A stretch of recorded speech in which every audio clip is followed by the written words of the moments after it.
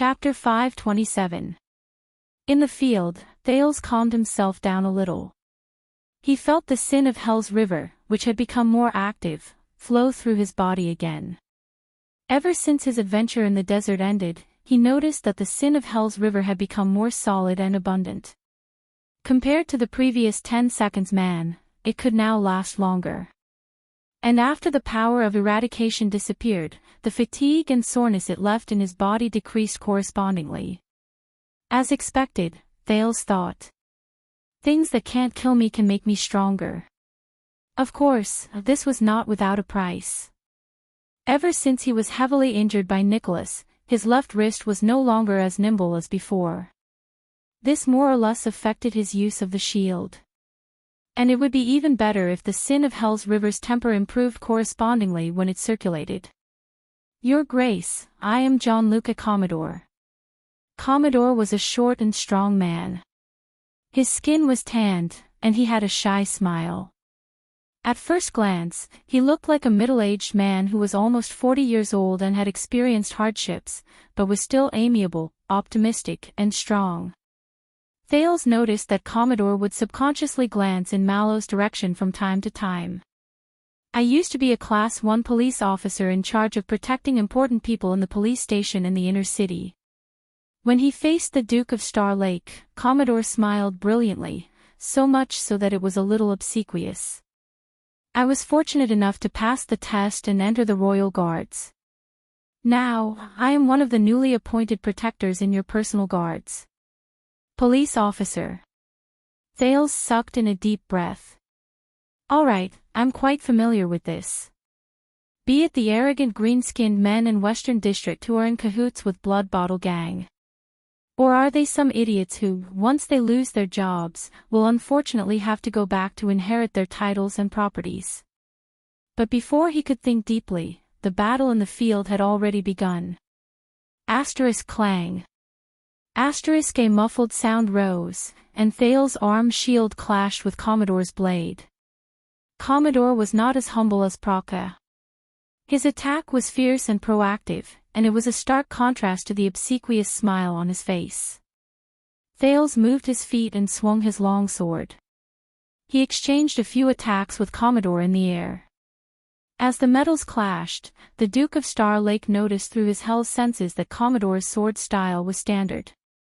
It was not as exquisite as Proca's, who could counter his opponent with just a few exchanges of weapons. It was also not as crude as the orcs, who could attack in a wide range and never return.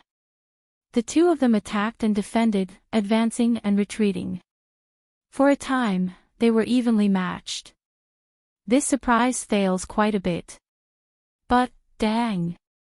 Once again, Thales used his arm shield to block his opponent's attack. He gritted his teeth and steadied his footsteps.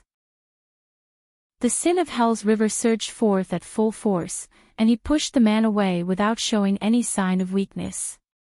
But at that moment, Thales cursed in his heart. He felt that his opponent's sword was as light as a feather and didn't seem to be straining at all.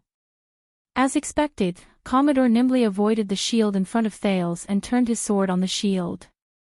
In the next second, the sin of Hell's river exploded in his body again, bringing with it an indescribable feeling of fear. But Thales only had enough time to turn around. Dang! Dong! The crisp sound of metal colliding and the dull sound of flesh being blasted rang out. Oh! In the midst of the Royal Guard's locomotion, Thales gritted his teeth and staggered backwards. He knelt down on one knee and supported himself with his shield. The pain and numbness in his shoulder told him the round was over. Commodore, who was a former police officer and was now a protector, smiled foolishly and nodded. He put away his practice sword and did not continue attacking. It's the hilt. Thales panted in pain. He turned his aching shoulder socket and arm desperately and told himself this. At that moment, he used his shield to push away Commodore's sword, but he did not manage to block his opponent's sword hilt. The cross-shaped handguard on his sword followed him like a shadow. He seized the chance when Thales pushed his shield forward and pushed his arm forward to spin at Thales. If Thales had not reacted in time, he might have been hit in the ribs under his arm. Then, he would basically be lying on the ground. But even so, Thales sucked in a deep breath. My shoulder socket. Aw, it's terrible. There were also moves in the Northland military sword style that used the hilt to subdue the enemy, but most of them were used when both parties were in a stalemate and other methods could not work. There were very few people like Commodore, who set up everything just so he could use the hilt. Doyle blew his hair towards the sky and nudged Glover by the side of the training field. Oh, this move of Gene's. I saw it when he bullied the newbies in the defense division. In any case, he is not easy to deal with. Glover snorted softly. The spectators from the Royal Guards discussed softly, and some of them laughed faintly. Mallows, who was watching the fight, turned his head to the side and seemed to be deep in thought. Commodore did not chase after him. Instead, he waited patiently for the Duke to regroup. I am very sorry, Your Grace. He held his long sword in his hand, and his smile did not diminish. But I believe that you do not want me to hold back, do you? Damn it. Thales exhaled and felt the sin of Hell's River surge into his shoulder to relieve the numbness and pain. It was only then that his left arm felt slightly better. Gene fought his way up in the police station. Mallow's voice, which was no longer unfamiliar to him, rose again. He has a lot of experience in the streets and alleys.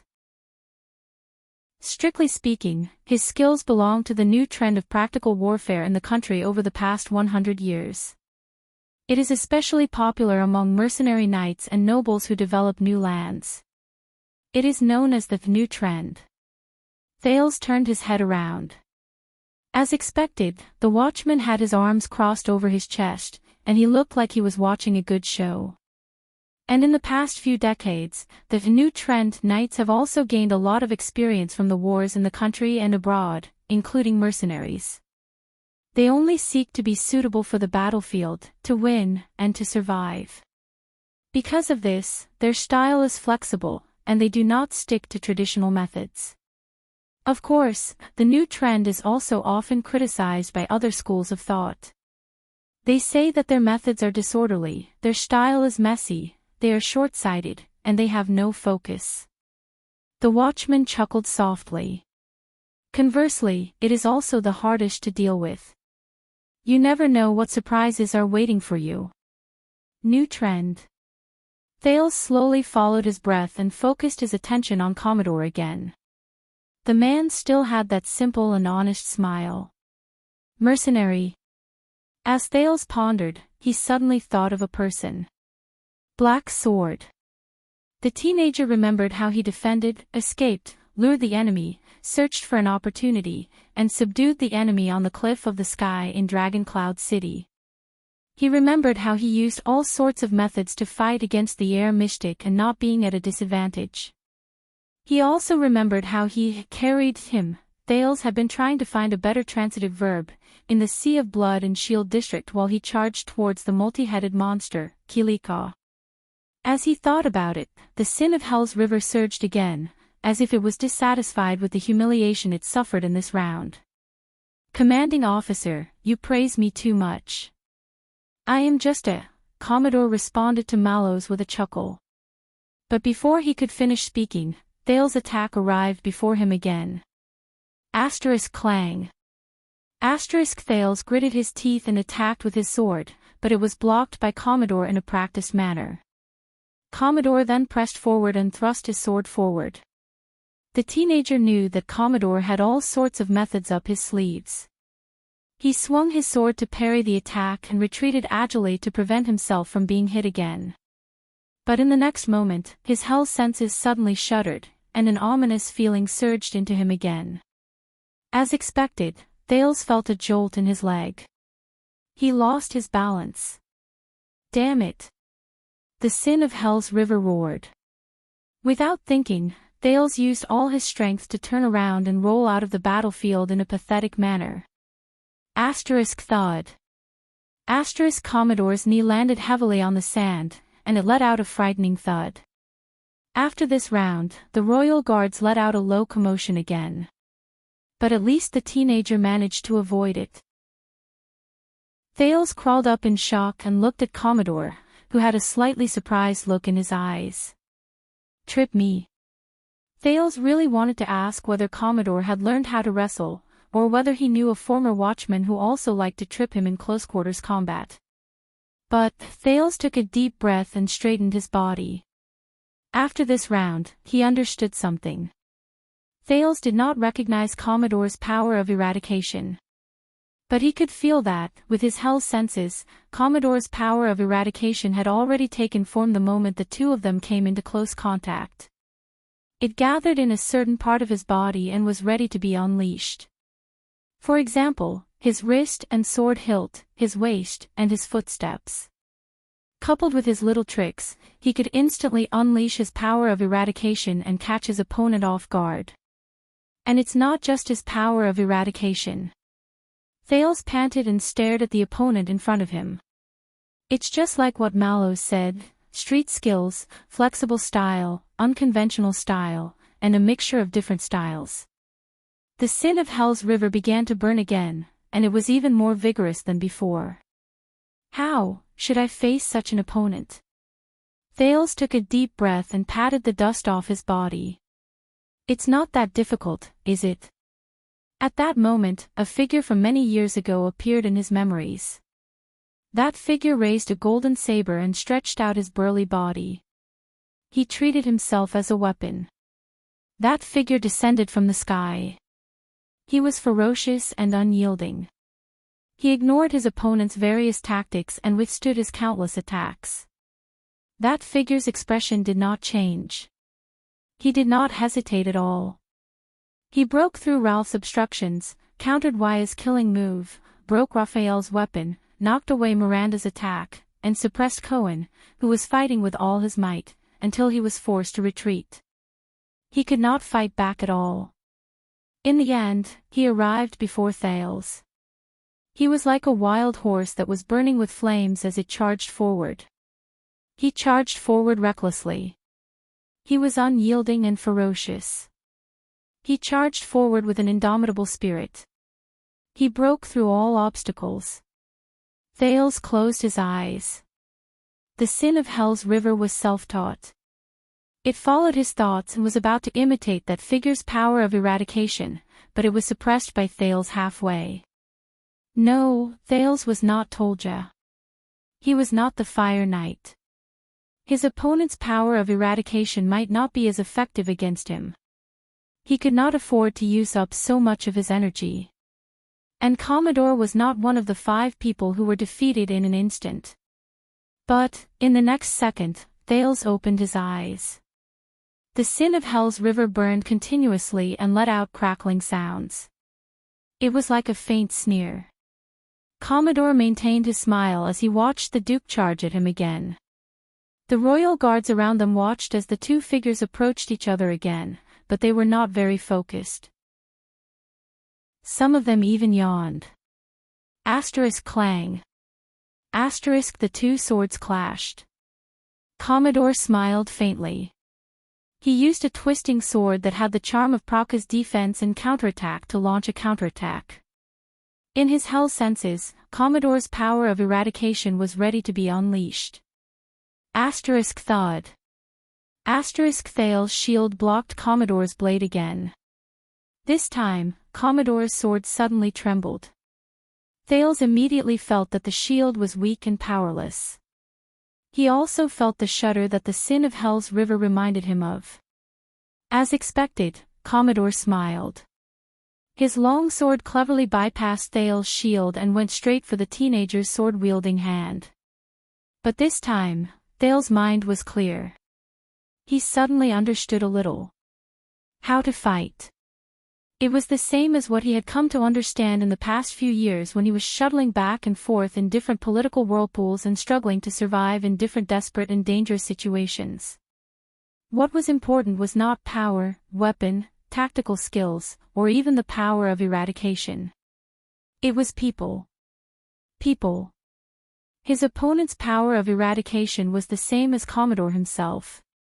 He seemed simple and honest, but he was actually sly and smart. He always thought of ingenious countermeasures beforehand, and when the time came, he would follow the prescribed order and reap the fruits of his labor. But the sin of Hell's River surged up and filled Thale's left arm. In the next second, Commodore realized to his surprise that the prince did not dodge or avoid the attack. He used the most disadvantageous position to receive his sword. Thale's face was filled with pain. He could not withstand it, and his long sword fell from his hand. The guards let out soft cries of surprise. Some of the people who had some expectations for the prince shook their heads. All right, this is the same as admitting defeat. Commodore thought in pity. He moved his body to avoid the Duke who had lost his weapon. He still had a lot of close-quarters combat skills, but he could not show them, but forget it. I was going to lose anyway, but Commodore's thoughts stopped at this moment. Because in that second, he saw to his surprise that Thale's shield, which was still attached to a few straps, smoothly slid down. It revealed his left arm, which was already clenched into a fist. And the Duke's gaze. Commodore stared blankly at Thale's face, which showed that he was enduring the pain with great difficulty. Thud. Another dull sound rose. The teenager's left fist struck Commodore's right rib violently. The strength was astonishing. At that moment, Mallows, who was watching the fight, furrowed his eyebrows. Commodore felt half of his body go numb. He could not feel his right arm. Just as he thought that things were not going well, the Duke's face, which was gritting his teeth, grew larger in his field of vision. Thud. Commodore felt pain in his forehead. He saw stars and lost his balance. Thud. Both of them fell to the ground. Two dull sounds were heard. Thale's shield and Commodore's long sword fell to the ground. A few seconds later, everyone snapped out of their daze. Commodore was already lying on the ground. The former police officer was shocked and angry. He struggled to get up, but he realized that at some point of time, Thales was already sitting on top of him. Your Grace. The teenager pressed his left hand against Commodore's neck. His right arm, which had his long sword knocked out, was dragged by his side. It was trembling slightly. The crowd, who had already relaxed, let out stifled cries of surprise again. Mallows was deep in thought by the side of the field. He would occasionally turn his head to say something to a guard beside him. You did very well, Protector John Commodore. Thales panted as he looked at Commodore, who looked ashamed and angry. He revealed a weak smile. But you relaxed in the end, and I had the opportunity to take advantage of it. The exhausted teenager stood up while trembling. He looked at Commodore, who was too ashamed to show his face. A small hint. Don't do this, especially when you are facing orcs. Commodore crawled up in a submissive manner. He did not even dare to look at Mallows.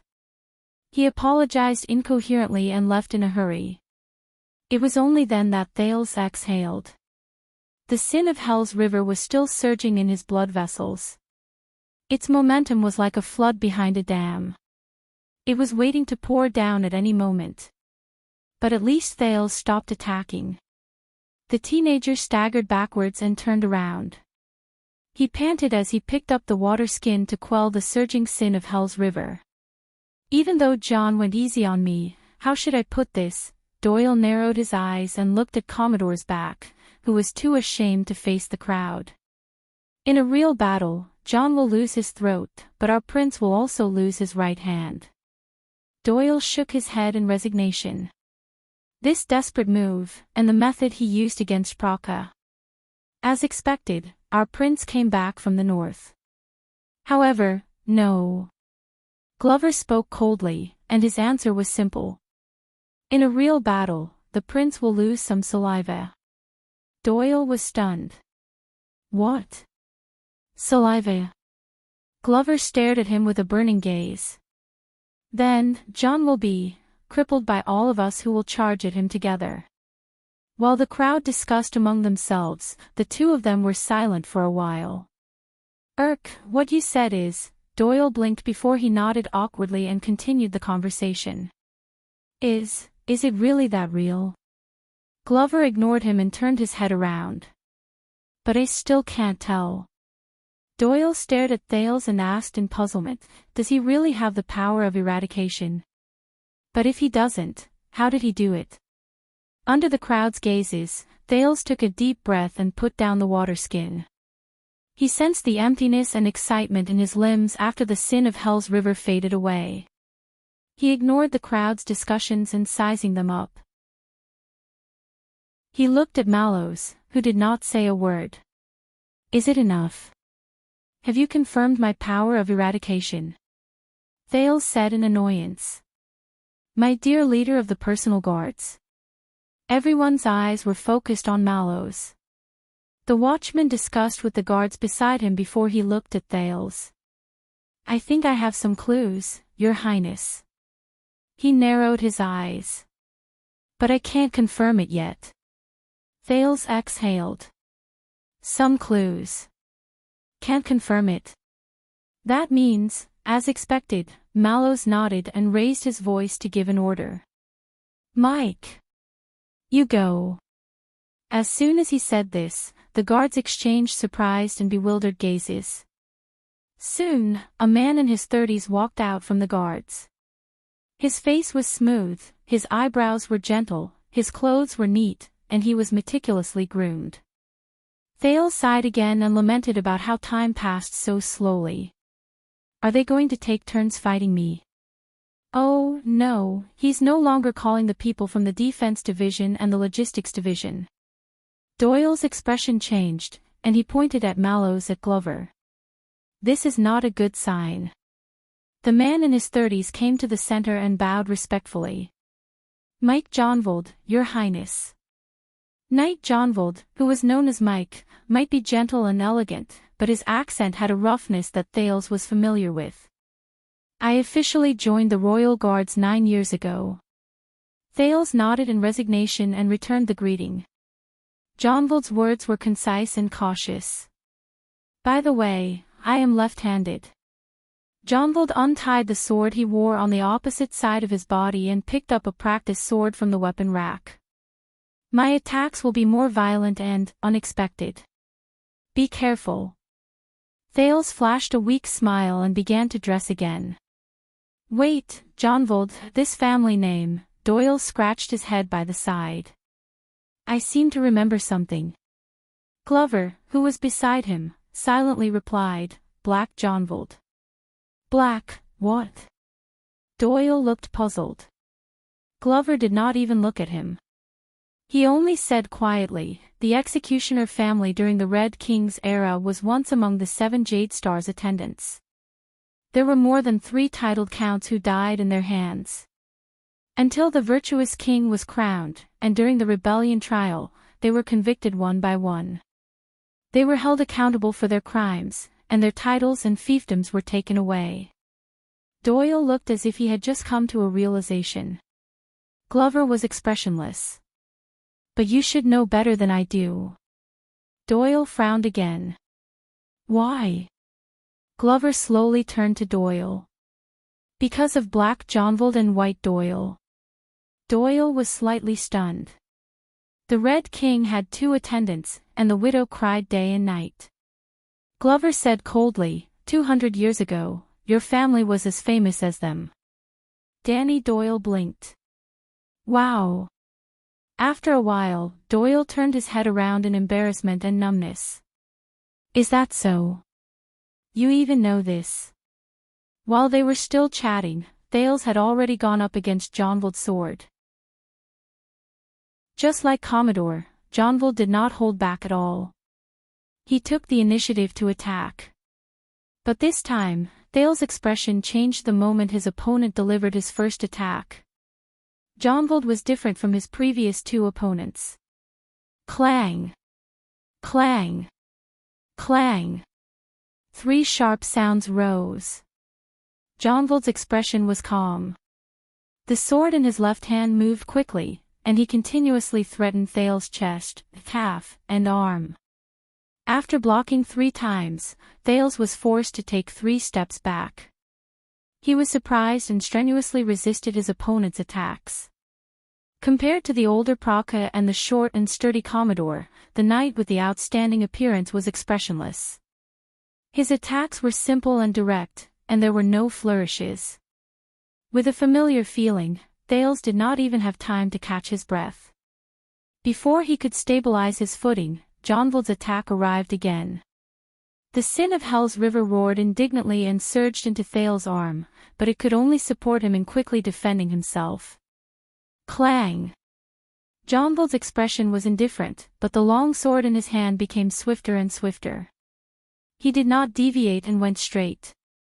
The tip of his sword was aimed at the parts that Thales found difficult and unstable during his previous defense, his legs and wrists. He attacked continuously. The worst thing was that Thales rarely fought against enemies who held swords in their left hands. In his opinion, every time Jonvold attacked, the angle of his attack was tricky, unexpected, and difficult for him to defend against. But his attacks were also very forceful, causing him to have a hard time defending himself. He could only retreat continuously to avoid the attack. It was to the extent that Thales almost lost his footing during his 8th defense. He did it while he leaned back in a pathetic manner, and he was close to his limit. Even so, Thales's arm was still grazed an inch by his opponent's blunt sword, which had not been sharpened. It was incredibly painful. But before he could rest, Jonvold's next attack came from the spot where he was grazed. Thales was forced to grit his teeth and activate the sin of Hell's River. Perhaps it was because he was almost driven mad by the repeated setbacks, but he retreated. And every time he took a step back, Jonvold's advantage in his next attack would increase a little, causing Thales's defense to become more and more dangerous. Thales felt the tremors on his shield and sword, as well as the pain and numbness in his muscles. The more he fought, the more fearful he became. He was constantly being attacked, and he did not even have the chance to counterattack. Thales could not help but be reminded of his time in heroic Spirit Palace. The Northlanders' attacks were also as violent and swift as this. They did not give him any chance to catch his breath. Jonvold's attack had clearly shocked the royal guards and the spectators. Many of them pointed at him and discussed about something. Even Mallows nodded repeatedly as he watched. What the heck? By the side, Doyle widened his eyes. There's such an amazing person in our team. Even Glover was rather surprised. Either his opponent is too weak, or he's hiding his strength. When I was in Renaissance Palace, I never heard of such a person in the Vanguard division. But compared to the spectators who were pleased with themselves and commenting on the fight, Thales was not in a good mood. He gritted his teeth and used his shield to withstand Jonvold's full-powered slash. Then, he activated the sin of Hell's River at all costs and finally launched a counterattack. At least he managed to force Jonvold's attack to slow down. But his opponent only paused for a moment. His face did not turn red, and he did not pant. Then, he attacked again and dragged the fight back to its previous rhythm. Thales was about to go crazy. At that moment, he was like a small boat floating in a stormy sea. He was doing his best to tug on the sails to ensure that the boat would not capsize. But the water at the bottom of the boat was getting deeper. He could not hold on anymore. But his opponent's power of eradication was endless. With Hell's senses, Thales could even see his opponent's skin shining like stars. Your Highness, you should be very familiar with this style, right? Soon, that familiar but very annoying voice rose. When Mallow's voice faded away, Jonvold withdrew his sword and retreated with ease, perhaps because it was related to him, or because he respected his superior. He stopped attacking. Thales finally had a chance to catch his breath. He did not have to defend himself so hard anymore, so he panted heavily. At the same time, he placed his shield and long sword on the ground. The sin of Hell's River seized the opportunity and surged into his body, relieving his soreness and the small injuries he suffered during the battle. Mallows spoke slowly and nodded at flag-bearer Fubby beside him. Although he was born in the Central Territory, Mike had a cruel stepmother. He was sent to a poor relative's house in the Northern Territory when he was young. He was raised by a knight of the Northern Territory. As soon as he finished speaking, many guards cast their gazes at Jonvold. "Sir, you are actually..." Mike Jonvold forced himself to smile. "Don't mention stepmothers." Mallows smiled apologetically. He then looked at Thales and said with a serious expression, "That's right. Since the establishment of Constellation, the martial arts of the Northern Sect have been passed down among the Knights of the Land of Cliffs and the Northern Territory. They have absorbed the experience of fighting against the extensions over the years, and after years of accumulation, they formed their own school." Thales panted in pain and shook his head at Mallows to show that he had heard him. "They have the advantage of the Northland barbarians in seizing the opportunity to attack and advocate suppression, but they also retain the traditional skills of Constellation's knights. They work hard to achieve a balance between offense and defense, and they complement each other. They pay special attention to the transition between offense and defense, as well as their determination during critical moments." There was delight in Mallow's tone. "Hence, the Knights of the Northern Sect in the Kingdom are also known as the Attack and Defense Sect. Their offense is fierce, and their rhythm is fast. Their transitions between offense and defense are smooth. When they fight against them, if they are careless, they will suffer a crushing defeat, and they will lose everything." Northern Sect. Attack and Defense Sect. Their offense is fierce, and their rhythm is fast, attack while defending, and defense while attacking. Thales' breathing became smoother. He raised his head in puzzlement and looked at Jonvold, who was not panting at all and was fighting with ease. Jonvold nodded at him respectfully. As for the typical representative among them, Mallows crossed his arms in a relaxed manner and gave a nickname that made many people fall into deep thought. "I believe that you must have heard of the Kingdom's Wrath." Thales froze for a moment. Kingdom's Wrath. Many years ago, the scene of him breaking out of the broken dragon fortress flashed in his mind. If one was careless when facing an enemy, it was a crushing defeat, a complete loss. The prince took a deep breath. Hee.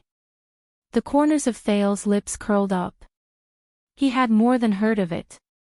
But, wait a minute. Thales stared at Jonvold and narrowed his eyes. No, not just the Kingdom's Wrath. He was not the only one. Several different figures appeared in front of him.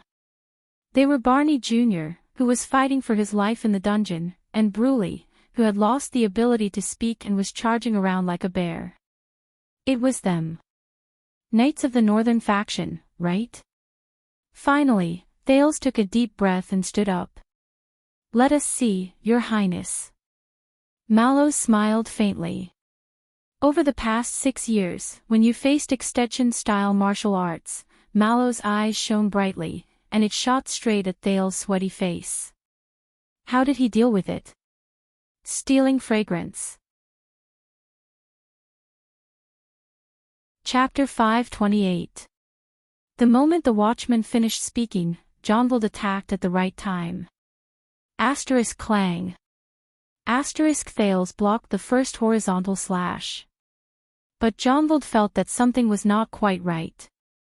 The prince's gaze seemed to be a little unfocused. At that moment, Thales was thinking about something. Thanks to Mallows' explanation, the teenager understood some things. It was no wonder that he felt a strange sense of familiarity from Jonvold's attack. "I see. This is a battle with Northland style." Thales exhaled. He thought he would never have this feeling. A faint nostalgia for the lessons of being beaten up in heroic spirit palace surged in him. In his not-so-long life, but definitely rich combat experience, there were only 3 people who had truly influenced his sword-wielding skills in combat, from the beginning to the end, from the example to the example, and from the example to the example of others. 1 woman and 2 men. One of them was Black Sword. In reality, Thales adjusted his footsteps and used Hell's senses to defend against Jonvold's next slash. But his thoughts seemed to be in another time as the sin of Hell's river surged violently. Black Sword, a mere mortal, faced the mystics, the calamities, as well as inhuman existences like Asda and Giza. He was faced with an almost hopeless battle, but he miraculously struggled out of a path of survival. He even used the strange sword in his hand to forcefully create a chance for victory. Later, when he thought about it, Black Sword's every decision, every choice, and every action he took during the battle showed superhuman qualities and astonishing wisdom. All of them deeply shocked Thales. But the opponent's Black Sword faced were too few. He could not be used as an example. However, there was another person who deeply influenced him. Thales strenuously blocked Jonvold's thrust. In the increasingly disadvantageous battle, his muscles groaned in pain. Star Killer. Thales thought quietly. Yes. Sorry, Nicholas, the man who was cursed by Thales thousands of times, could be said to have opened another door for him. Thales witnessed the bloody battle of supreme-class fighters in the land of barren rocks. The Star Killer, this man fought against the equally skilled and dangerous Raven of Death, and perhaps Thales and Yodel as well. He was at a disadvantage from the beginning to the end. He was heavily injured and was in a desperate situation. He was in a disadvantageous position and was close to death a few times. But in the end, the former leader of the White Blade Guards of Escapades still managed to turn defeat into victory. Thales instinctively avoided Jonvold's powerful and heavy slash. He swung the shield in his hand, and with a tremble, he parried Jonvold's attack. This made Jonvold feel slightly displeased. This time, the prince's defense seemed to be effective. It was not as strenuous and awkward as before. But Thales was still thinking. The Star Killer. He did not rely on strength to win. Instead, it was patience, calmness, tenacity, observation, and analysis. In the most disadvantageous battlefield, what Nicholas did was not fight to the death like a cornered beast in a frenzy of despair. On the contrary, he used extraordinary patience and willpower to receive each of Monty's arrows. He tenaciously withstood the pressure of being at an absolute disadvantage, and calmly defended against each of his opponent's attacks, which were certain that he would win. During critical moments, he observed the Raven of Death's unique fighting habits and analyzed the enemy's most likely choice in each situation. In the end, the Star Killer succeeded in one strike and overpowered his opponent. Perhaps, Thales thought absent-mindedly, perhaps Nicholas did not obtain this nickname that shook the entire Western Peninsula and was one of the strongest 5 war generals in Escapades just because he was lucky enough to kill Horus Jadestar. That's right. The Star Killer. Thales suddenly realized that the person who influenced his fighting style the most was the Northlander he hated the most. Thales instinctively raised his shield and attacked. It clashed with Jonvold's blade once, and he suddenly sensed something. He instinctively attacked with his long sword, forcing Jonvold to give up on his attack in surprise. He held his sword horizontally to defend himself. No, that's not all. He didn't just witness that battle. He also, Thales recalled the past. During every outdoor training session, Nicholas would show off his skills without holding anything back. He would proudly bully Thales until he teared up, and Thales could only take the beatings without being able to fight back. The Constellations who were watching by the side gritted their teeth. Saroma could not bear to watch. But every time he faced the Star Killer, whether it was for survival, for his pride, or to not be beaten up so badly, when he struggled to survive under the Star Killer's claws, *clang. Thales' long sword clashed with Jonvold's weapon again. But at this moment, Thales closed his eyes. Jonvold, who was very close to him, noticed this, and he could not help but be shocked. The sin of Hell's river surged into the teenager's body. Hell's senses became even more sensitive. Time seemed to have slowed down. At that moment, Thales slowly experienced it. It was at the point where Jonvold's and his long swords clashed. The powers of eradication from both sides surged up, and they were locked in a stalemate at that point. One side attacked endlessly, and their attacks surged. The other side defended firmly, and they were tenacious and tenacious. Thales could sense that no matter what he did, whether he pressed forward, attacked, withdrew his sword, or retreated, Jonvold's powers of eradication would attack relentlessly, and he would not give him any chance to catch his breath. And Thales could not block it. What should I do? What should I do? During that second, Thales still had his eyes closed. He sensed everything with the feedback from Hell's senses and the sin of Hell's river in his hands. The corners of his lips curled up slightly. The teenager understood. He, Thales Jadestar. He was not a monster with a strong body, a genius with exquisite skills, or the main character of a knight who had peerless skills. Come on, release your mystic energy and you'll be able to kill them all. Dark Thales, who swung his fists and roared in his heart. He could not subdue his enemy with one strike like Yodel, he could not turn something rotten into something extraordinary like Black Sword, he could not change his moves in a flash like Nicholas, and he could not control the situation of the battle with ease like the Knight of Judgment. But he had at least one advantage, even though Thales was not willing to admit it. Tanking. Yes. Even though it did not sound nice. But, after being beaten up so many times, you would naturally develop a pathetic intuition. What kind of feeling would the fists and swords that landed on your body bring? Which hits are only excruciating but not serious?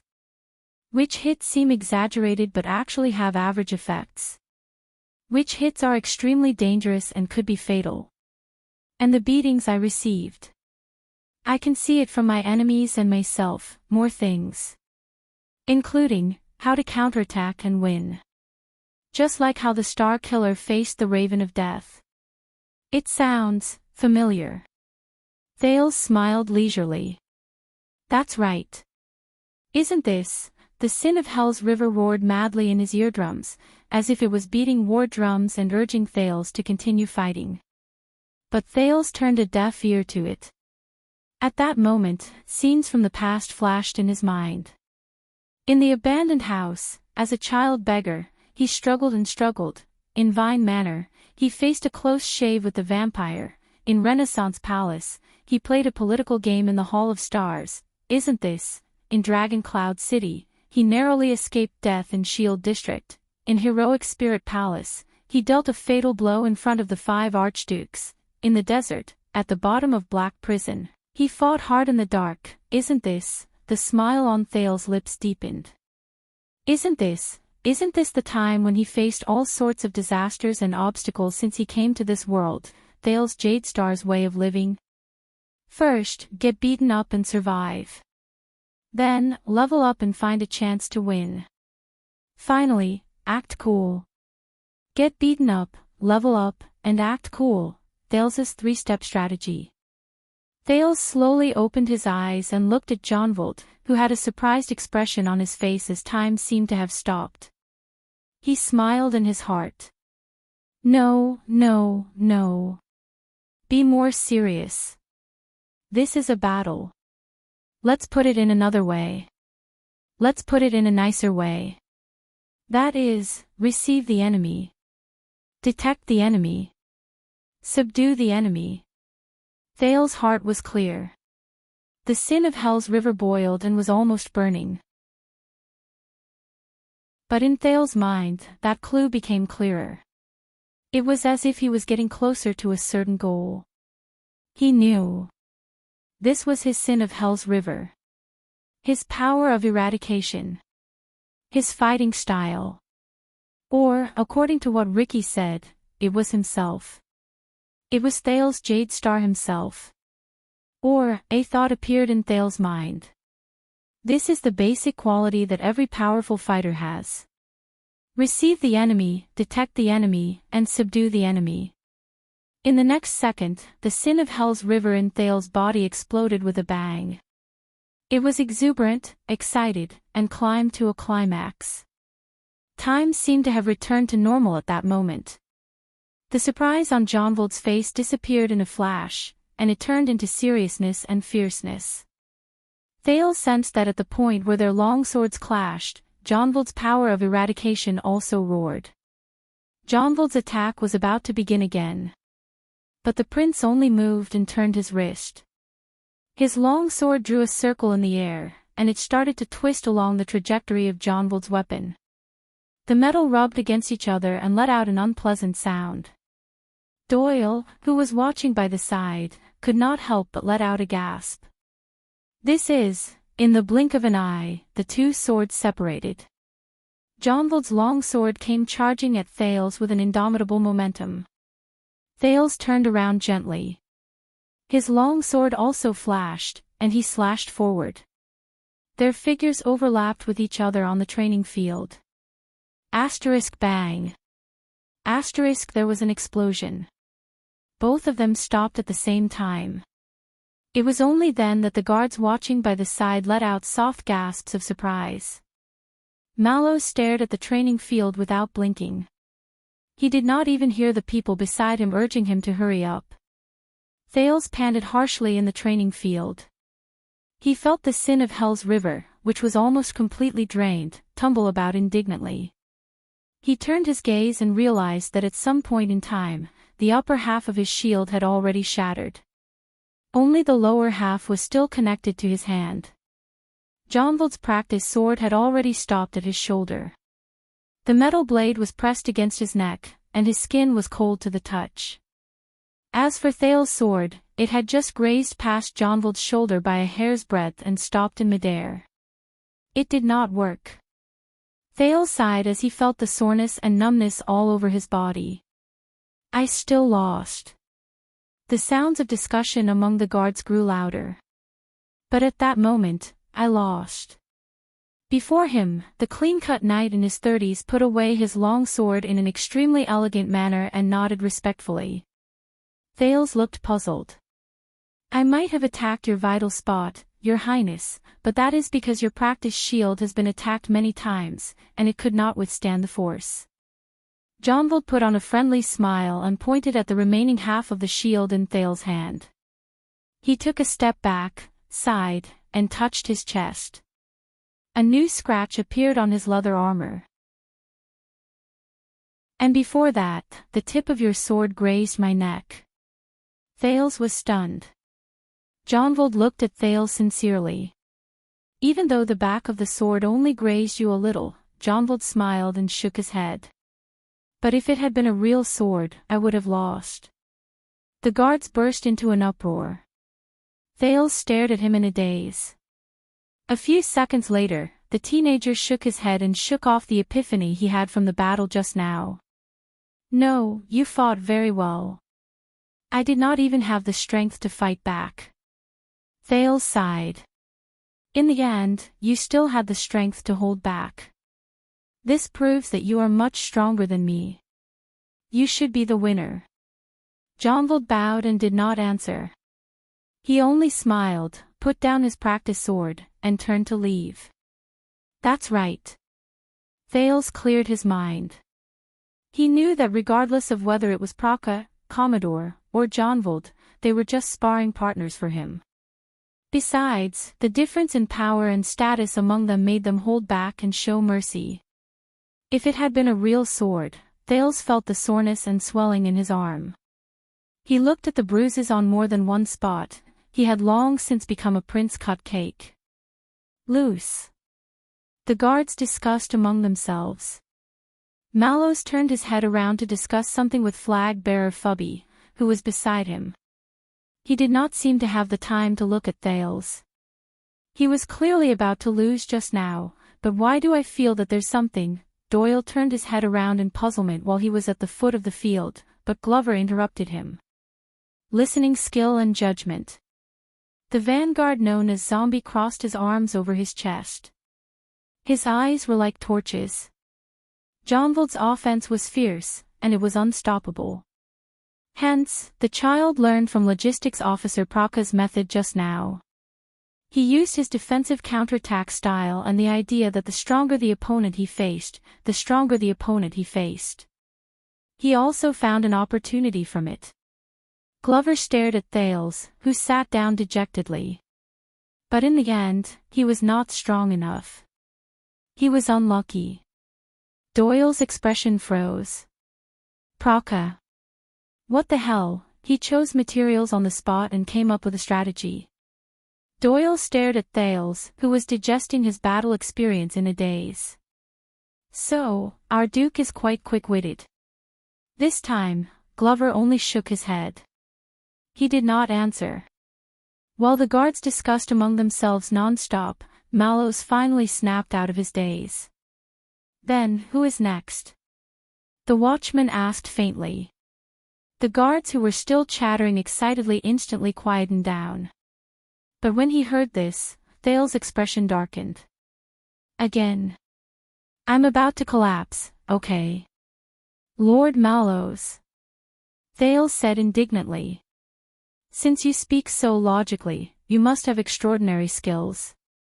The Duke rubbed the bruises on his arm and gritted his teeth. Why didn't you fight on your own? Mallows smiled faintly. Because I am not good at fighting on my own, Your Highness. Not good at fighting on your own. Thales was stunned. He then remembered the figure of the other watchman. Then, why did they make you the watchman? Mallows' smile was still elegant. My forte is battlefield observation, decision-making, and deployment. Thales furrowed his eyebrows. So, what are you? Thales snorted coldly and said sarcastically, a fantasy version of Wang Yuan. Mallows narrowed his eyes. Wang what? Thales coughed. What I mean is, even if you go up against a rookie like me, are you not confident? Mallows smiled faintly. I've said it before, I am not good at fighting. If I go up against Your Highness, then, Mallows looked at the guards around him and said with a smile. It's a 50-50 chance. Thales was so angry that he rolled his eyes. But he was already so tired that he needed to replenish his energy to retort. So, Mallows looked at a very young guard. What do you think, Ness? Spar with Your Highness. But at this moment, before anyone could reply, a mature female voice came slowly, accompanied by the sound of high-heeled shoes. Oh, is this your so-called martial arts lesson? The voice was clear and powerful. Mallows' eyes widened. When they heard this voice, the guards burst into an uproar again. Then, strangely, they stopped altogether and turned around quietly. They faced the newcomer. Doyle saw the newcomer's face clearly and could not help but let out a soft, what the F***ck. Then, he quickly shut his mouth and lowered his head, hiding behind Glover. Thales turned his head and was also stunned.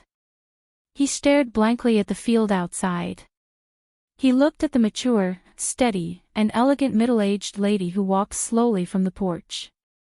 Compared to Gilbert and Kessel, even after 6 years, she still looked graceful and charming.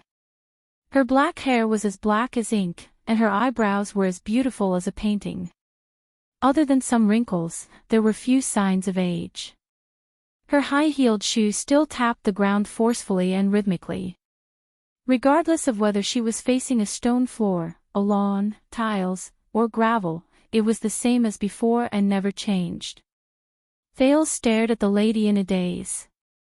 He stared at her arrogance, valiance, elegance, and freedom, which did not seem to diminish in the slightest. She did as she pleased.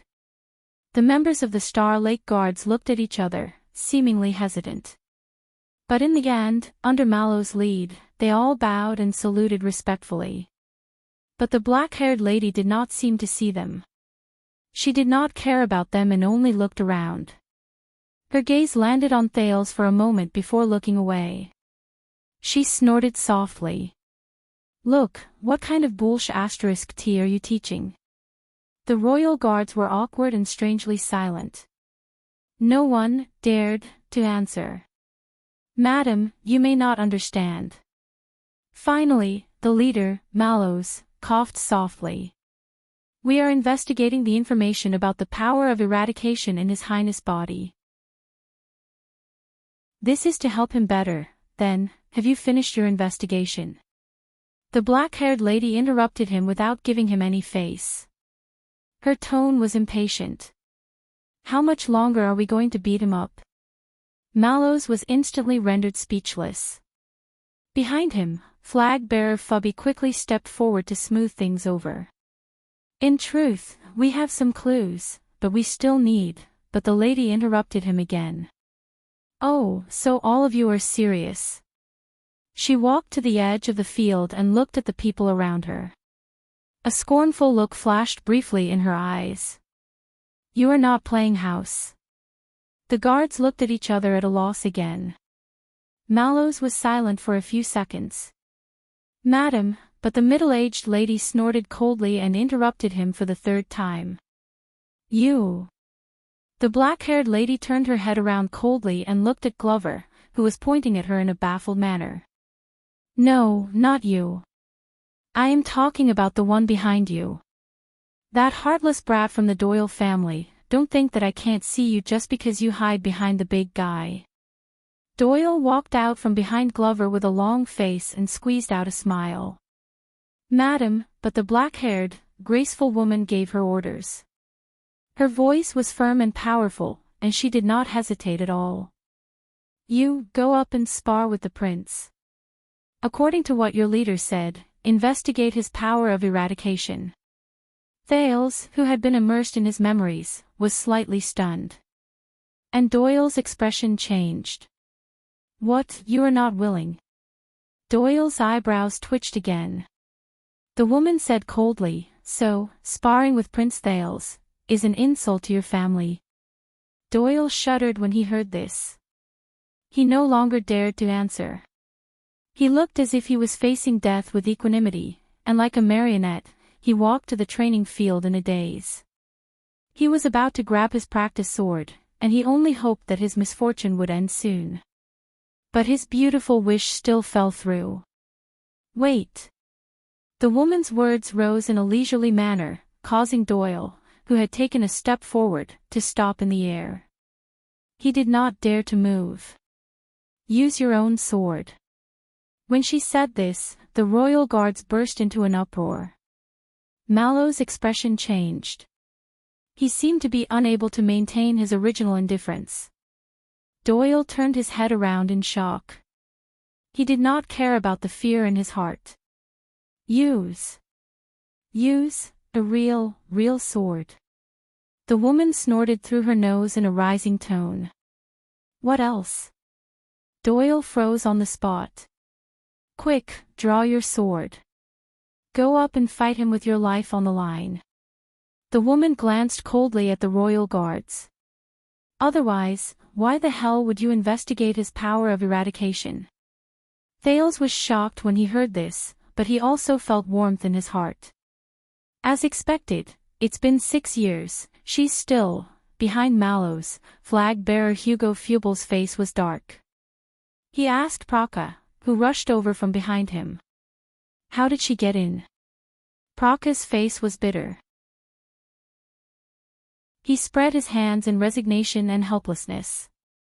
Commanding officer, you know that she is His Majesty's. In short, in all of Mindy's Hall, even among our brothers, no one dares to stop her. Fubel was instantly exasperated. Thales sucked in a deep breath and looked at Doyle, who did not even dare to breathe loudly after being scolded. He took a step forward. My lady, but the moment he opened his mouth, Madame Gines Bajkovic, the first-grade female official of Renaissance Palace, his father's lover, and the person who enlightened him in the Northland military sword style interrupted him with an impatient expression. Shut up, brat. Thales instantly choked. How many times have I said it in my letter? When you come back, I want to test you on real sword training. Gines walked in front of him. When she saw that Thales was almost as tall as her lips trembled slightly, and her gaze moved. But the female official quickly turned her head around and extinguished the trembling in her eyes while it was still in its infancy. And what are you doing now? Gines looked elsewhere and said sternly, toy sword. Playing house. Are you still 7 years old? Gines swept her gaze over the 20 royal guards and said sternly, are all of you 7 years old as well? The leader, Mallows, was silent. He did not answer. Why are you standing there in a daze? Gines exhaled. She seemed to have had enough of her anger. She turned to Doyle. The latter was trying his best to act like a stone pillar in the middle of the field. Go up, fight him with your sword until you get rid of his power of eradication. Doyle raised his head while trembling.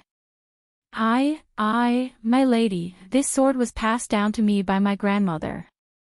I cannot use it easily, Gines mercilessly exposed him.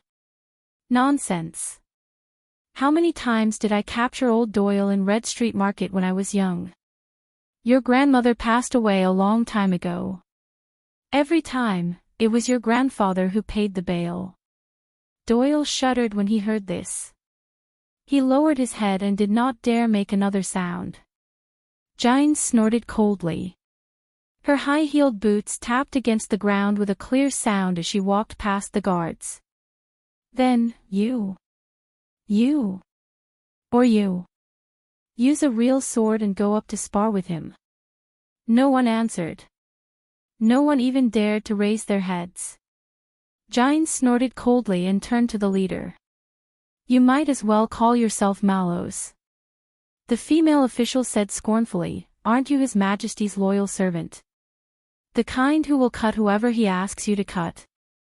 Mallows was silent for a few seconds. Finally, the watchman sucked in a deep breath. There is no need, my lady. Our duty is complete. We have already understood His Highness' power of eradication. Thales was shocked when he heard this. Understood. What? Sin of Hell's River. The power of eradication that Black Sword mentioned was best not to show to others. Understood just like that. The martial arts lesson has ended. Mallows forced a stiff smile. My lady, you may continue to teach His Highness etiquette. My fellow guards and I will take our leave now. But Gines did not intend to give up just like that. Oh. Really? You understand just like that? The female official clicked her tongue and said, you don't need to fight with real swords, and you don't need to fight with real weapons, but you can still know the power of eradication. Gines pointed at Thales, and her gaze turned cold. What if you are mistaken? Do you want to beat him up again? Thales felt a chill in his heart. Mallows coughed, as if he was used to Gines making things difficult for him. Indeed, the watchman said stiffly in front of everyone, His Highness' power of eradication is very strange. It does not have any distinct characteristics or style, and the increase in various attributes of his body is limited. Gines narrowed her eyes. Mallows looked up and stared straight at Thales. But he survived. Thales sucked in a breath and revealed a curious gaze as well. 3 battles. The watchman said unhurriedly, that's right. Before he was injured, Proko was an elite in the defense division. His counterattack had even severely injured supreme-class elites. Even though he was in the defense division, Jean used to be a police officer. The close-quarters combat skills he learned from the streets were practical and effective. He specialized in defeating his enemies in unexpected ways. And Jonvald only recently changed from a penal officer to a vanguard. One of the main reasons is that his fighting style is too sharp. The 3 people who were mentioned moved. But His Highness survived, Mallows said methodically.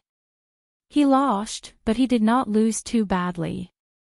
The watchman became serious. His gaze was like lightning, and it was so piercing that Thales felt a little uncomfortable.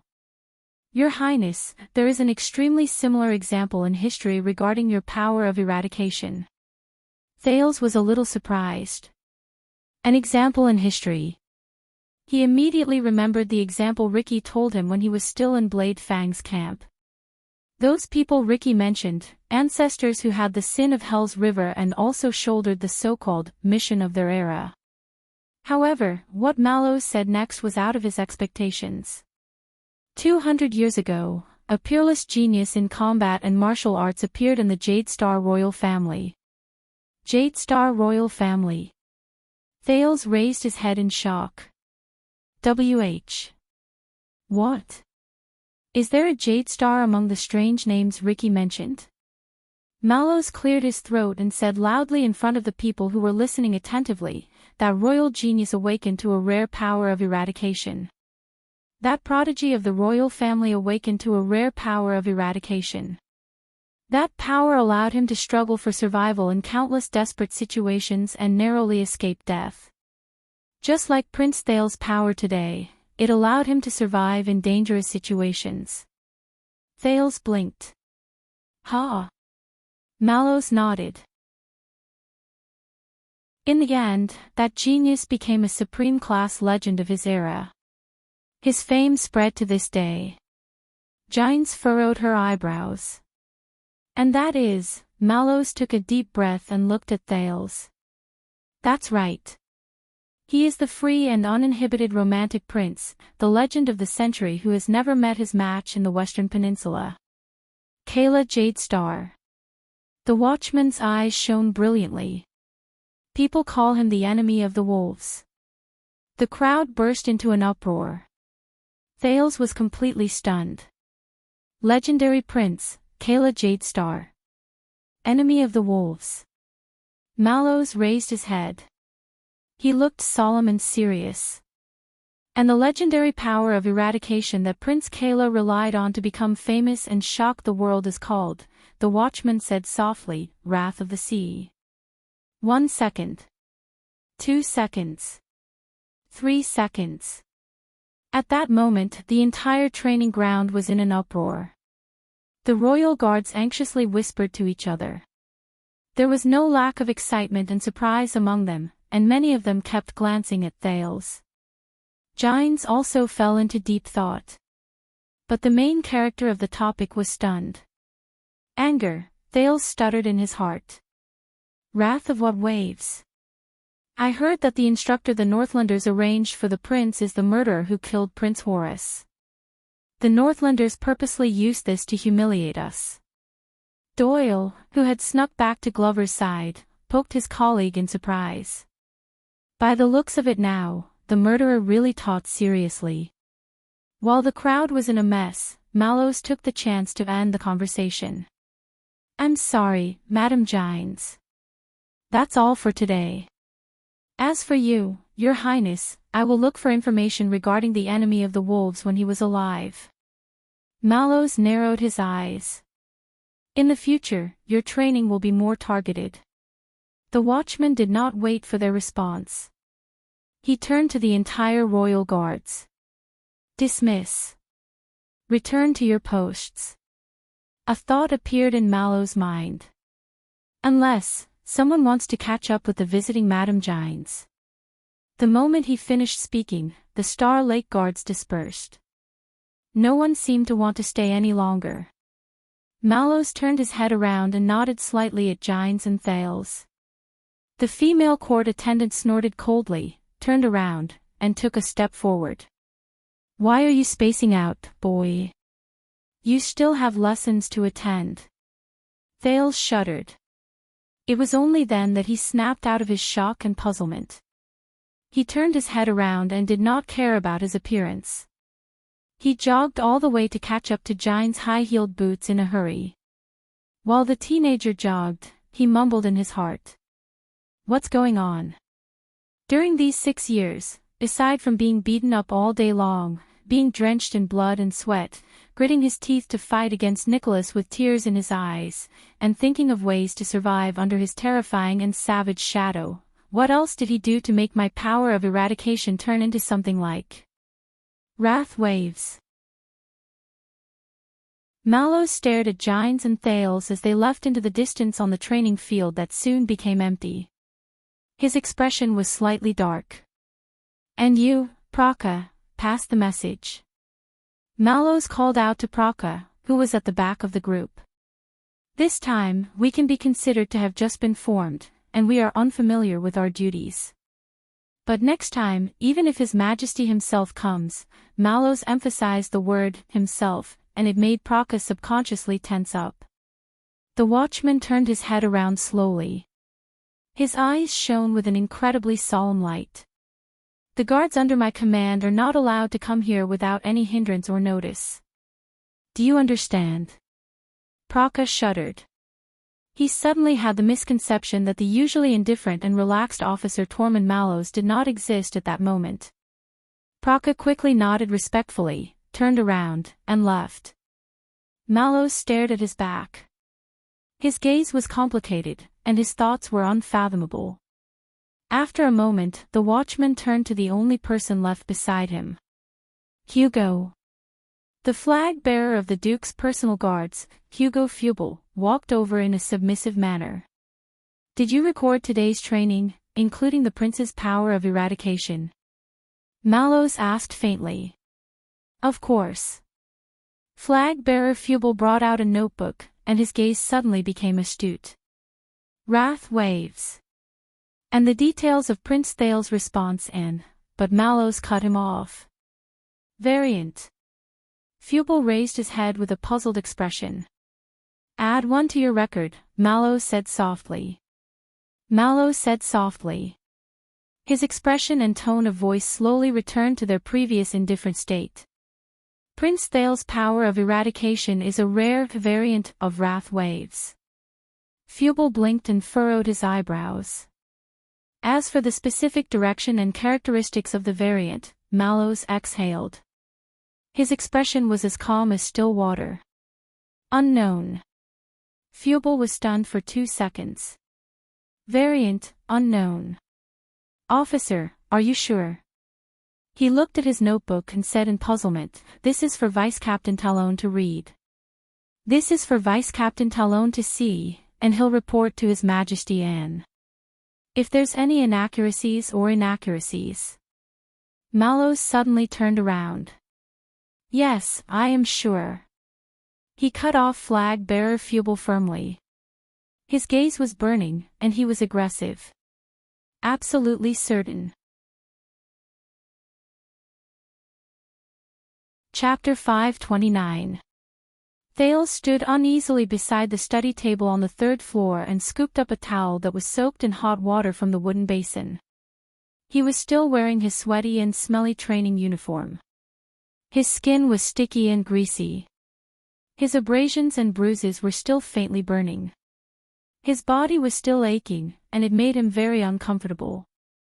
It was as if he had returned to the time when he was a child beggar. But Thales did not speak. He only quietly wiped his face and neck. With slight anticipation and nervousness, he occasionally looked at the valiant figure by the window who had her arms crossed over her chest and was looking into the distance. Gines quietly looked at the setting sun on the horizon and the servants in the courtyard who were busy lighting the lamps. The expression on the side of her face was calm and profound. She seemed to be deep in thought, as if she was remembering something. You should not have let them do that. Gines' voice was cold and forceful. There was a hint of determination that came from going through hardships. Thales' arm that was twisting the towel instantly froze. Just now, you should not have let the guards be so presumptuous. The female official slowly turned around. She was as tall and sturdy as she was 6 years ago, like a cedar tree in winter. Boy. Her gaze was as sharp as ever, and her tone was as stern as ever. It made Thales remember the first time they met 6 years ago. At that time, she also had her arms crossed over her chest like this. She had a profound expression on her face as she quietly sized him up. 6 years later, Thales subconsciously wanted to turn his head to avoid the gaze of the instructor who initiated him. Perhaps. He spoke softly. There was a hint of resignation and faint emotions in his voice. Thales picked up the towel in time and covered his eyes. He pressed his dirty face and his uncontrollable expression into the warm and soft fabric at the same time. Giles did not speak. He put down the towel and tried to meet Giles' gaze calmly. He tried hard to release his most natural and warm smile. "Madam, I am very happy to see you again. After 6 years." Giles did not answer immediately.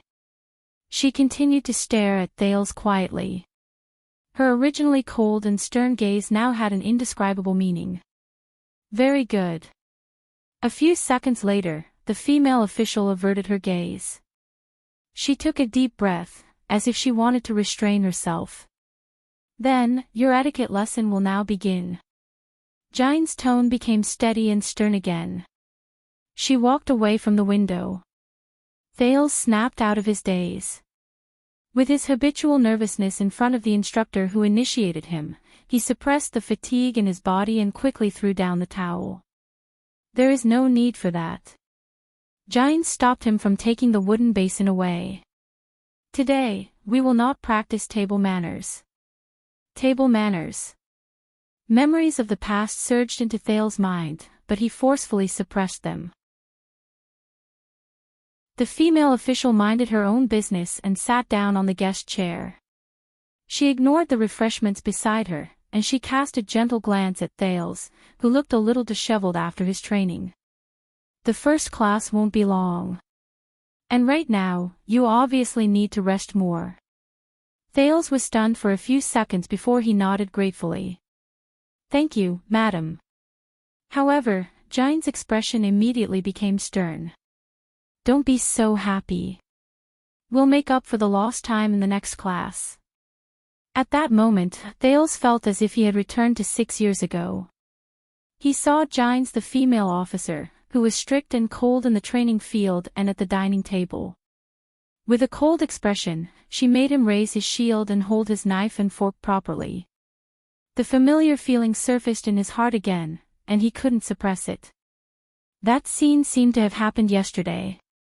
It was just like how he had never left the country for the north and never returned for many years. It was as if the 6 years that had passed were just a dream last night, and nothing had happened. And when he woke up this morning, he was still sitting upright and still under Giles' hand, listening attentively. Thales suppressed the throbbing in his eyes and chest. He nodded and recalled the etiquette unique to Constellation. He sat upright and solemnly. Giles stared at him until Thales regained his composure. During the age of the Empire 1,000 years ago, the Supreme Emperor sent his personal Praetorian guards to the princes to carry out the duties of knights serving their master. Giles went straight to the point as usual, but her eyes were still sizing up Thales. After the Battle of Eradication, even though the tradition of knights in the old days was almost extinct, this tradition was inherited by the successive kings of Constellation. They sent the royal guards to the adult princes, and they became their personal guards, attendants, subordinates, assistants, and even vassals in the future. Thales did not expect that Giles would start talking about history the moment she opened her mouth. But the teenager immediately came to a realization. She was not satisfied with his performance just now. And how to manage and use these subordinates with extraordinary significance and complicated backgrounds, get along well with the royal guards, and get along well with each other. This has been a compulsory lesson for every prince since ancient times. Subordinates with extraordinary significance and complicated backgrounds. Thales clenched his fists gently. He remembered Mallow's indifference, Doyle's frivolity, and Glover's callousness in Mindy's hole. But in the next second, he remembered Zachriel's silence, Barney Jr.'s persistence, and Samuel's extreme behavior in the prison of bones. There is no doubt about it. Giles' tone became even more solemn. This is also part of the royal etiquette. Thales listened quietly. The female official's gaze was like a knife that cut into Thales' heart. Remember, you are the Duke of Star Lake, the master of Mindy's Hall. You are also their master. The Duke of Star Lake. Mindy's Hall. Their master. The teenager's eyes rippled slightly. You are no longer an illegitimate child who needs to hide and deceive others. You are the official second prince, the heir to the kingdom. Jine's words were harsh. Illegitimate child. Second prince. Heir to the kingdom. Is that so? Thales spoke in a seemingly unintentional manner, and Jine's words died in her throat. That's right. A few seconds later, Jine's voice became much more forceful. She sounded a little displeased with his reaction. As a duke, you have to take the initiative and show them your might, unyieldingness, and sternness. Let your subordinates know the consequences of disrespecting the prince. Take the initiative, show them your might. Might, unyieldingness, and sternness. Thales repeated those words in a muffled voice and forced a smile. The Duke exhaled slowly, but all he saw was the dark and profound Renaissance palace. He also saw the tall throne at the end of the long corridor in the meeting hall. His shoulders slackened. Perhaps. Thales tried his best to curl up the corners of his lips, and he appeared a little quiet. But that's really not my style. No, he did not continue speaking. Instead, he finished the sentence in his heart. Jines furrowed her eyebrows. It was as if she did not expect that her student, whom she had not seen for many years, would have such a reaction.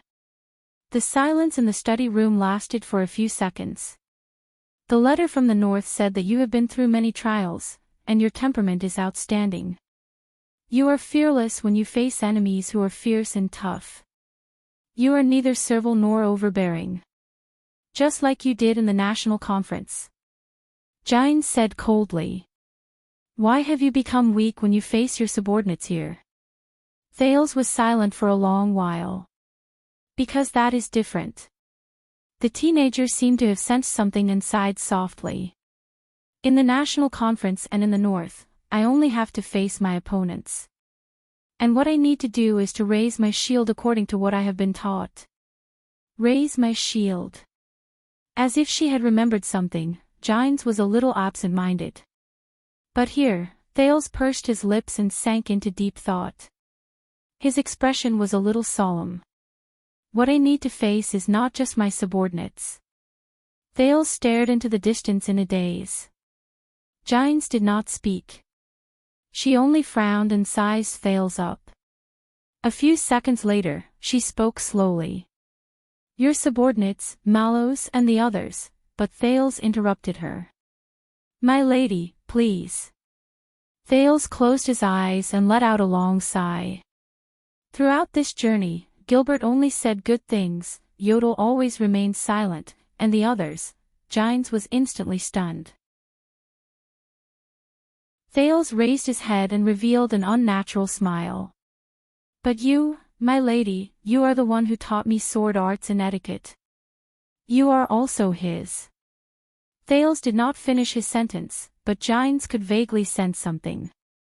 The Duke of Star Lake lowered his head. I thought that you should be more honest than them. Jines repeated in a daze. Honest? Thales nodded and looked at Jines. He doesn't like me. Jines was stunned. Thales stated the truth calmly, as if it was the most ordinary truth. From the first time he saw me, he didn't like me. This is not a secret. The Duke chuckled without any emotion. Even my guards are well aware of this. This is the reason. At that moment, Thales' gaze was calm and unwavering. He met the slightly surprised Jines' gaze. The latter wanted to say something, but in the end, she did not. The study room was silent for a long time. The female official's expression was profound. Her eyes shone with an unknown light as she swept her gaze over Thales' body. Finally, Jines took a deep breath and spoke slowly.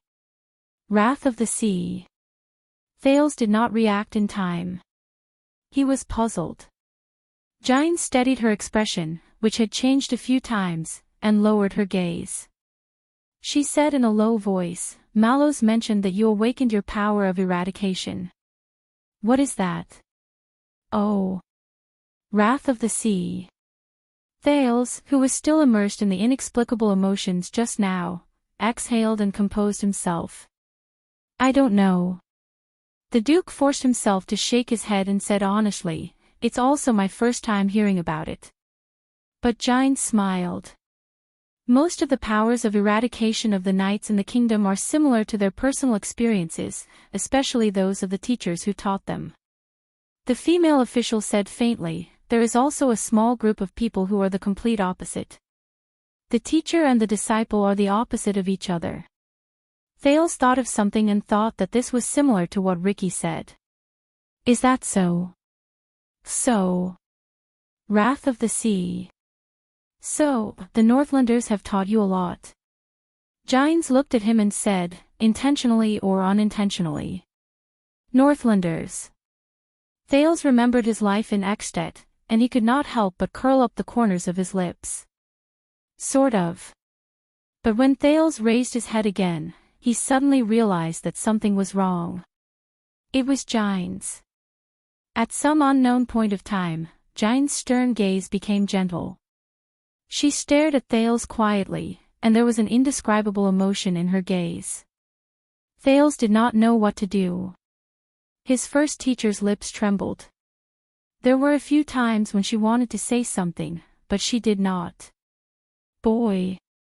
Finally, Gine spoke. This time, her voice was no longer cold and firm. Instead, it was slow and hoarse. "You lost weight in the north." Thales was instantly stunned. Gine stared at him and revealed a smile that Thales rarely saw. "I guess so." Her smile was quiet and elegant, but there was a hint of indescribable sadness in it. This caused Thales' thoughts to freeze. During the days he returned to the kingdom, Yodel, Cohen, Gilbert, and many of his old acquaintances expressed their excitement and sentiments when they saw him. "You've grown taller. Grown up. Matured. You've become more like a certain someone. But you've lost weight." This was the first time Thales heard such an evaluation. The teenager stared at Gines in a daze. Gines only stared back at him quietly. There was a hint of sadness in the wrinkles at the corners of her eyes. At that moment, it was as if there was some sort of power that filled his chest. Thales had no choice but to turn his head around and blink at an angle that Gines could not see.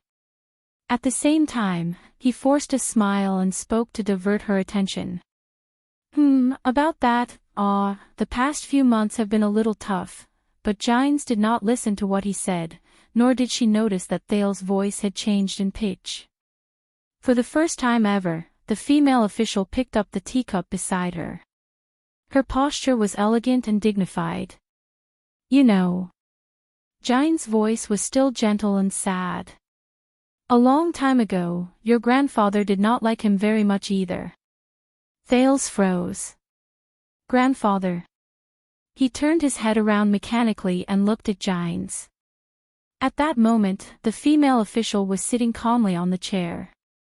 She caressed the teacup in her hands, but there was a hint of sadness that Thales had never seen before at the corners of her eyebrows and the corners of her lips.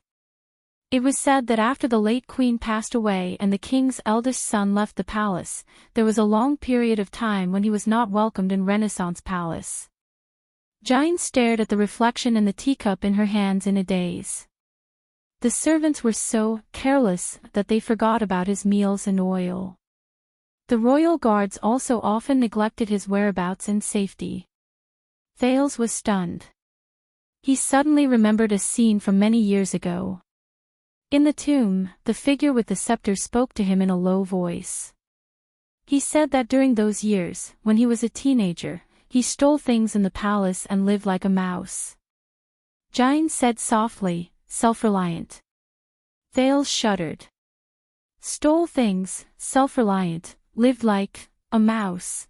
The teenager subconsciously tightened his grip on the arm of the chair. It was as if he was holding on to the hole in the wall of the abandoned house. Giles looked up. But this did not affect him, growing up with a mischievous smile on his face while he was alive and kicking. He grew up amidst the kingdom's discrimination, contempt, and abuse.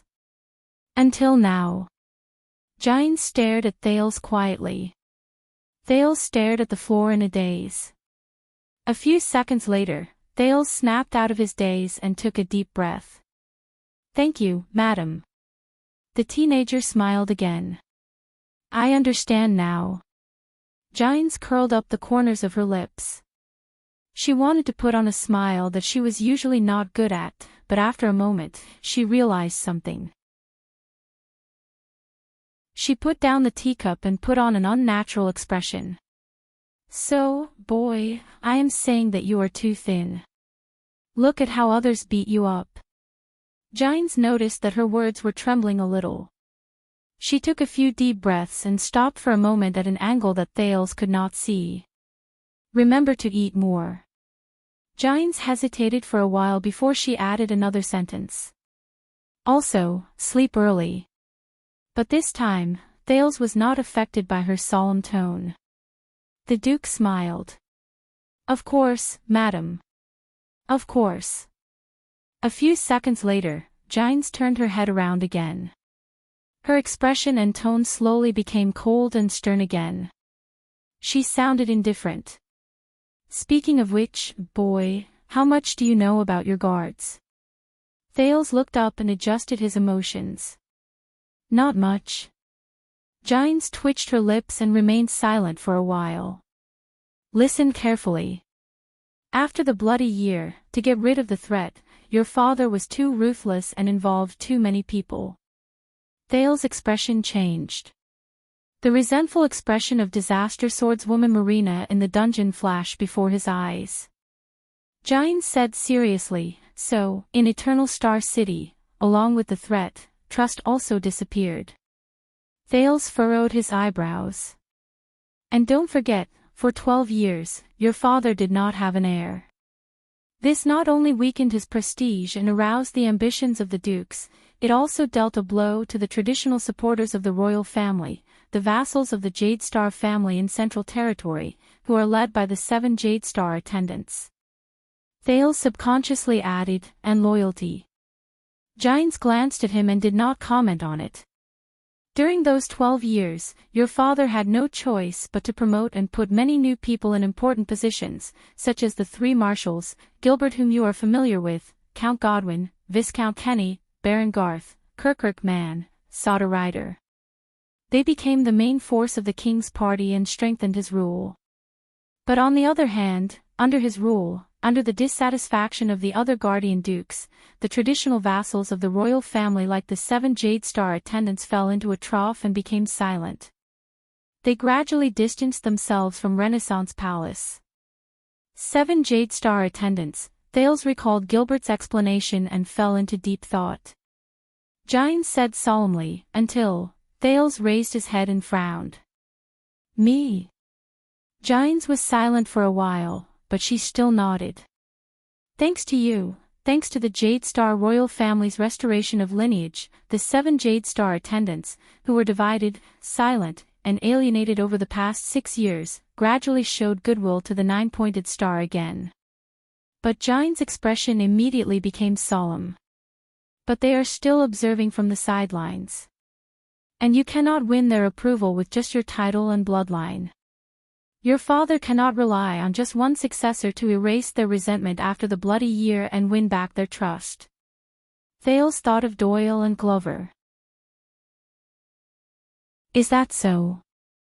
Giles sighed. "Your Star Lake guards are just one example." Thales did not speak. Giles stared at him quietly and said softly, "Very soon, it will be the day you officially make your debut in front of the nobles in the capital during the banquet." The lady's gaze turned sharp. "Be careful, boy." Giles' tone made Thales unable to help but become nervous. "You are below them, just like me. But you are also above them, just like your father." And you came back from the north, so you are outside of them. The 3 consecutive sentences made Thales sink into deep thought, and at the same time, he became wary. And this means that at the end of the day, from the inside to the outside, you are, Giles said firmly, not them. Not them. Thales opened his mouth to speak, but in the end, he shut it. It took me nearly 30 years to figure this out. Giles' eyes showed a rarely seen weariness. I hope that you can be shorter. Thales exhaled. Banquet, all right. So. The teenager scratched his chin, feeling troubled. Can they still eat me? Giles closed her eyes and shook her head. No. But when the female official opened her eyes, there was an even sharper glare hidden in them. But they will tear you apart. When he heard this metaphorical description, Thales was instantly stunned. But I am the king's son, the heir to the kingdom. That's right. Giles appeared vigilant and solemn. So, they will be gentle and courteous, and tear you apart. Thales nodded, not really understanding what she meant. Then, what should I do? Giles was silent for a while. You know, boy. You knew it 6 years ago. Thales' expression changed. Raise your shield. Giles stared at him, just like when she taught him swordsmanship many years ago. Never give up. Until you die. Until the enemy dies. Thales fell silent again. This time, he thought of more things. What about my father? The teenager said airily. Is he the same?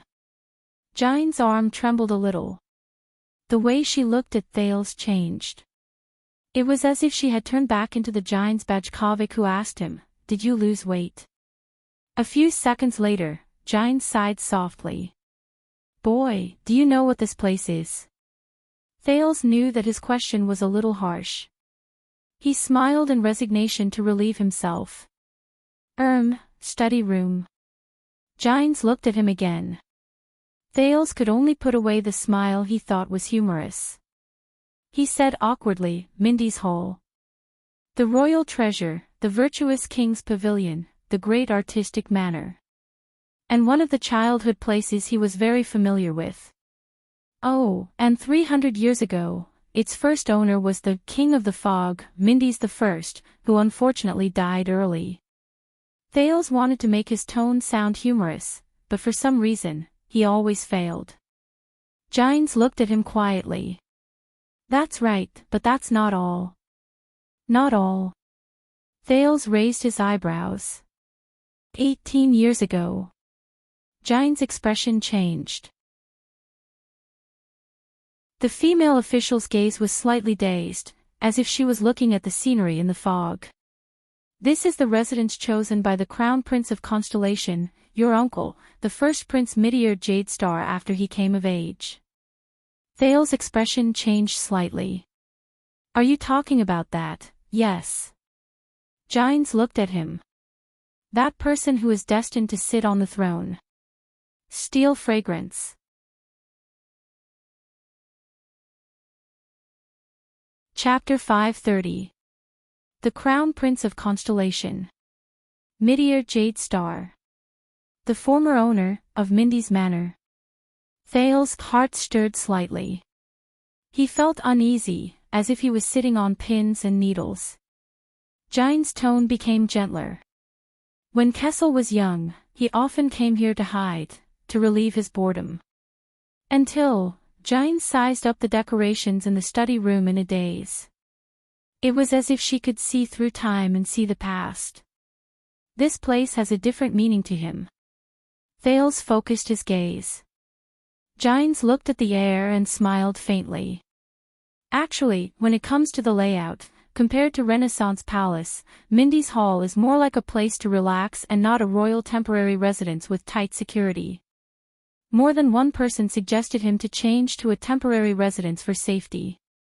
Even the late king asked him about it. But do you know how Midier answered? Thales pricked up his ears. Giles stared at the spot where Thales sat in a daze. She spoke in a slightly archaic manner. She said in a slightly archaic tone, "If everyone hates and fears, even if the palace walls are 1,000 feet long, or if the pass is 10,000 feet long, how can my life be preserved?"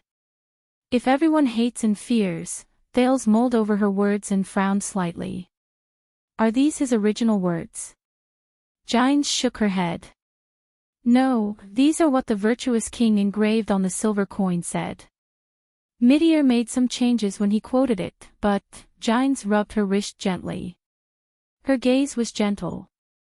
A long time ago, I don't remember what the virtuous king's original words were. I only remember how Midir handled government affairs here. Thales did not speak. He thought carefully about what his uncle would look like if he could say these words in such a magnanimous manner.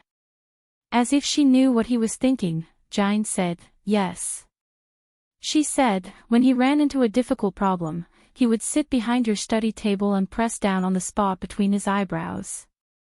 His lips would be slightly furrowed, and he would not say a word as he slowly sank into deep thought. Giles stared at the study table absent-mindedly. There was endless nostalgia in her eyes. After a few minutes, the corners of his lips and the spot between his eyebrows would relax at the same time. At that time, he would put down his fingers and smile.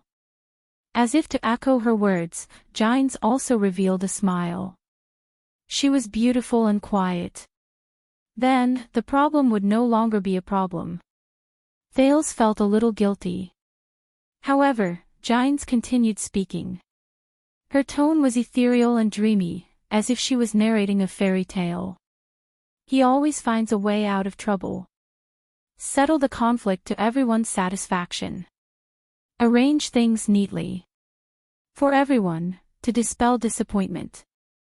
Giles' voice faded away. Thales remained silent. The two of them sat in silence. One was reminiscing, the other was imagining, leaving the quiet emptiness in the study. After a while, Giles took a deep breath. The expression on her face returned to being helpless and sad. "Kid, it's not that he doesn't like you." Thales was shocked. It was only then that he realized that the subject of the man's words had changed. "He's just," but Giles stared fixedly at the study table in front of Thales. She did not continue speaking. However, Thales stared at the chair he was sitting on and thought about Renaissance Palace a few days ago in a daze. "You will never become the Duke of Star Lake, because of you, unworthy." Thales was stunned. He stared blankly at the desk in front of him and recalled the identity and deeds of its previous owner. He could not help but feel puzzled. He, the master of Renaissance Palace, thought that Thales was not worthy of her. What could it be? After a while, Thales finally snapped out of his daze. He looked at Giles gratefully. "Madam, it's nice to see you again." Thales nodded and held back his unnecessary emotions. "Really?" Giles smiled. She opened her mouth as if she wanted to say something, but in the end, she closed it. A few seconds later, Giles said airily, "Kid, eat more and sleep early. Also, even though I am no longer in charge of teaching you martial arts and sword skills, but..." Giles looked at him quietly. "Remember to practice your sword." A thought appeared in Thales' mind, and he smiled softly. "I have seen you fight." Giles said softly, "It's all right." But in the next moment, the female official's tone became stern. "But I did not teach you the sword skills used by the Northland army to turn you into a madman who will sacrifice his life to fight." Thales, who was originally immersed in the gentle atmosphere, could not help but shudder. "Remember, you are a prince." Giles said sternly, "No matter what you experienced in the north, when battle comes, you must raise your shield and protect yourself first." Giles looked at him sternly. "Defense is the most important thing. Don't always think about taking the risk to attack." As if to emphasize her words, Giles raised her voice. "Did you hear me? Thales shuddered and habitually agreed to it. Yes. Yes. Giles stood up after she landed on the ground. She straightened her attire and returned to being the fierce and valiant first-class female official. Thales quickly stood up and sent her out of the room. But when they walked up the corridor, Giles' footsteps suddenly stopped. The female official turned her head around sharply and looked at the two guards at the porch. You, young the guards, who were in a daze out of boredom, were shocked. They snapped out of their daze. Madam. Thales was also shocked. He quickly caught up with her. Why are you standing here? Giles questioned them sternly. Doyle was obviously very nervous when he was questioned. He patted his attire and walked forward cautiously with his colleague. Madam, we have been assigned duties by our superior. We are to serve His Highness tonight, but Giles interrupted him. Today, when this boy was being beaten up in the training field, I heard it. Giles glared at him, narrowed her eyes, and said, You are also a part-time commentator by the side, right? At that moment Doyle's body trembled. Thales smiled helplessly.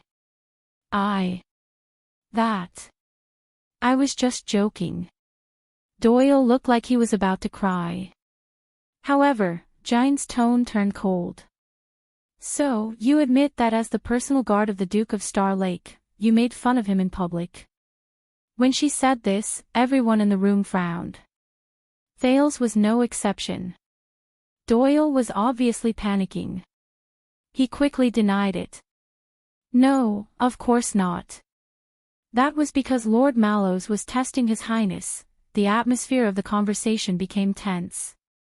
Thales looked at Giles in surprise. He felt that this was not good.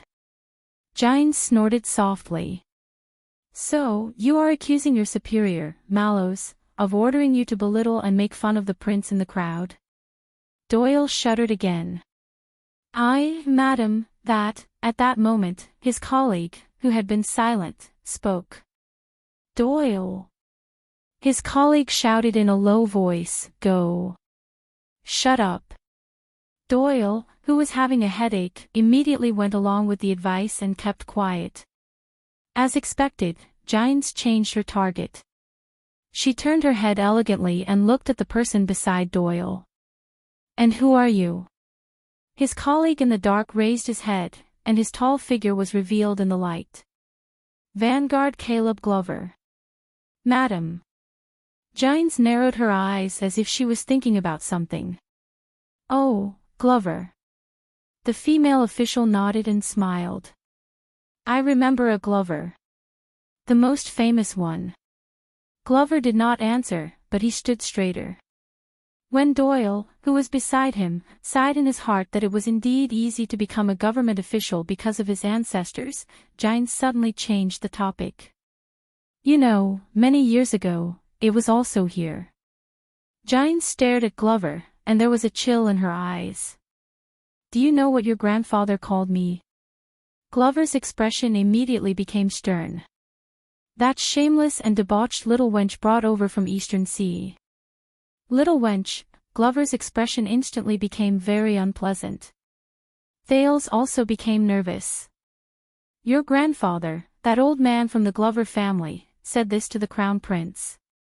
Giles was not bothered by it at all. She even spoke in slight disdain. She should be thrown into the 7th layer of hell and burned for eternity. Giles said the last few words through clenched teeth. The smile that Thales had been maintaining started to feel a little sore. This is bad. Is this the meeting of enemies? What a pity, the road to hell, when Doyle, who was beside him, secretly rejoiced about how unlucky you are, zombie, Giles snorted coldly. Old bro, Lover is leaving first. Let's hope he is not too cooked. Glover's expression did not change, but he clenched his fists tightly. Thales did not understand what Giles was doing, but his instincts told him that he could not remain silent. Madam, it's late, why don't we but Giles ignored the prince's words. Instead, she spoke to Doyle and Glover on her own. Both of you, pack your luggage. You don't have to be on duty in Mindy's hall anymore. Thales was shocked. All right, madam, we will immediately. Doyle quickly nodded in agreement. He only reacted to what she said when he said it. Ha! Glover furrowed his eyebrows tightly. Giles' expression changed, and she said sternly, yes, because you have neglected your master and disrespected the royal family. You have been banished from the Duke's personal guards. Now. The air was silent for a moment. Doyle's expression changed back and forth. No one knew what he was thinking during those few seconds, but he immediately said in panic, but, madam, the royal guards, our duty is. But at that moment, Glover, who had always been a man of few words, spoke faster than him. Madam, our appointment was reviewed by Baron Adrian and Chief Mallows together, and it was signed by His Majesty, but Giles suddenly raised her voice, and in an instant, she drowned out both of them. So, Danny Doyle, Caleb Glover, you are not willing to leave on your own. At that moment, Giles' gaze was sharp and fierce, and there was an unbearable chill in it.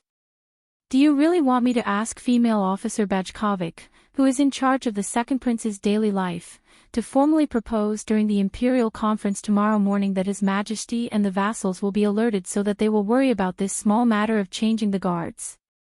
Doyle and Glover froze at the same time. One of them was tongue-tied, while the other glared at Giles in disbelief, who was displaying her might like a lioness. Madam. Thales finally could not take it anymore. Please do not be troubled by this matter, the Duke of Starlake said gently and politely. Protector Doyle's actions today were instructed by me, and Vanguard Glover has always been conscientious and competent. Doyle and Glover turned to Thales at the same time. Giles also turned her head abruptly and stared at the prince with a murderous gaze. It was just like the training field 6 years ago. But Thales was still smiling, and his expression did not change. The few torturous seconds were finally over. Giles snorted, and she seemed to be disdainful. Soft-hearted, wishy-washy, and sloppy. This is why you don't get any dignity or respect. Thales smiled bashfully and nodded. I know. The prince shrugged and looked at Giles in resignation. It's just that, that's not my style. Giles glared at Doyle and Glover with a gaze that was as sharp as a knife, and it made the two of them stand even straighter. Dinner is in an hour.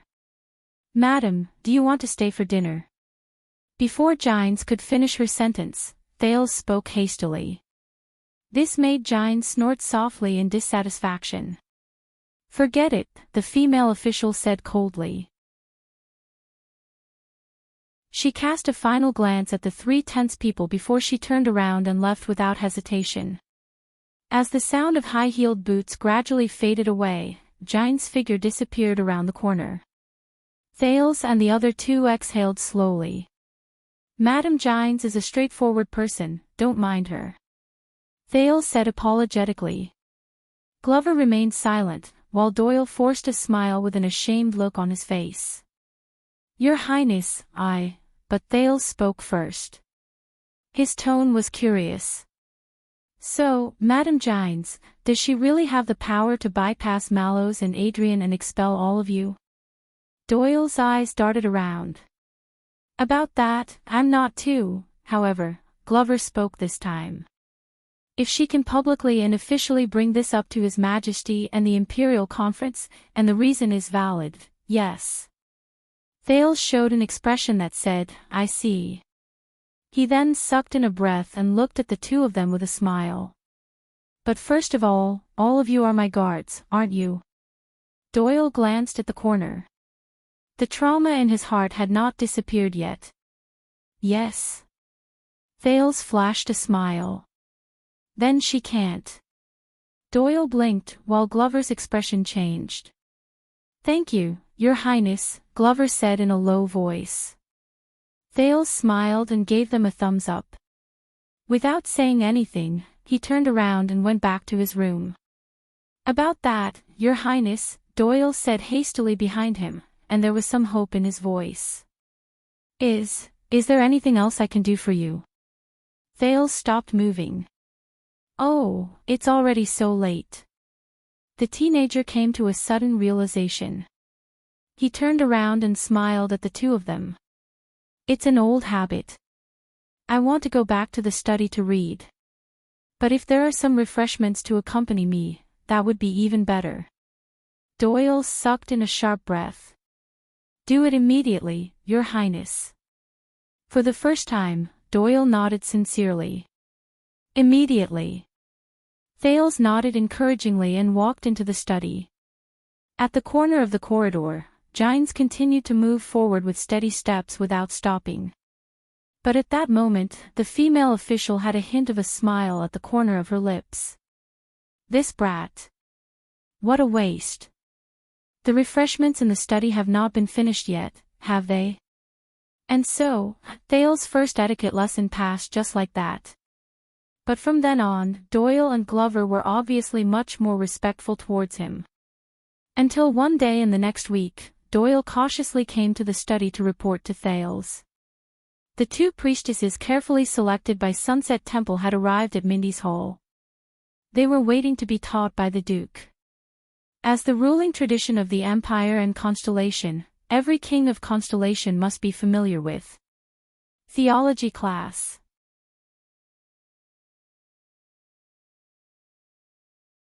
Chapter 531. Mindy's Hall, afternoon, in the Duke's study. You do not know why you are here, do you? When he heard the question, Thales raised his head in the study and looked at the person in front of him with faint puzzlement. It was an old woman. She sat in an amiable manner across him. She had a weathered face, but she gave off an elegant air. The nun who served behind her was no more than 16 or 17 years old. She wore a veil and stood with a strict posture. The sunset emblem on their robes reflected a dark golden light. It actually fit the classical and trendy interior of Mindy's Hall very well. The only thing that was not right was that Gilbert was sitting on the other side of the room. He was staring at Thales' guest with a hostile expression. Just now, when Mallows led the teacher sent by Sunset Temple into the study with an expressionless face, Gilbert rushed over. His eyes were filled with surprise and wariness as he stared at the old woman. I know, this is a theology lesson. Thales gave Gilbert a questioning look and tried to call the woman before him by her title. Priestess. Meljen. The old woman, Meljen, shook her head. She still had a smile on her face. No, you do not know. Meljen smiled and pointed at the top of her head. Her smile was amiable, but her gaze was respectful. You think that you are here because of the arrangement of lessons and the need of tradition, but in truth, regardless of whether you are sitting here or I am here, it is God's will. The priestess' voice had a unique sense of mystery. God's will. Thales forced a smile out of politeness. All right. Over the past few days, the teenager had been curious about what his theology teacher was like. After all, the number of clergymen he came into direct contact with since he was young were few and far between. When he was a child beggar, he met dark night servants who were extremely passionate and neurotic. The Sunset Temple priests were compassionate and pious. They had a strong presence, and the Bright Moon priests in Northland were cold and unapproachable. But now, it seems like there are no accidents in the prince's theology lesson. Thales sighed softly in his heart. The priestess continued speaking. Sunset is our witness. Our fates have long since been intertwined. Once she finished speaking, Meljen's face turned pale. She immediately lowered her head and coughed violently into her handkerchief. Nia. A pained expression appeared on Megan's face. Thales was slightly shocked, but the young nun who stood behind the priestess seemed to have been prepared for this. With a calm expression, she immediately took out a box with practiced movements. She took out a few pills and helped the elderly Meljen drink them with water to soothe her cough. Thales and Gilbert looked at each other. Around 10 seconds later, Melgen's coughing gradually subsided. I'm sorry, Sunset wants me to go through the test of pain in order to cleanse myself of a better self. She put away her handkerchief and said to Thales apologetically, this was originally a benevolent gift from the goddess. There's nothing wrong with it, but you've been dragged into it. The mercy of the goddess.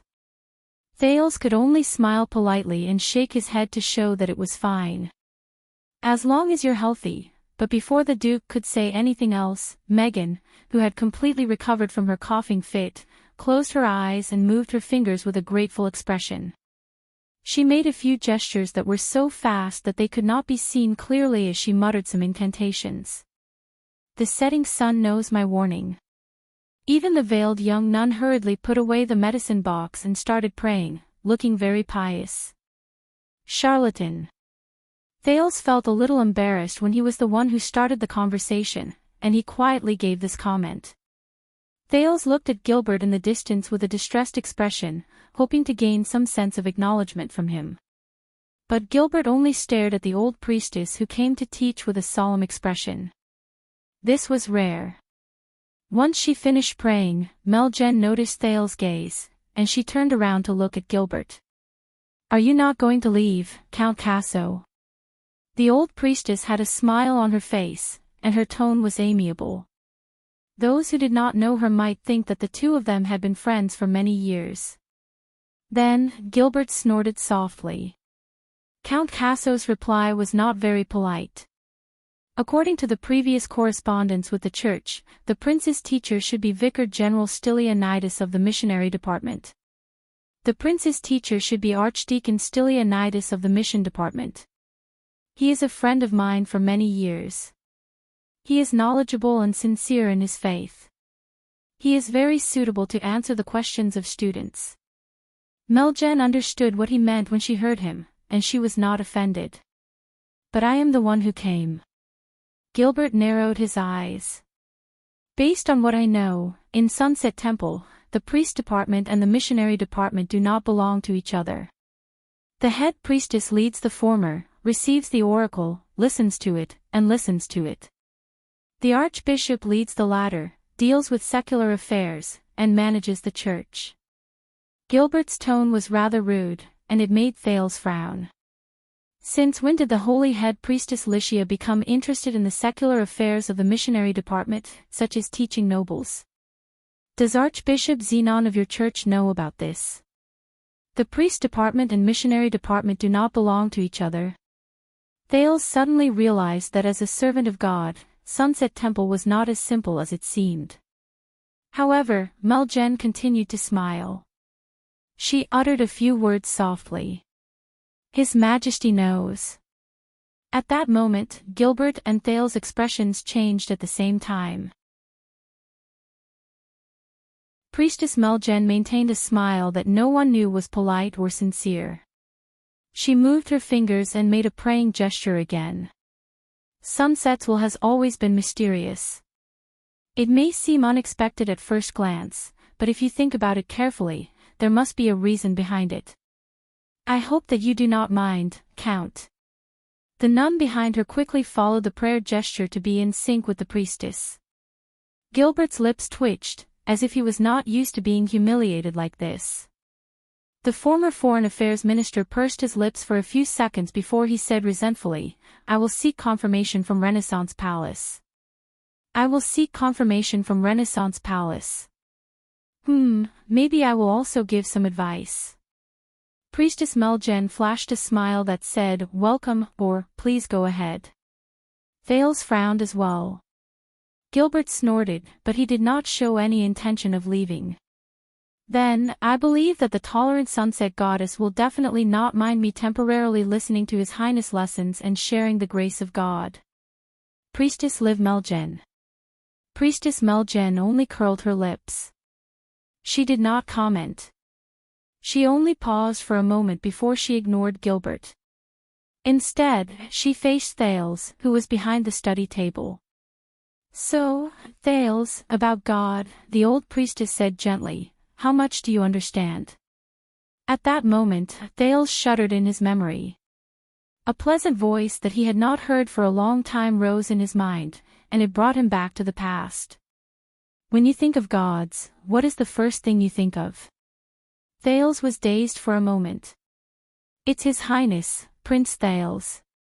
Gilbert dragged Thales back to reality with a hostile and dissatisfied protest. Count Casso said to Priestess Melgen in displeasure, "Please use honorifics."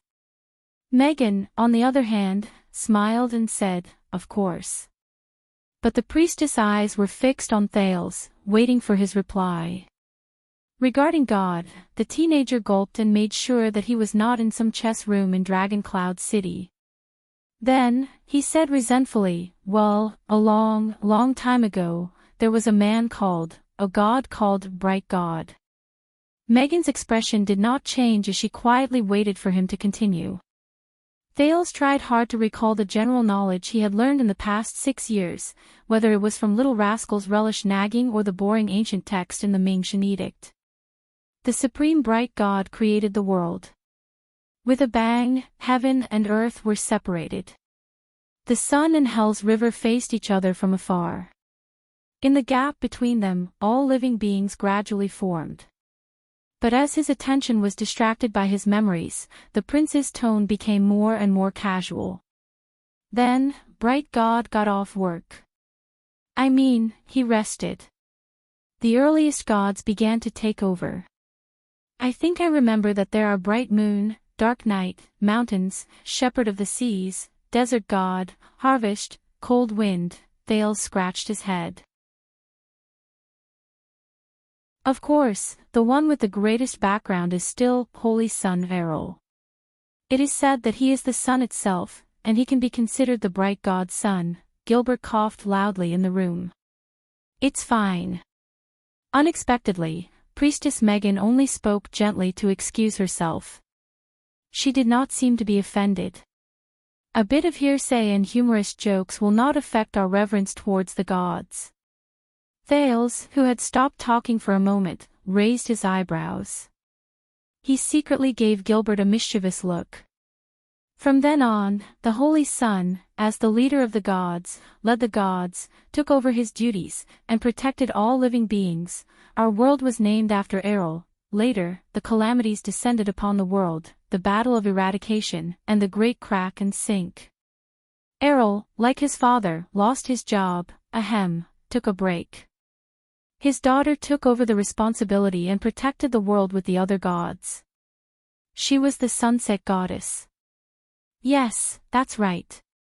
So, from Thales' point of view, when he read the history of the world, from the bright god church of the ancient empire to the church of the Holy Sun in the final empire, and then to the sunset temple in Constellation, the classic myth of the bright god, Holy Sun, sunset, passed down by the empire in the world of Errol could be said to be a painful family business history that was closely related to the territory of the empire.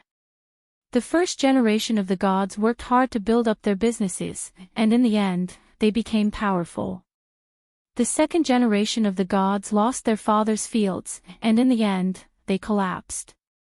The third generation of the gods worked hard, and in the end, they went bankrupt. It's as if I'm the Prince of Constellation. Their revival was imminent. The building collapsed, and while it was bitter and sorrowful, for some reason, there was an inexplicable sense of joy in it. By the way, when Thales concluded his point of view, the expression of the Bright Moon Temple priest who was in charge of teaching history classes in Extet turned sour. Regent Leespan listened with great interest and nodded repeatedly. Thales finished his speech as if he was bargaining in the market. He smiled and looked at Gilbert, who had a strange expression on his face, and Priestess Melgen, who was deep in thought. You know quite a lot. Priestess Melgen's gaze was calm. She seemed to be thinking. Thank you. Thales shrugged. But it is not detailed enough. Melgen finished her words faintly. Of course, it was not detailed enough. In truth, most of these myths and legends to scare people was told to him by a bespectacled girl and an immortal demon. Perhaps I have to thank a certain former king of Northland who collected a large number of books for his great dragon queen, but whose whereabouts is unknown. So, do you believe in God, Thales? Priestess Melgen spoke again. Her eyes were sparkling. Do you believe that our meeting here was arranged by God? Thales quirked an eyebrow and cast a glance at the former Foreign Affairs Minister. This time, he received the recognition he had been looking forward to for a long time from Gilbert's expression. Gilbert even sighed without bothering to hide it. I know, right? But Thales was still a prince. No matter how boring the people in this class were, he had to at least maintain the relationship between the royal family and the temple on the surface and ensure that both parties had a tacit understanding. The prince cleared his throat, and his expression became stern again. Of course I believe in Sunset Goddess. No, you don't. Melgen cut him off coldly. The old priestess stared straight at him. Her gaze was aggressive, and the wrinkles on her face were especially obvious at that moment. You do not believe in those ridiculous myths and legends, nor do you believe in the verified scriptures of the Church, and you do not believe that a god like Sunset Goddess should be our ruler and where our faith lies. Thales was instantly stunned. Priestess Melgen snorted softly. Her gaze was clear, and her tone was stern. You would rather believe that this is politics, a strategy, and a fight. You would rather believe that our gathering here is a measure Sunset Goddess took to influence the royal family and the future king. You are just like Count Casso, who has a scornful expression on his face but insists on pretending to be serious. In the distance, Gilbert, who had been drinking his tea with the corners of his mouth curled up, choked. Ha! All of you are the same as most of the high-ranking people in this world who believe that they are infallible just because they have a little power in their hands, have slightly higher statuses, have some knowledge, and have some achievements in their studies. You do not believe in God. You look down on God. Her words were too straightforward and ruthless. She left no room for negotiation. Thales had no choice but to put away his smile. Gilbert also put down his teacup. Melgen's tone was incredibly cold. Even the nun behind her could sense her aura. She glanced at the prince and the count in unease. So, you will not understand what it feels like to live in a world with gods. You will not understand what gods and beliefs bring to the world, and you will not understand how true believers live. The expressionless Melgen looked at Thales again and met his gaze. You will also not understand what you will discover if you sincerely try to understand the world of gods and beliefs. At that moment, Thales felt a little suffocated. It was as if she was the master of the study room at that moment. He sucked in a deep breath. Then, a part of your world will forever be missing. Melgen did not seem to care about his authority. She did not even give the Duke a chance to speak. This is bad. She leaned forward and stared straight into Thales' eyes. Very bad. It was as if she wanted to pierce through his pupils, pierce into his heart, and interrogate his soul. Very, very, very bad. Her voice was low, and her gaze was cold. Thales' expression darkened as well. He sat behind the study table and remained silent for a few seconds. Then, he slowly pushed aside the Sunset Goddess Apostle's axe, which he had specially found for this lesson. Gilbert wanted to ease the unfriendly atmosphere, but the moment he coughed for the first time, Thales spoke. So, what are you going to do? The young Duke of Star Lake stared straight into the Sunset Priestess's intimidating eyes without avoiding her gaze. If I do not believe in God, what will you do? Thales smiled and spread his arms. Burn me to death. His words caused the room to fall silent. Priestess Melgen frowned and sized Thales up carefully. A few seconds passed. Melgen snorted coldly, and her tone was hostile. Yes. This time, it was Thales' turn to be stunned. What? What is going on? The young nun who was standing by became nervous. She had never seen such a scene before, and she stared at the dumbfounded Duke of Star Lake in fear. She seemed to be afraid that the powerful man would order him to drag her out and kill her, in a fit of anger. Gilbert's coughing suddenly became louder. Ahem, Your Highness, about today, but this time, Count Casso's untimely but forced interruption did not work. Priestess Melgen smiled mysteriously. She ignored Gilbert for the third time and added what she did not finish her sentence. A long time ago, yes. When she said this, Thale's furrowed eyebrows relaxed. Please, don't take a deep breath when you speak. The priestess slowly leaned against her chair, and her tone became gentle again. So, Thales, will burning you change your faith? Will it make you believe in the existence of God, the glory of God, and the greatness of God? In the distance, Gilbert sighed in relief.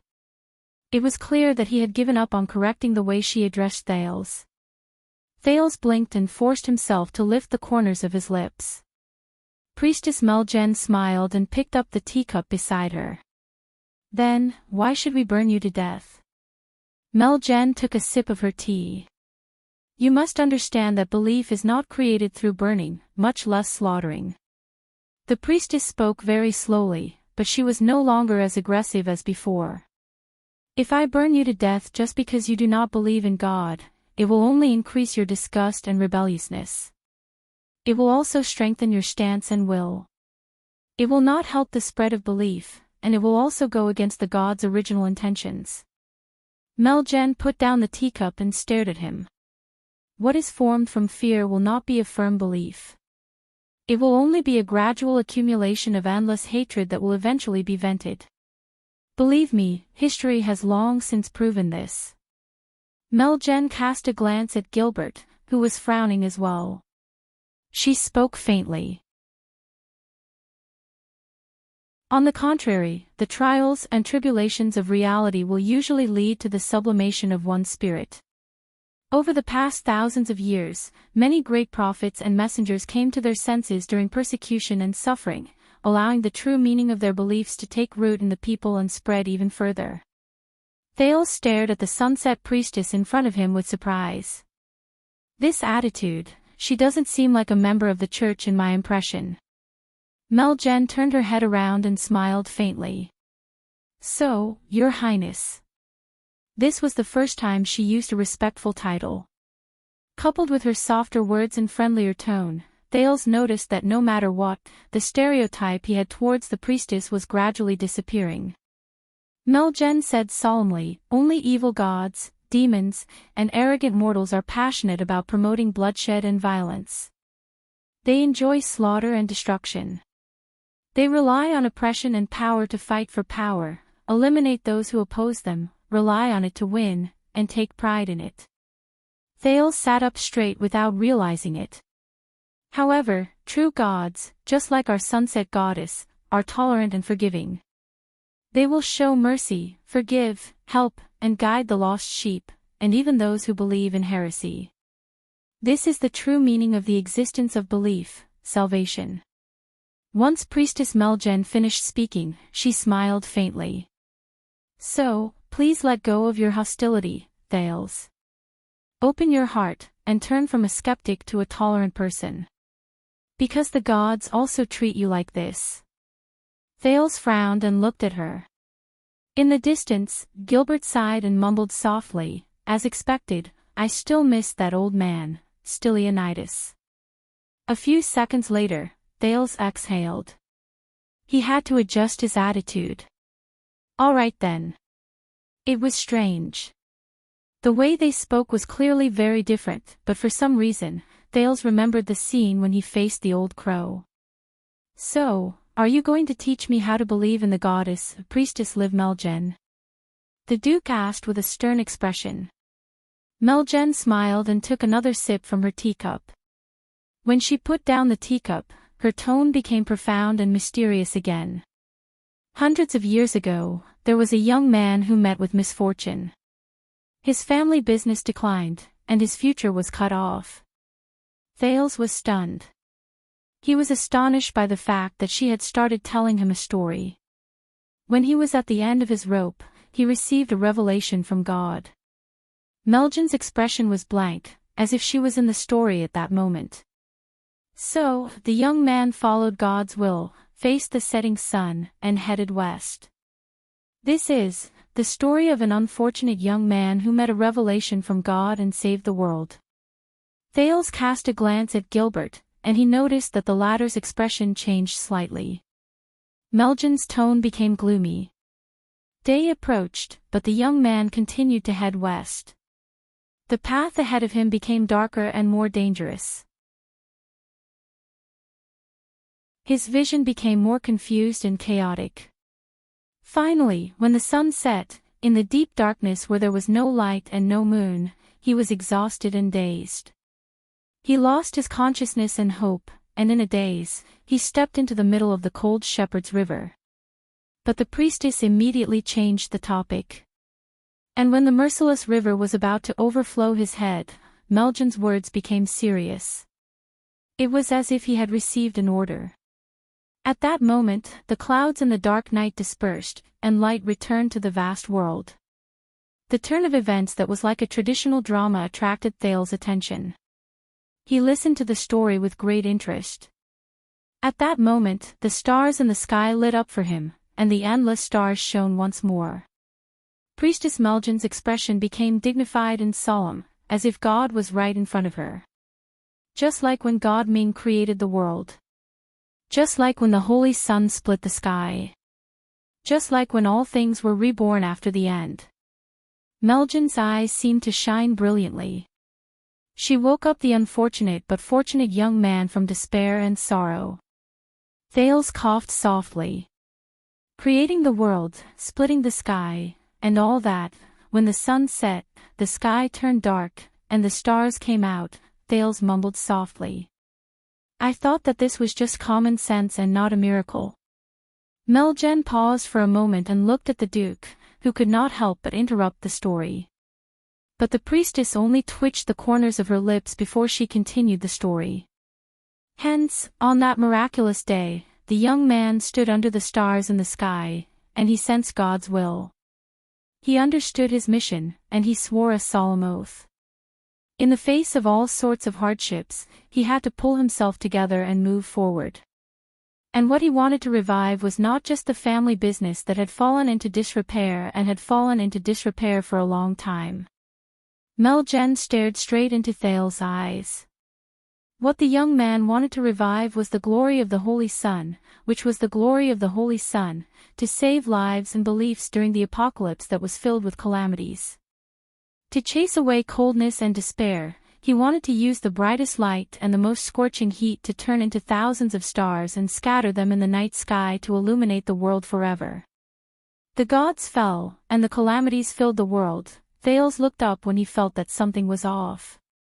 So, you are telling me that before that, there were no stars in the world, and it was dark at night? But Melgen ignored him. From then on, the young man believed in sunset and made it the national religion.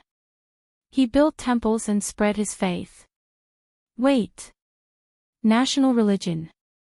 Thales' expression changed. He had his elbows on the table, but he had to straighten his back. Could it be, as expected, in the next moment, Melgen stared at the Duke of Star Lake before her with a subtle expression. She said calmly, and so, Tormund I's great cause began. Constellation prospered from then on. Melgen's voice faded away. The study room was quiet for a few seconds. Then, Thales chuckled awkwardly. This is a classic passage in sunset scripture. It was personally recorded by the goddess prophet and messenger, Mohaza, a priest from 700 years ago. Melgen smiled faintly. She spoke in a teasing and reminding manner. You should know more about the story of your ancestors. Thales. Thales lowered his head and cleared his throat, pretending that he did not hear her. Divine revelation, reincarnation, splitting open the sky, making an oath. This is actually the story of Tormund I encountering a miracle and making an oath to establish a kingdom. Isn't this too ridiculous? Regarding this story, even the internal members of Sunset Church have their own debates. Gilbert stared at the guest with a warning gaze. Especially the main point of the oath. Priestess Meljen. Meljen returned Gilbert's gaze. She seemed to be displeased, but she also seemed to be teasing him. Our count was not satisfied with the story in Sunset Scripture to enlighten the believers. Meljen looked at Thales with a gentle gaze. But it is fine. In the next second, Meljen's expression became serious again. Because no matter how ridiculous it is and how it cannot withstand a thorough investigation, it is fine. 700 years ago, this story spread, and it took root in the hearts of the people. Meljen spoke faintly, and her words made Thales frown. Tormund was no longer the remaining prince of the evil empire. He was no longer a foreign warrior who invaded his homeland to eat, drink, and use. He was no longer an illegitimate bastard with a lowly status and questionable bloodline. He was also no longer an ambitious and brutal warlord who had his own army. When he heard these adjectives, Thales was shocked. This time, Gilbert did not hold back. He shouted sternly to stop her. Priestess Meljen. But Meljen did not care. Her gaze was dark. Instead, it's a person who is recognized by the unreachable gods in the eyes of the believers, who is praised by zealous cultivators, who is inspired by the setting sun, who is grateful for the afterglow of the holy sun, and who swears to work hard to create a paradise in the world, the king of Renaissance. Thales' expression froze. Gilbert still pursed his lips. By the looks of it, he was quite angry. From then on, Tormund no longer needed to cruelly execute every local who refused to submit to his rule as an example to others. He no longer needed to be wary of whether the water from the well he fetched from the village was poisoned to ensure his safety. He no longer needed to worry about finding a reliable place to stay or a source of soldiers so that he could fight again. Thales' expression became more and more serious. He understood the meaning behind her words. Until the day he succeeded in his hegemony, and the kingdom was established, Sunset Goddess became the guardian goddess of the Jade Star royal family. She witnessed the coronation and death of every king. Priestess Meljen spoke with a serious expression. From then on, Sunset Temple and the Jade Star royal family's fate were intertwined, and it was difficult to separate them. Intertwined with the Jade Star royal family's fate, Thales quietly repeated these words. Suddenly, he felt a strange sense of familiarity. Meljen paused for a moment before she spoke faster. From the 1st century of the calendar of eradication, King of Peace, Kessel I renovated the temple. He took in a large number of believers and was praised by all. Blade, Tormund II appointed Bishop Longdong as the prime minister. He obeyed the will of the heavens, spread his faith, and enjoyed the credit of expanding his territory. Benevolent King, Sumer I was a devout believer. He practiced what he preached, and in the end, he moved the goddess. He received the miracle of rain, and he resolved the drought that lasted for years. Six-fingered Horus I swore an oath under the Sunset Temple statue. He received God's protection, and the people were united to fight against the heretics who came from the other side of the ocean. Jackal, Sumer III made a declaration. He proclaimed the national religion, and he established his faith. Virtuous King Mindes III promoted theology. He sealed the scriptures and taught it to the cultivators. Every time Meljen spoke of an example, Thales' thoughts would jump, and he was forced to search for the knowledge that matched what she said in his history lessons. But at the same time, he could not help but notice that as the priestess spoke, Gilbert's eyebrows gradually furrowed, and his coughing became more intense. For the sake of the kingdom, Thales, if our hearts are not united, it will be even more difficult for our strength to be united. Let me ask you, if your people's beliefs, what they respect, and what they care about are not the same, you will not fit in with their world. Then, how will you rule the kingdom when you sit on the throne in the future? Her words caused Thales' expression to gradually turn solemn. He suddenly realized that the theology that the other party was talking about and the theology that he understood were far from the same kind of thing. And the truth behind these stories is that we have always lived in a world with gods, regardless of whether you acknowledge their miracles and understand their might. They might seem to be so high that we cannot reach them, but they have never left our world, and they have deeply affected our lives. Melgen's expression darkened. They are sometimes mysterious, but sometimes obvious. They seem to have traces of them, but we cannot figure them out. Priestess Melgen straightened her priest robe and said softly, "Their words are as powerful as 1,000,000 soldiers. This is the power of faith." Thales was silent. He did not speak for a long time. But a few seconds later, Melgen's tone became lively again. Priestess Melgen ignored Gilbert's frowning expression and said with a smile, "Hence, my duty in this class, Thales." Melgen stared at him straight in the eyes. "Thales, my duty in this class is not to encourage you to believe in something, not to point out where the true God is, and not to teach you how to memorize the rules of the scriptures. Instead, during the process of discussing this question with you, I am to help you discover the relationship between yourself and God, and to help you understand the distance between yourself and God."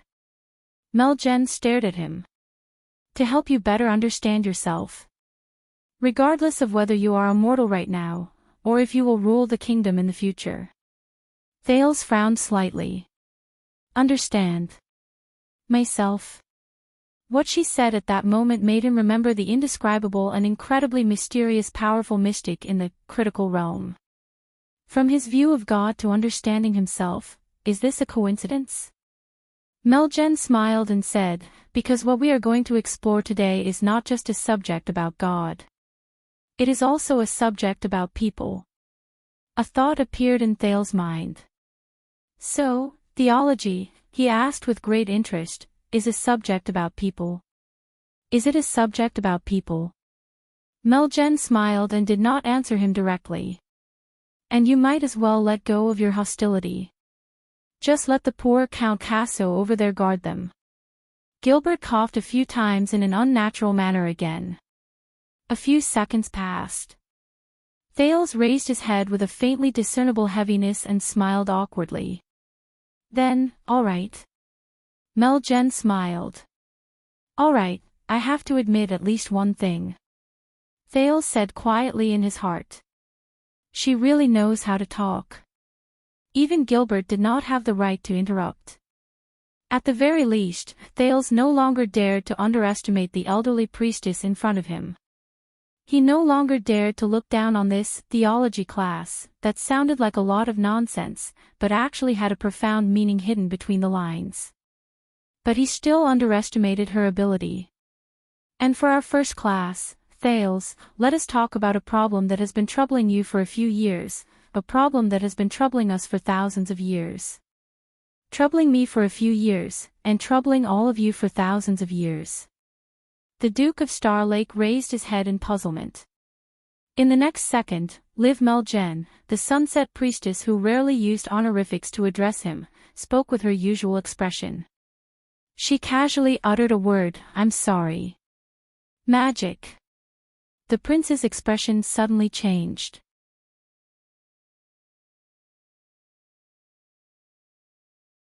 Chapter 532.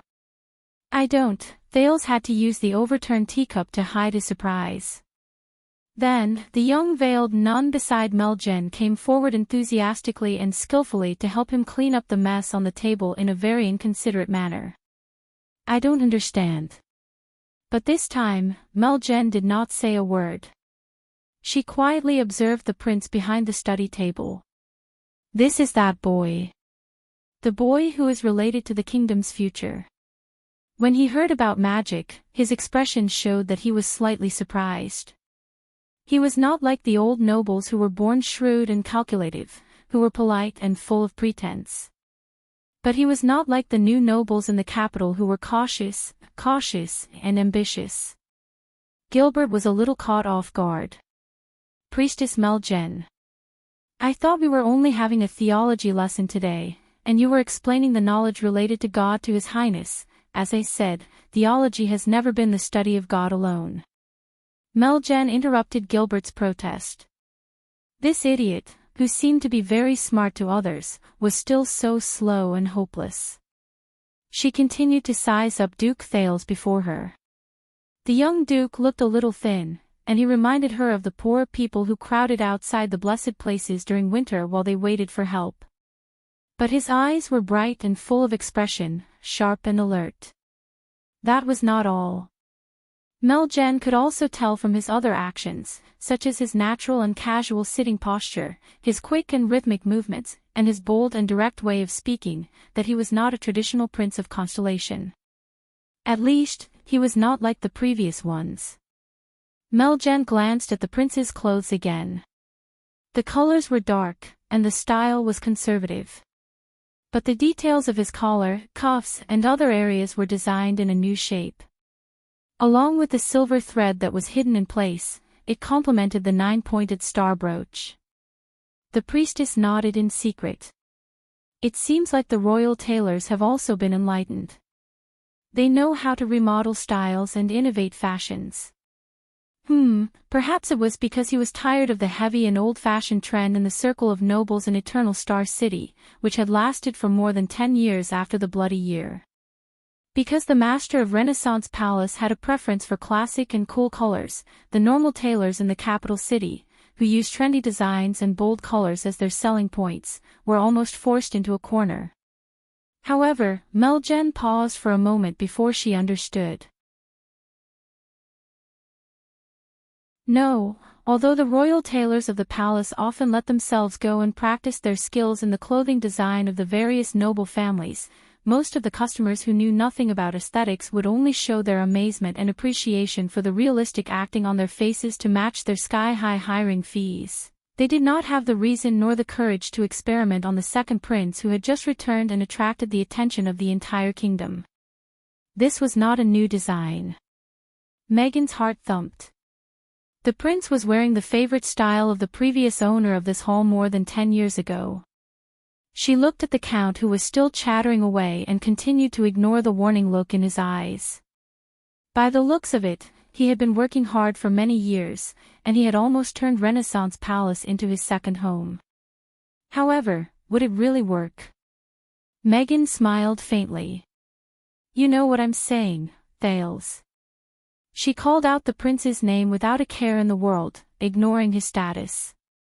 Beneath the gods, souls were of equal value. Titles were useless, but piety was supreme. Wasn't that so? In this world, not every child is fortunate enough to experience the confrontation between calamities and dragons.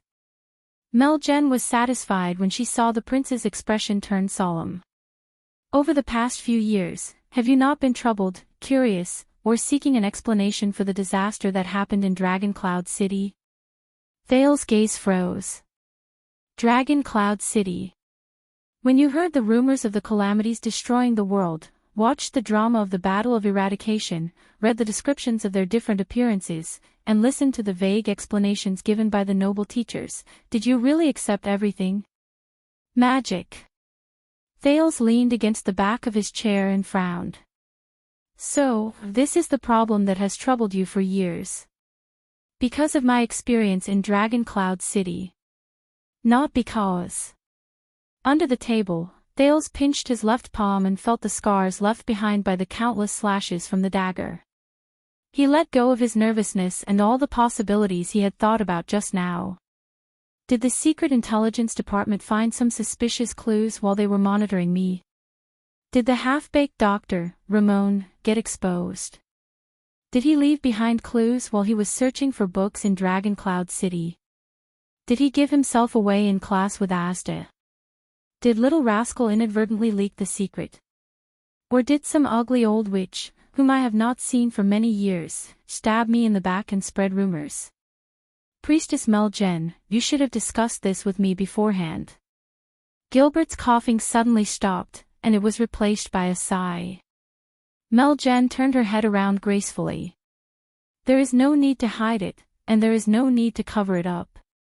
Sunset knew how much effort it took for her to stop herself from instinctively calling her an idiot. She maintained her smile and said, "Count Casso. Talking about wizards will not bring about calamities, and reflecting on magic will not lead to the end." Her blunt choice of words caused Gilbert's expression to change drastically. Only those who refuse to come to their senses and blindly believe in superstition will walk down the wrong path. Meljen turned her head around and looked straight at Thales, who had a complicated expression on his face. "It is precisely because of ignorance and arrogance." Thales was silent for a long while. Gilbert's sigh became deeper. "A long time ago, I have already explained the evilness of the calamities to your highness." Meljen's tone was gentle. She retorted without showing any signs of weakness. "Count Casso, do you really think that he is an idiot who will run off to eat, drink, and be merry after class and no longer care about the content of his studies? Do you really think that he will be free of worries, be willing to be ignorant, and no longer care about the things that once threatened his life for the rest of his life?" Gilbert was slightly speechless. Both he and the priestess looked at the prince behind the desk at the same time. But Thales only remained silent. He was thinking about the unknown. Gilbert's tone became slightly weaker. "He is still young," but Meljen's retort became even more forceful. "He is already old enough." The old priestess said coldly, "If magic has truly stimulated the teenager's uncontrollable curiosity, then there is no need for him to wait until now. During the 6 years when he was away from your sight, he had already indulged himself and was addicted to it. He ignored all taboos and did not know where he should go." Gilbert looked at the prince and frowned slightly. He did not say anything else. "All right." The teenager, who had been filled with complicated thoughts and had become nervous a few seconds ago, exhaled. "All right, indeed." The prince's tone became relaxed again. "I do want to know." Thales smiled faintly and said sincerely, "Magic and the calamities. Gilbert talked about it a long time ago. The extensions also talked about it a little, but not much."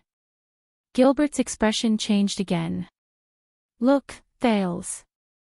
All the gods know thy perplexity." Meljen looked at him amiably. She looked confident. "If thou believest, the gods will protect thee." "Oh, Sunset. If you protect me," Thales did not bother to hide his sigh. "Can I stop being such a charlatan?" Meljen looked at his expression, and she understood what he meant. As expected, he did not believe in God since he grew up in the north. This was not strange. Ever since the Battle of Eradication, most of the Northerners no longer believed in the gods that were once revered as orthodox by the Empire, or any beliefs that were connected to them. Instead, they believed in the things brought by the founding king, who was not ashamed to have interbred with abnormal beasts. Barbaric and ignorant, arrogant and conceited. Meljen pursed her lips. God knows how much Bright Moon Temple and Dark Night Temple sacrificed to survive in that land. But this is the amazing thing about faith, isn't it? Just like how I was many years ago. I was also immersed in vanity and impulsiveness. I thought I understood my own life and found what I wanted in this world, so I ignored the teachings and arrangements of the gods. Fortunately, the gods are impartial and have no grudges. They only have protection and tolerance. Meljen gratefully made a prayer gesture in her sleeve, which Thales could not see. This way, the nervous little Nia behind her did not have to repeat after her. First of all, where did magic come from? Thales maintained his smile and shrugged to show that he did not know. "You must be joking. It would be great if I knew." "No, it would be terrible if she knew that I knew." Meljen gestured at the young nun behind her. "Nia." The seemingly thin and pitiful veiled girl received the hint. She laboriously but carefully took out a large square box that shone with a metallic luster from the luggage they brought and placed it on Thales' study table. "Wait a minute, it's not a box. It's made from thin plates that are stacked together from top to bottom. There are no gaps. It seems to be more like a book. The picture on the top of the metal box was a lifelike carving of a king dressed in military attire surrounded by a crowd. The carving style was simple and plain, but it was easy to understand. There were also some symbols carved around it that Thales found very familiar. They were similar to the language of the ancient empire. What is this? Thales frowned. He instinctively reached out to flip open the metal book. Asterisk slap. Asterisk, don't touch it. Thales felt pain on the back of his hand. He retracted his palm in shock, but he realized that the person who hit him was the young nun called Nia. Nia habitually extended her hand. He could vaguely see the fierce look on her face under her veil. It was as if she had done this action countless times to warn those who wanted to touch the metal book. But in the next second, when the young nun realized who she hit, she instantly panicked. Nia lowered her head and muttered softly, yes, no. Thales could only smile awkwardly. What else could he do? Let Doyle come in, drag her out, and kill her. Let Doyle come in, drag her out, and kill her. But Priestess Meljen quickly helped him out of his predicament. This is a metal nameplate found in King Anzac's tomb. King Anzac. Thales' gaze flickered. Wait, I've read this name before. Thales racked his brain and recalled the time he spent in the library in Dragon Cloud City. But it was clear that Meljen did not intend to give him the chance to show off his memories and knowledge. He was one of the previous kings of the human race during the Age of Kings, a relative of the royal family of the Shaywin Kingdom. When the last line of defense collapsed, the Iron Blood King died in battle, the Northland was lost, Shaywin was destroyed, and the ancient orcs marched southward on a large scale for a century. It was King Anzac who raised his arms and stood his ground against the objections of the masses. He united the kings of the humans who were fleeing in panic, formed a joint conference, defended the city, and waited for the opportunity to counterattack. He remembered the initiator of the Joint Conference of Kings and the symbolic figure of the era of multiple kings. But when he looked at the metal nameplate on the table, a strange expression appeared on his face. King Anzac, you raided his tomb. Priestess Meljen's expression immediately froze. Not us. There was a hint of displeasure in her tone. Thales coughed and said angrily, of course not. All of you are just, kind, naive, and innocent buyers and collectors, right? And this is... Thales shifted his attention back to the metal nameplate in front of him. He watched as Nia skillfully flipped open the first few pages, and a few images flashed past. The city walls collapsed, the sentry posts were destroyed, and countless people were beheaded. A huge figure came over with human heads and weapons in his hands. He approached a group of soldiers who had nowhere else to run to. The king on the cover was sitting at a round table. He waved his arms and spoke passionately. In ancient times, before paper and printing existed, people recorded important events in history on the nameplates made of special alloys so that they would not forget them. Meljen sat in her seat and said faintly, based on what I know, some places, including Northland, still retain this tradition. Thales remembered it.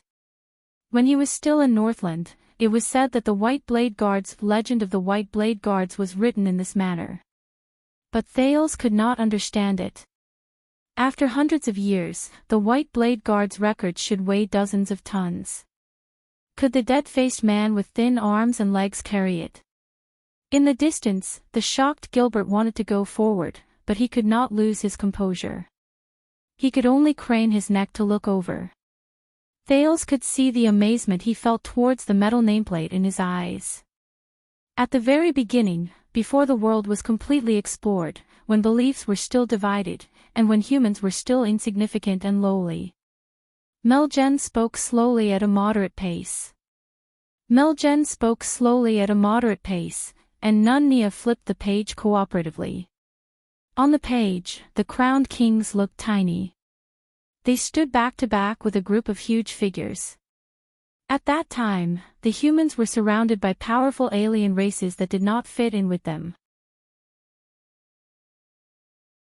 The bloodthirsty orcs who worshipped their ancestors went south to expand their territory, the elven kingdoms who worshipped nature were at the height of their hegemony, and the dwarven kings who worshipped iron and fire were ambitious. There were also great dragons and adversity beasts.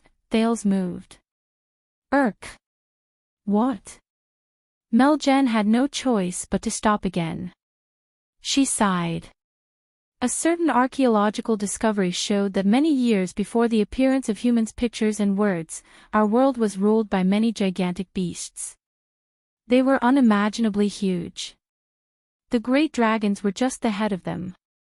They traveled between the sky and the earth without fear. They ruled over the mountains and the oceans. They used the world as their hunting grounds and the living creatures as their slaves. They did whatever they wanted to the insignificant insects, and they displayed boundless might. It was only then that Thales understood. Nia flipped to another page. A man with a crown stood at the top of the city wall. Many figures stood beside him. Some of them held weapons, some were dressed in long robes, and some leaned on their staffs. Among human beings, there is such a group of strategists. With their experience and wisdom, they give advice dutifully in the tents of the tribes, in the palaces of the nobles, and in the towers of the cities, trying to fight for a chance of respite for human beings. They were no different from Count Casso over there. In the distance, Gilbert's expression became a little darker. At that time, the dangerous environment practically forced the humans, who had the lowest status and were the weakest, to a dead end. Nia flipped to the next page. The engraving on this page attracted Thales' attention. In the boundless sky, an indistinct figure appeared in the picture of the sun. It looked down sternly and extended its arm to the king and his strategists. Until the gods looked down and pitied the weak. Meljen's words became more profound. Prophets and God's messengers descended one after another to point out the future path for humans and spread the faith of the gods. And the group of people I mentioned, Meljen raised her head. Some of them accepted the gods and their faith. They were pious and humble. Others are skeptical, and some even scoff at it, disapproving of it. Thales shuddered. He then saw Nia flip to the next page. Under the sun, the man with the crown stood in the middle. There were a few groups of people standing beside him. The two groups at the end of the left and right were the most eye-catching. The people on the right bowed and worshipped with humble expressions. The people on the left stood with their backs to the king, and their movements were different. Thales' expression became solemn when he saw the two groups of people standing beside the king. Meljen's words continued. The former built churches, rooted themselves in the people, and educated the people. The latter gathered together and formed their own faction. They opened up a different path. Meljen's words changed. And this was the beginning of the division between faith and magic, priests and wizards, temples, churches, and magic tower.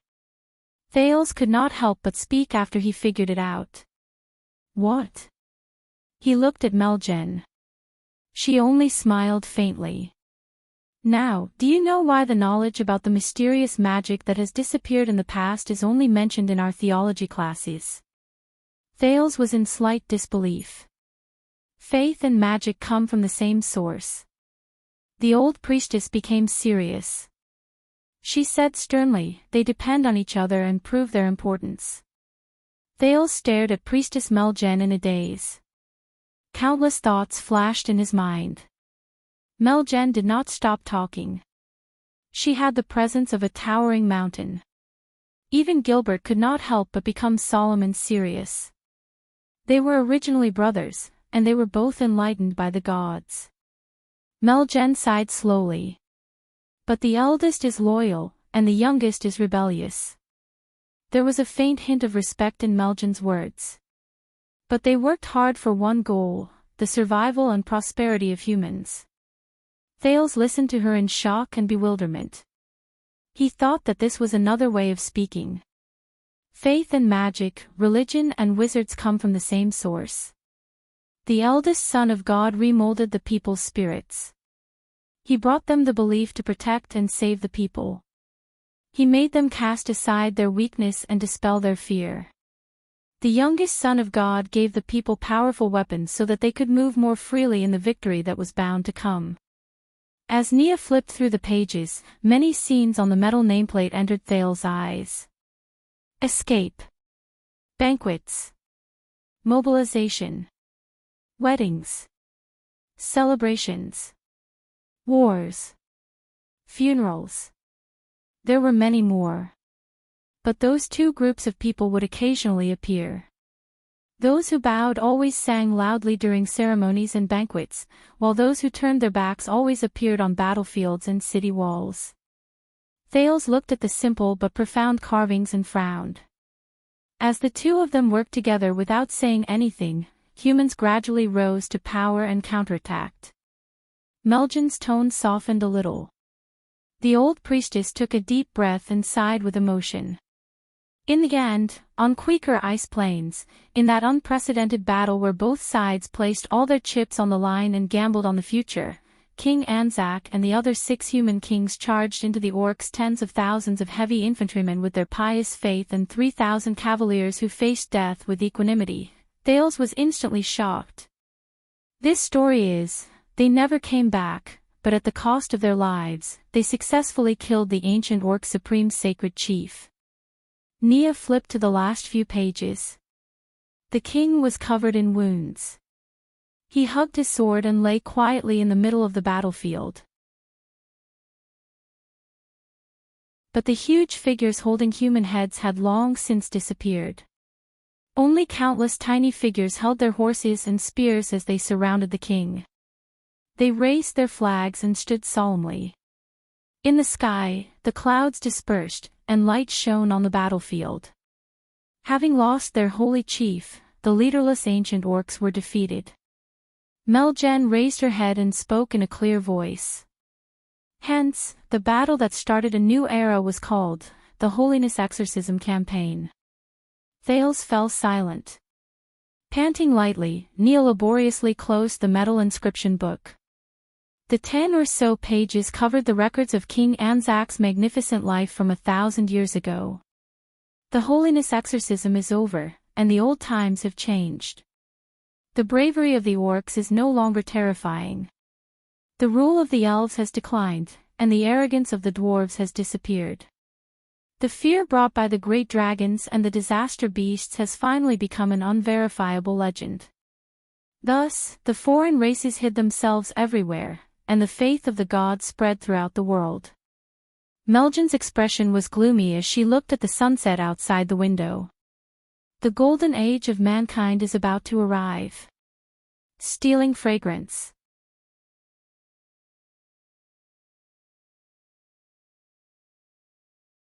Chapter 533.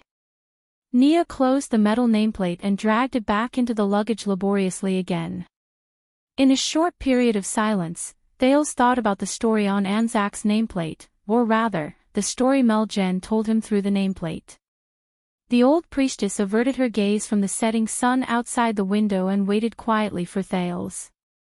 She seemed to have expected this silence. Faith and magic came from the same source.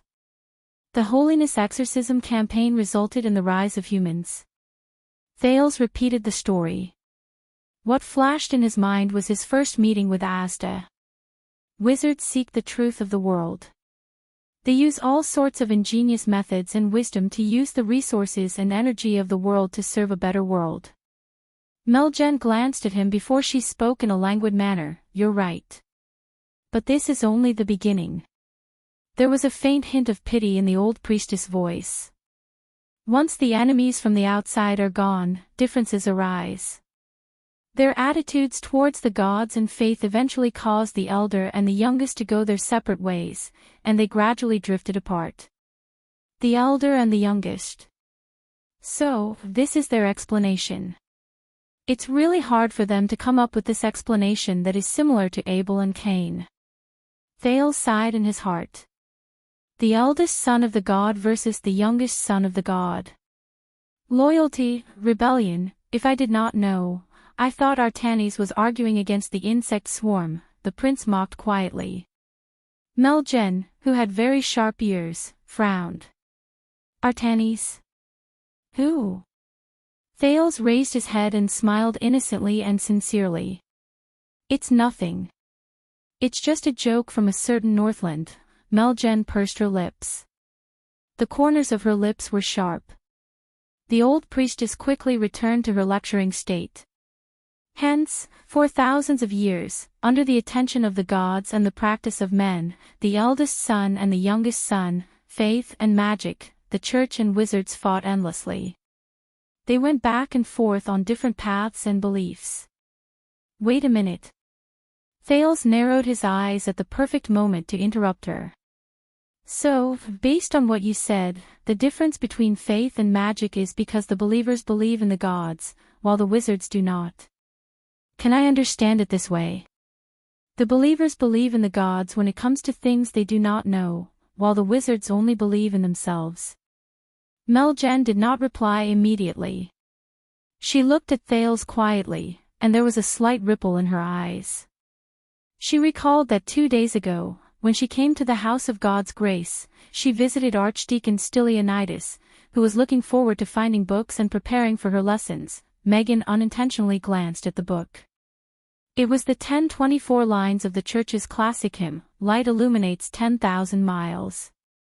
She also brought High Priestess Lycia's greetings and informed him that the duty of teaching Prince Thales come Duke of Star Lake will be taken over by him.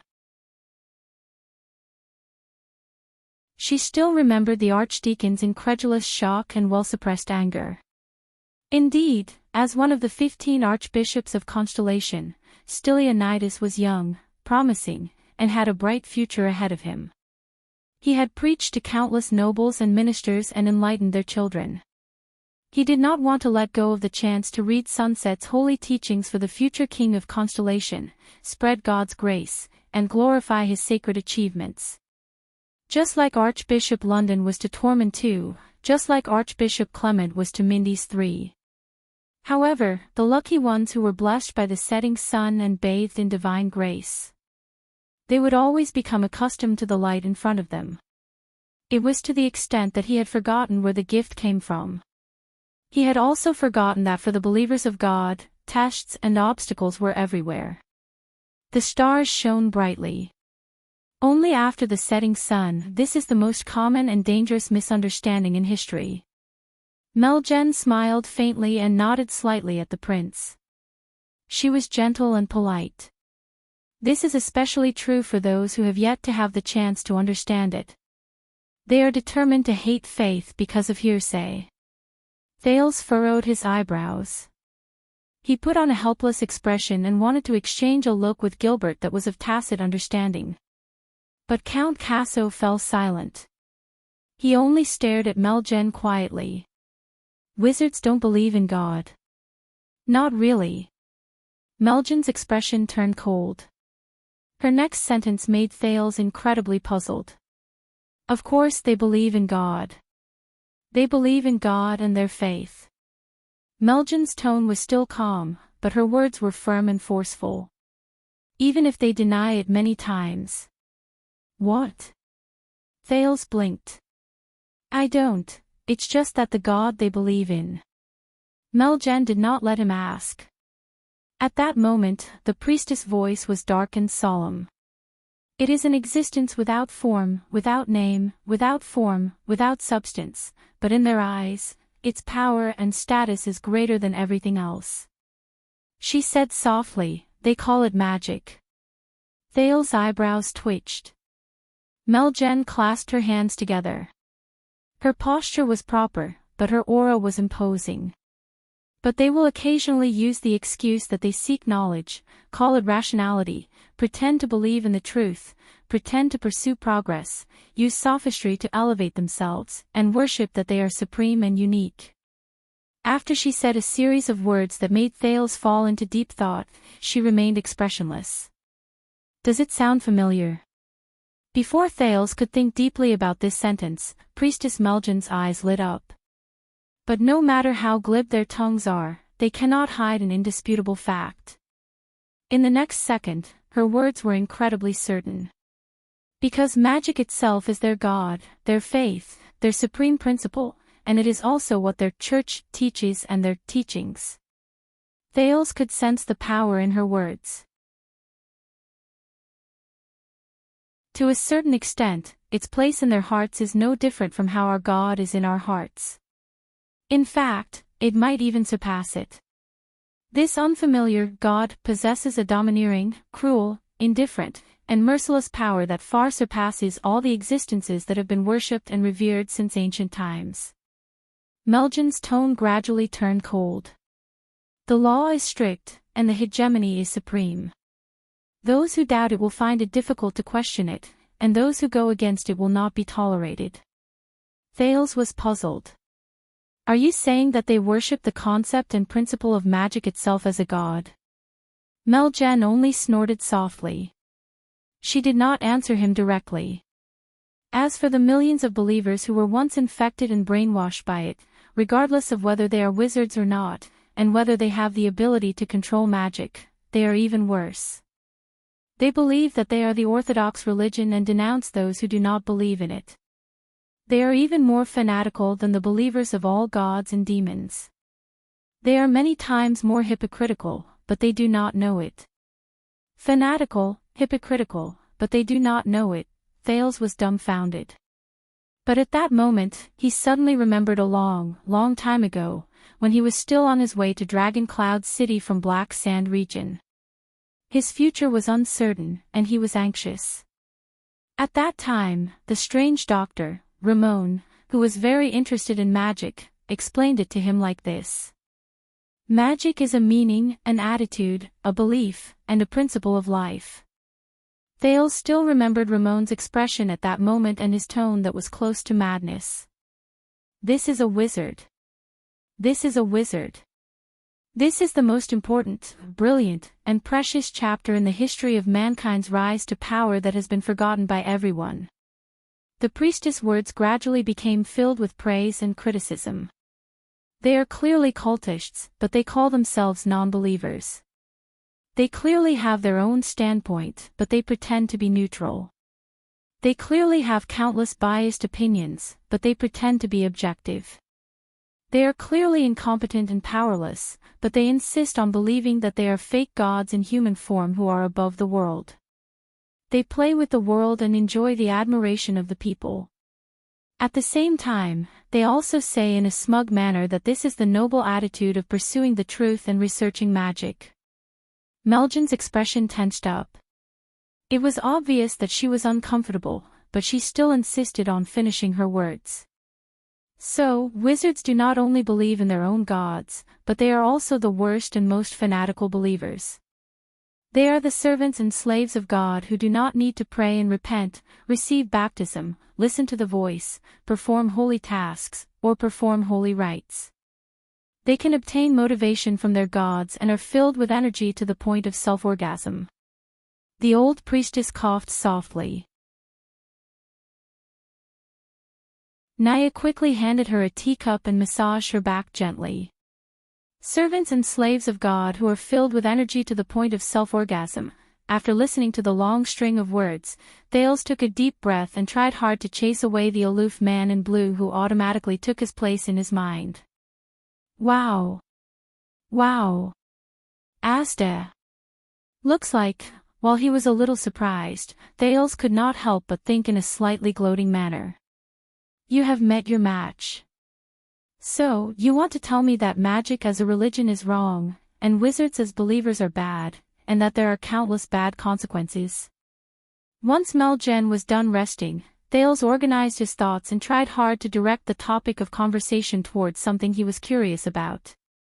And this is why we must resist and ban magic. But against his expectations, when she was asked this question, Priestess Melgen, who seemed to be very pious and hated magic, paused for a moment. She seemed to be thinking about it, and she looked a little lost and hesitant. She cast a profound glance at the sunset outside the window. I don't know. Thales was a little dumbfounded. What do you mean? Meljen looked away and shook her head. As believers of our God, tolerance and strictness are our commandments. So, we cannot be so arbitrary. We cannot make a judgment and say that magic itself is wrong just because we see that the consequences are not harmonious. When he heard her answer, Thales was a little shocked. The old priestess rubbed her arms. While she thought about it, she said cautiously, at most, we can say that countless wizards in history, countless people who use magic and worship magic have done many wrong things. Meljen's thoughts seemed to have cleared up a little. She then nodded. But if so many people who worshipped magic as their creed all did wrong things, the old priestess sighed slowly. Who can say that the supreme magic itself is definitely pure and untainted, and that it is not involved? So, I do not know the answer. And I cannot mislead you. Thales felt a little dizzy from this series of judgments that first pursued her fiercely, then gently let her off the hook. You have confused me. Meljen turned her head around and smiled apologetically at Thales. But I can find another angle. The priestess returned to her gentle and soft tone. Just as I said in the beginning, this is a field of knowledge about people. When I believe in our God, what is important is not how great and omnipotent I believe in her, even though she is, but whether I can become better after I believe in her. Can I become more beneficial to myself, others, and everything else? Meljen looked at him with a smile. Thales, I believe that God does not want us to worship them and be blindly superstitious. Instead, he wants us to look at each other with tolerance and compassion, and reflect on ourselves. Do not be blindly superstitious. Thales had a strange expression on his face.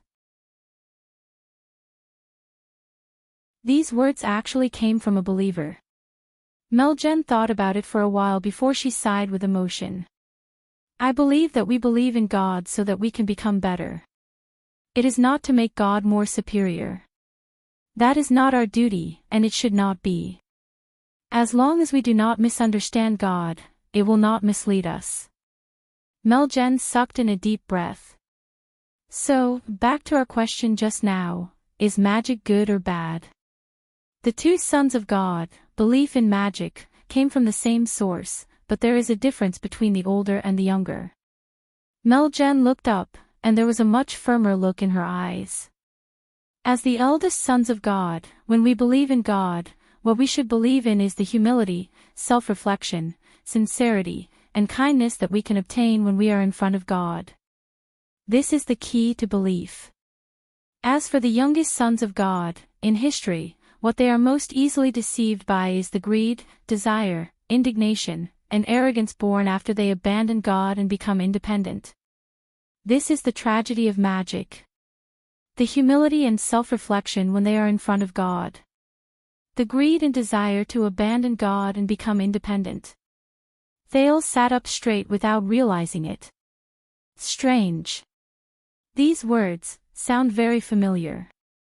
He realized once again that if he treated this old woman, who answered while thinking, sometimes paused, and sometimes hesitated, as a fanatic believer who only had "God is great" in her mind, he would be wrong. And it had been a long time since Gilbert interrupted her. And every time the youngest son becomes the ruler, he instigates people to question God and their beliefs, and exaggerates his own power and status. In the end, what emerges is the arrogance and ignorance of the mortals. Thales quirked an eyebrow. This is a humanistic religion. So, what you're trying to say is... The prince tried to keep up with the other party's words, which had been immersed in religious language for a long time. Magic is not wrong, but those who believe in magic can walk towards the sorrows of magic. Walk towards depravity. Plant the seeds of evil. Meljen smiled. It is not just magic, my child. It is not just magic. The expression on her face became much more benevolent. In every era, every person will have their own beliefs and their own God. Kings believe in power, merchants believe in wealth, artists believe in love, nobles believe in status, scholars believe in knowledge. There are too many of them, and magic is not the only one. Kings believe in power. Thales tensed up. But no matter what you believe in, the faith in your heart that is originally flawless can be tainted, and it can be replaced without you even knowing it. It can change from reverence towards God's great achievements, from the knowledge of one's own insignificance, from the need to be humble, from the countless good things that can be brought about by faith, to something else. Meljen said solemnly, "So, no, it is not magic that brought about the path of the youngest, but the path of the youngest corrupts the people who believe in magic."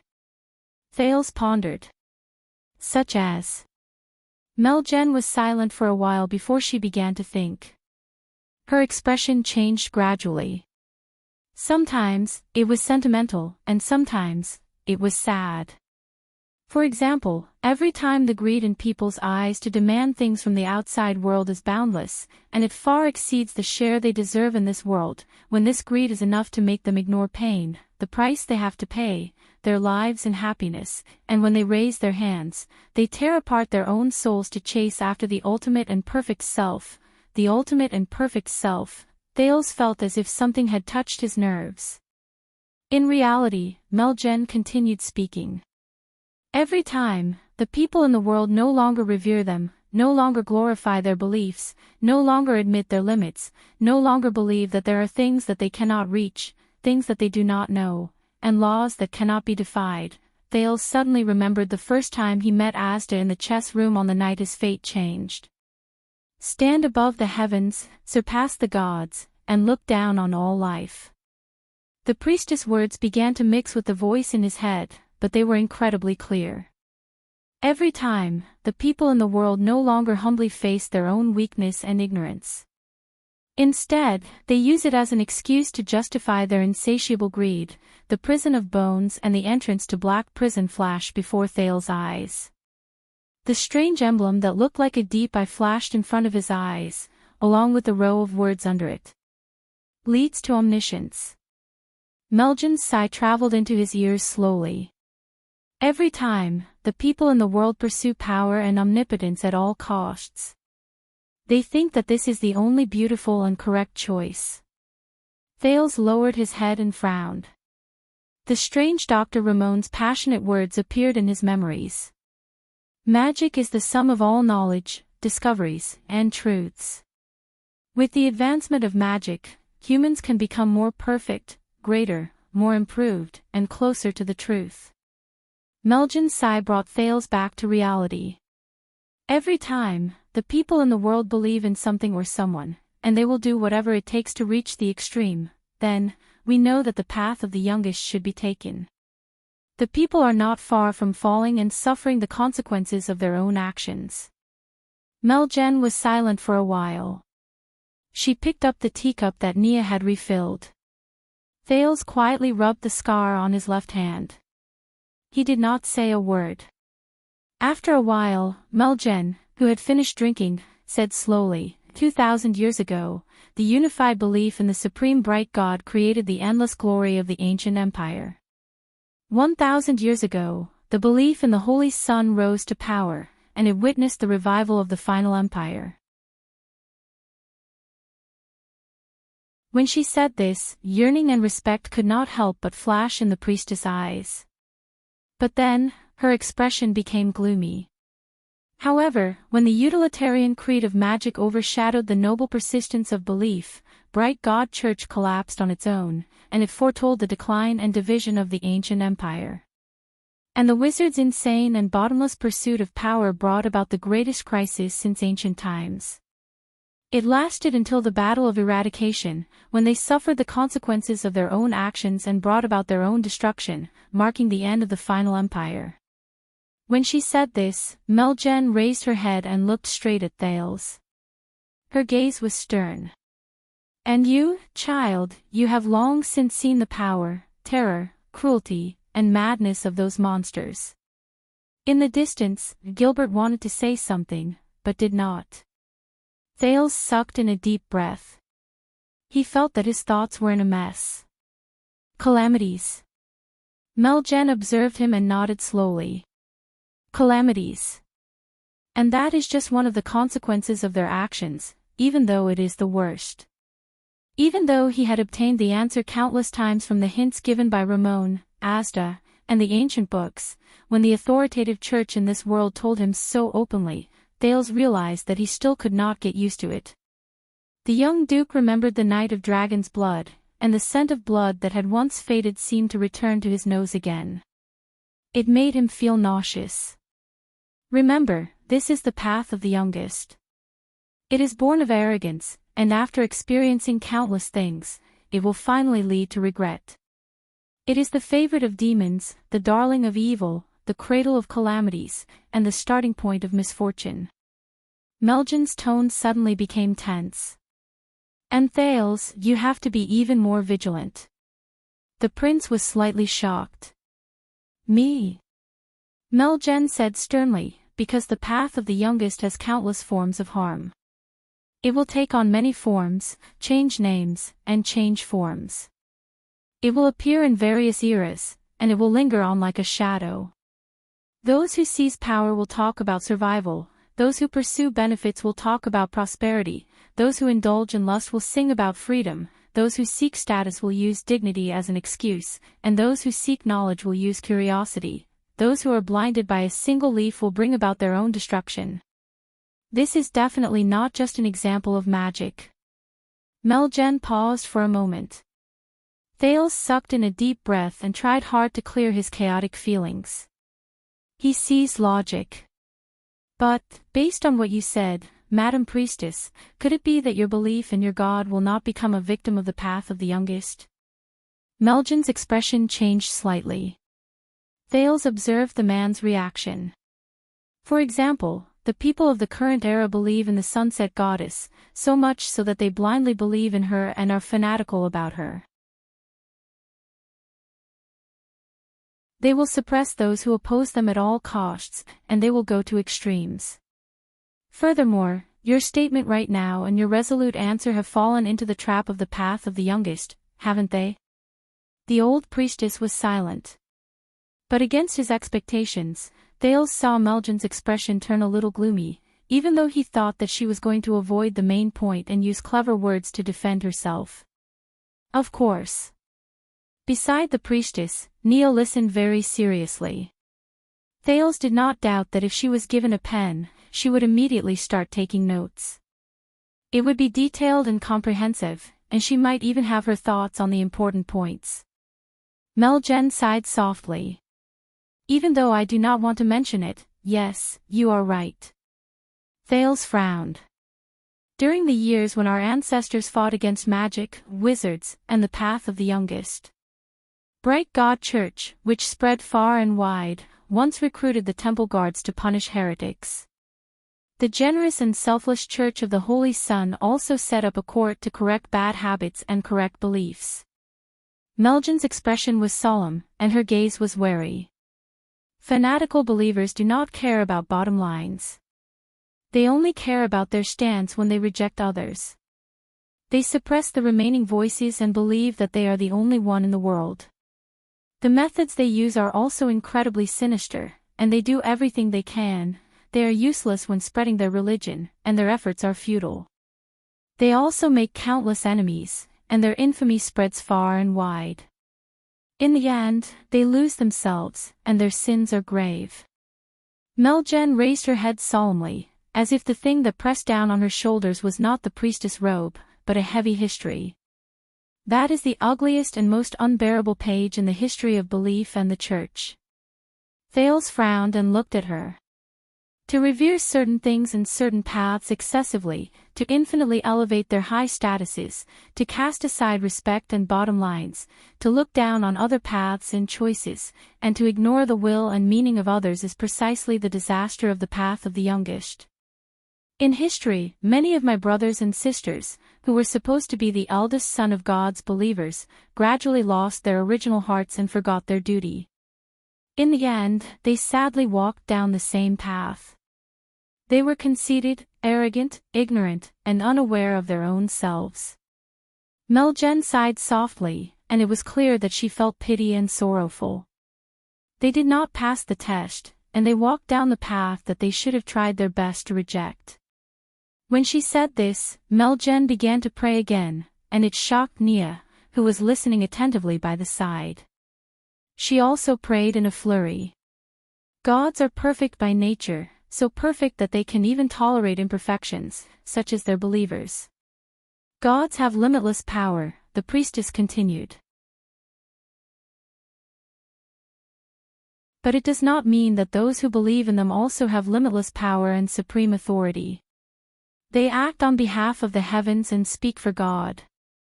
Meljen's voice echoed in the room, and it made everyone think deeply. So, when we reflect on the disaster brought about by magic, we must also be careful. We must reflect, and ask questions. We cannot let our enemies, who we are most wary of, take advantage of us and fall from grace. Only by glorifying ourselves can we glorify God. If we believe too much in gods, it will be easy for us to lose ourselves. Meljen finished praying and did not speak anymore. As if everything had come to an end, the room was silent for a long time. Thales tried his best to get rid of the heaviness in his emotions and think of something lighter. Interesting. He curled up the corners of his lips. So, based on what Priestess Meljen said just now, not only can I not believe in God, I cannot believe in God too much. If I don't believe in God, my world will forever be missing a part. But if I believe in God too much, the path of the youngest will be waiting for me. So, what is God? Atsundara.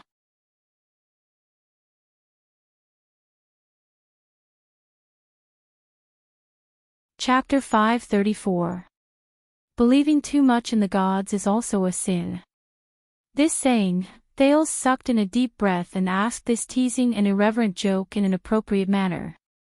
Priestess Meljen, does your goddess agree? However, Meljen laughed. Her tone was relaxed.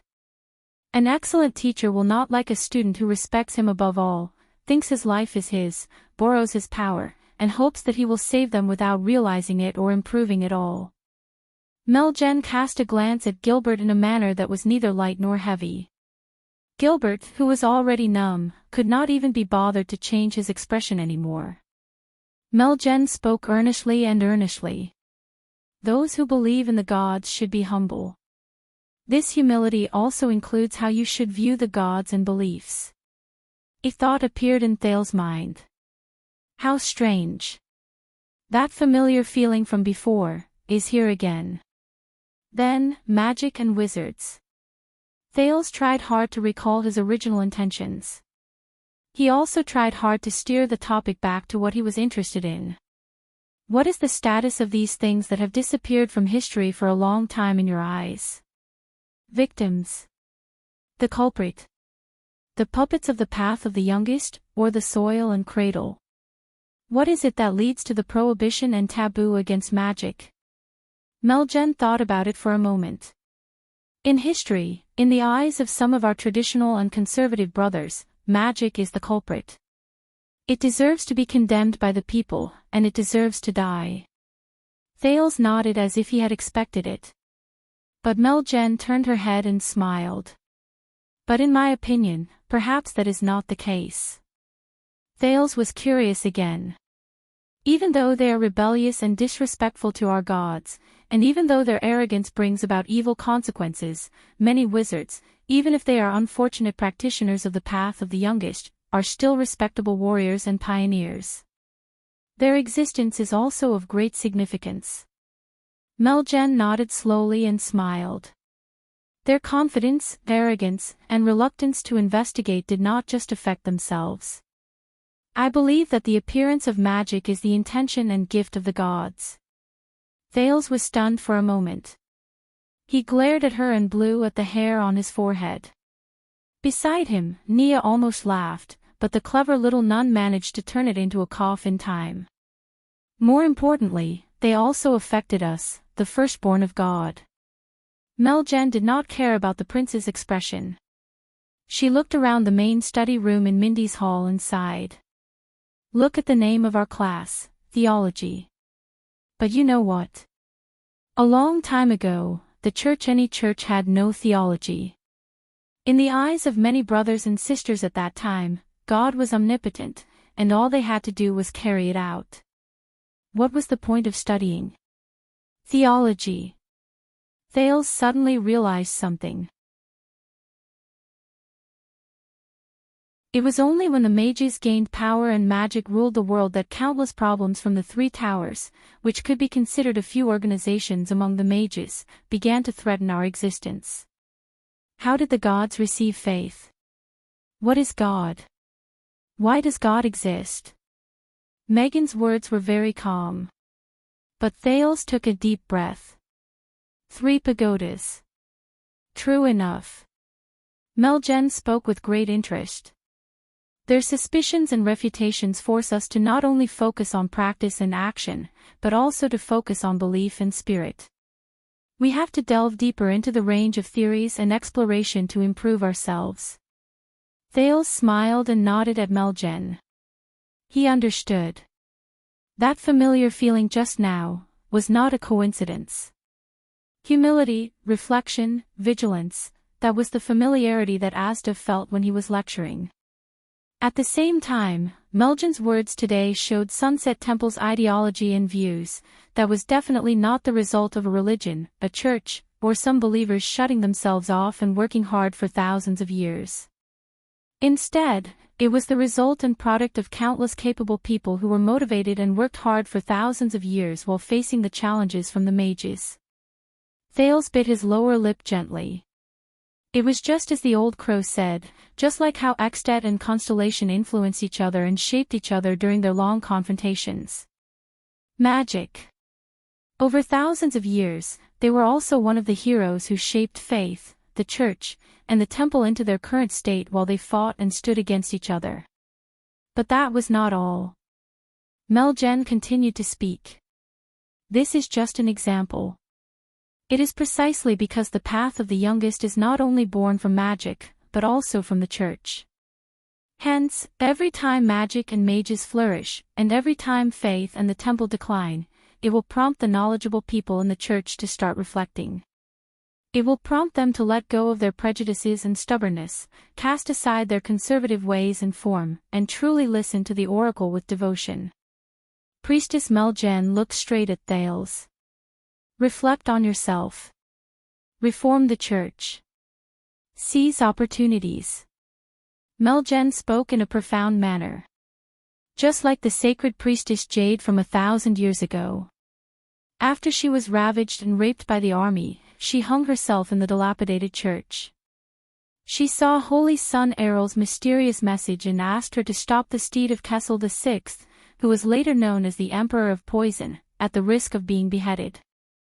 Just like the prophet Mahathir from 700 years ago. When he was dying on the battlefield after the calamity wreaked havoc, he heard Sunset Goddess's decree and extended a helping hand to find his fated king of Renaissance.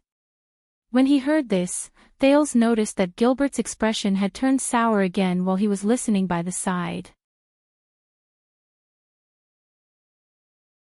So, even when magic was prevalent, the mages controlled the court, monopolized knowledge, and looked down on the rest, even when the path of the youngest was the most respected, and it was powerful and domineering. Meljen's expression was rather touched.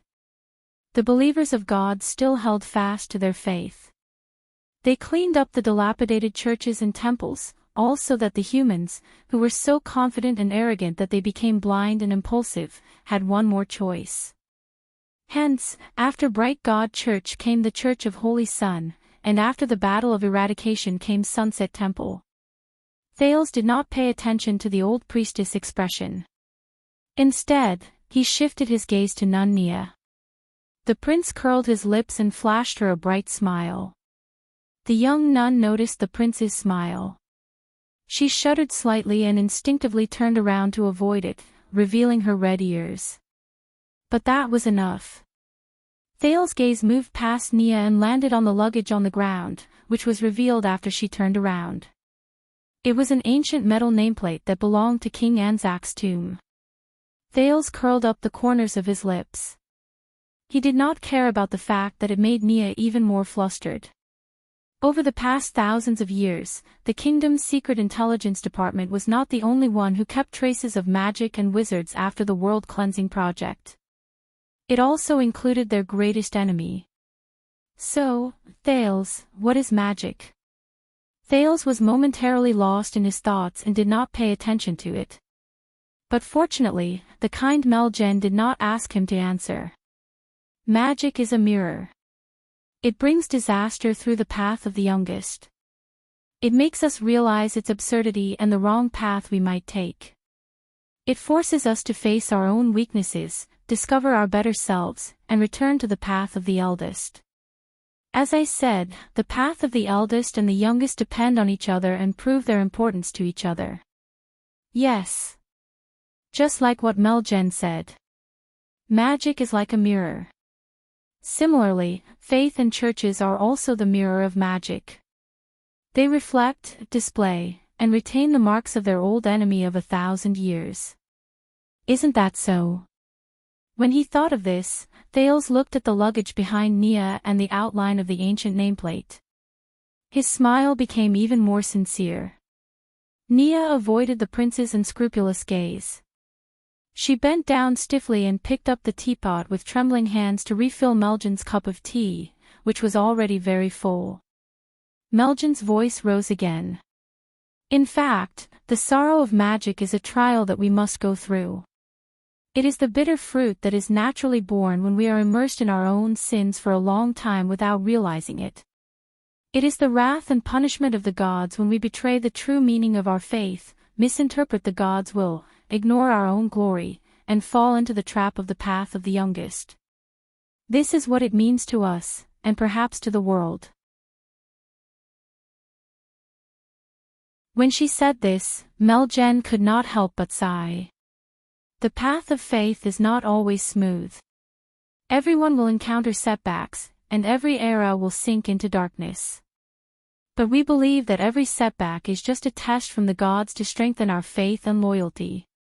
They are the ones who encourage the conflict between the young and old to show us the path that humans should take.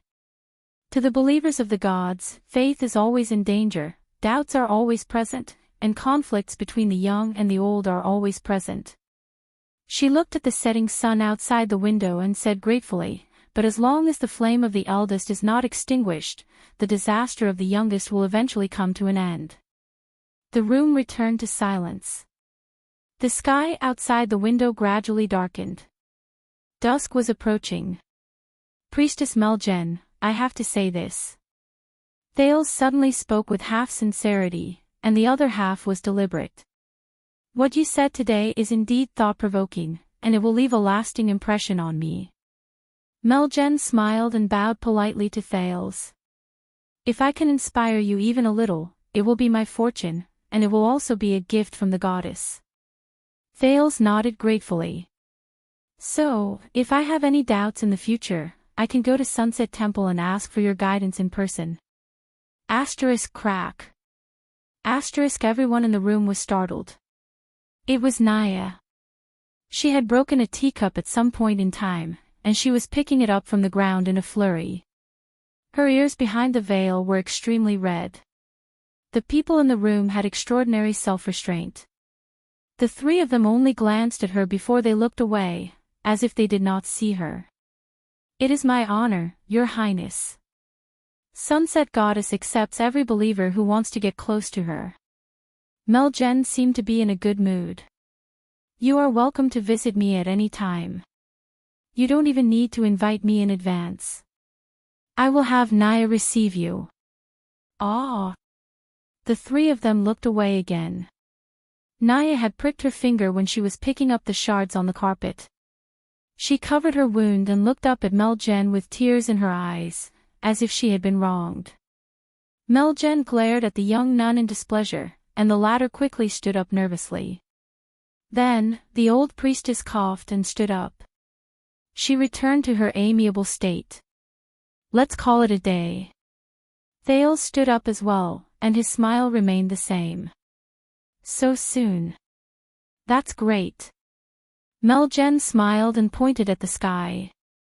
The setting sun has passed, and dark night is about to arrive. Her tone was a little profound. However, the starry sky is bright, and it foretells a myriad of things. It cannot be imagined. Thales blinked. Is this a prophecy? The kind that flatters me. Besides the prophets and messengers of God, no one can make a prophecy. Meljen smiled softly. But even if it is a prophecy, it is just a prophecy. Thales did not understand the logic behind her rambling, so he decided to just continue smiling. Besides, Madame Gines told me to give you more time to rest. This caused Thales to be slightly moved. You know Madame Gines. I know many people, Meljen said with a myriad of emotions in her voice, and I have also seen many things. However, the things that God knows and has seen will only be more. However, they only remain silent and protect the living. Thales could only smile politely again. God protects the living. The teenager pinched the scar at the center of his left palm. It was a scar that was left behind many times due to using mystic energy, and it was difficult to get rid of it. All right. If there really is a God, Thales thought in a mocking manner, then it definitely doesn't know me. After he watched Meljen and Nia leave into the distance, Gilbert slowly walked over.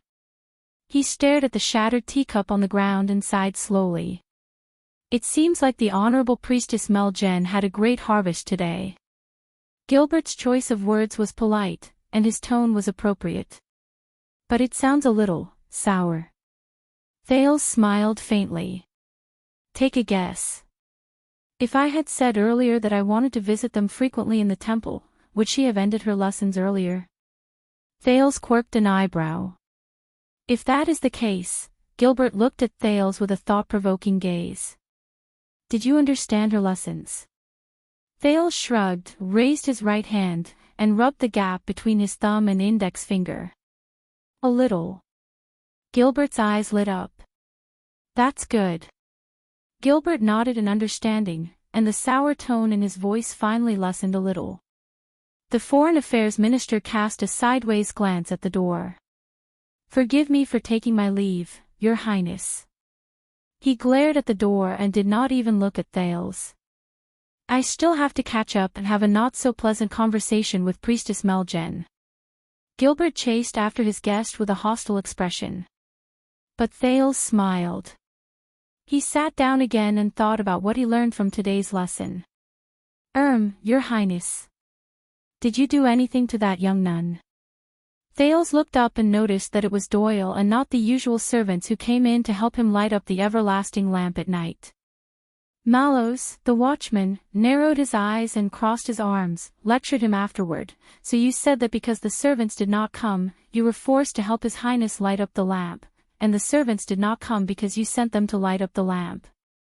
Doyle, don't you think that there is something wrong with your explanation? Doyle said in puzzlement, I just noticed that when she left, she kept turning around to look at you. She looked very scared. Thales frowned. I didn't do anything. Doyle lit up a lamp. He seemed to be deep in thought, and his expression slowly changed. All right then. But that scary old lady, Thales looked up again. As the lamp was lit up, Doyle was seen mumbling, I was very close, and could not help but listen. You know, the eldest and the youngest depend on each other. What she said made sense, didn't it? Thales stretched his arms and curled up the corners of his lips.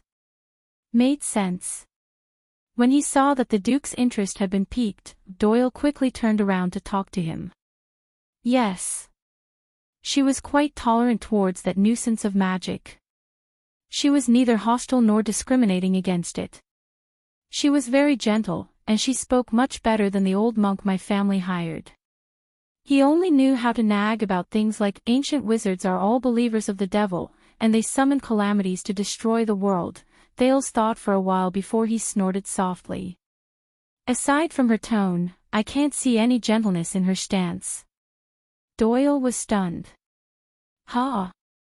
But she did not completely deny magic. She even reflected on the church's own mistakes and said that magic and wizards are the driving force behind their improvement. As he listened to Doyle's words, Thales' expression changed several times. A few seconds later, when Doyle's voice slowly faded away, Thales spoke again. As expected, Gilbert was right. Thales sighed. Grammar lessons are really important. Doyle's smile froze. What? Thales leaned against the back of his chair and looked at the confused Doyle in front of him.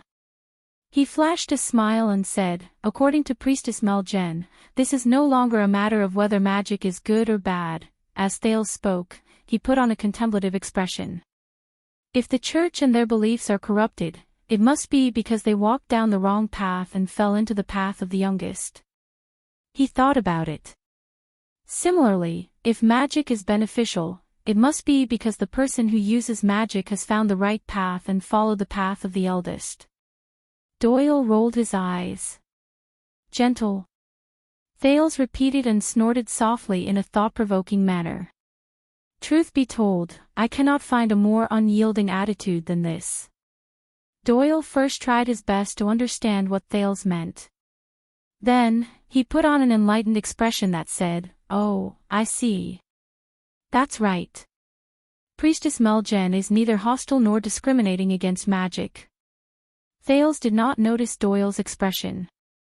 Instead, he said in a daze, he said absent-mindedly, on the contrary. She wants to use the name of the gods, to dominate magic. Thales looked out the window with a profound gaze. It was dusk, and the sun was about to disappear from the horizon. And, what leads to the prohibition and taboo of magic? Thales recalled the question he had asked twice since the beginning of the lesson. Meljen did not answer. Is it because she's old and her memory is bad? Or, is it a coincidence? Doyle blinked in bewilderment.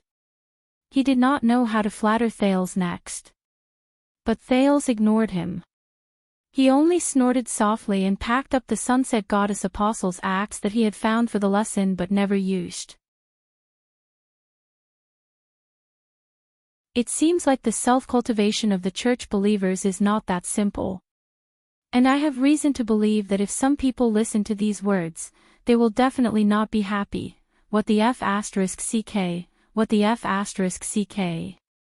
Thales' muttering suddenly turned into loud cries of surprise.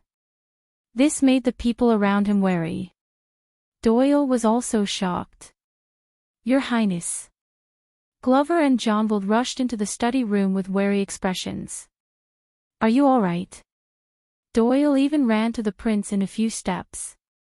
He glared at Thales and pressed his hand on his sword as if he was loyal. What happened? Thales took a deep breath and calmed his emotions, but his face was livid. His eyes were wide open. I'm fine. Thales raised his head. His sitting posture was very unnatural. You may leave. He finished his sentence with a gloomy expression. Glover and Jonvald breathed a sigh of relief. They scanned the study, then checked the windows and bookshelves, including the ridiculously large eternal oil clock. Only then did they prepare to leave warily. Are you sure? But Doyle's attention was on Thales. He looked nervous.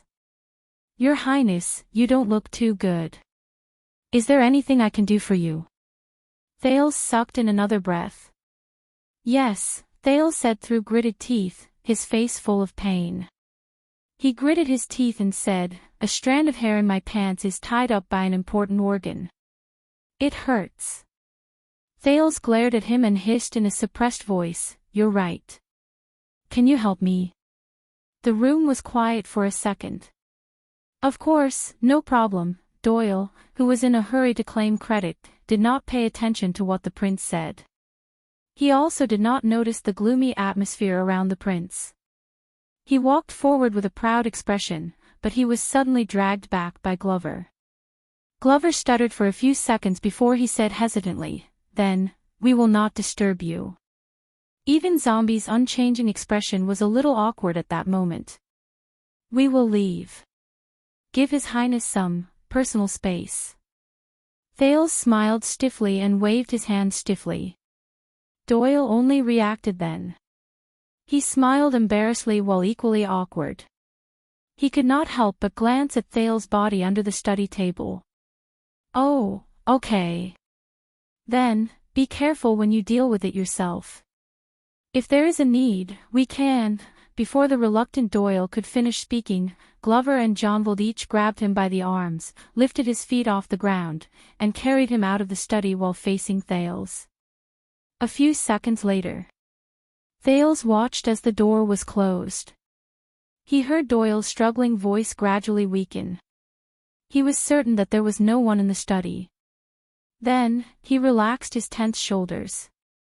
The gloomy atmosphere around the prince gradually dissipated. The Duke of Starlake sighed, but he still looked like he was in pain. He lowered his head and reached his hand under the study table.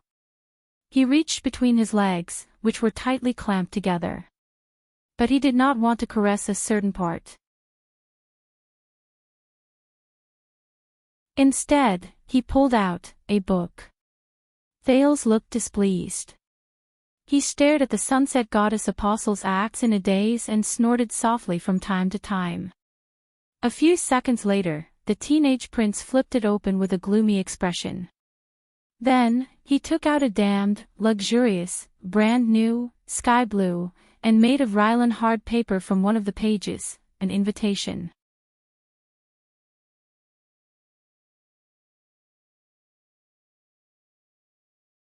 Chapter 535. Very good, Your Highness. Please straighten your arms. I want to confirm it again. Yes, that's it. Thales was like a dead fish in a hot pot. He widened his eyes and raised his arms with creaking sounds as the royal tailor spoke. If it's a welcoming banquet, I'm not inclined to wear sleeves that are too dignified. Please straighten your back and stretch your legs. That's right.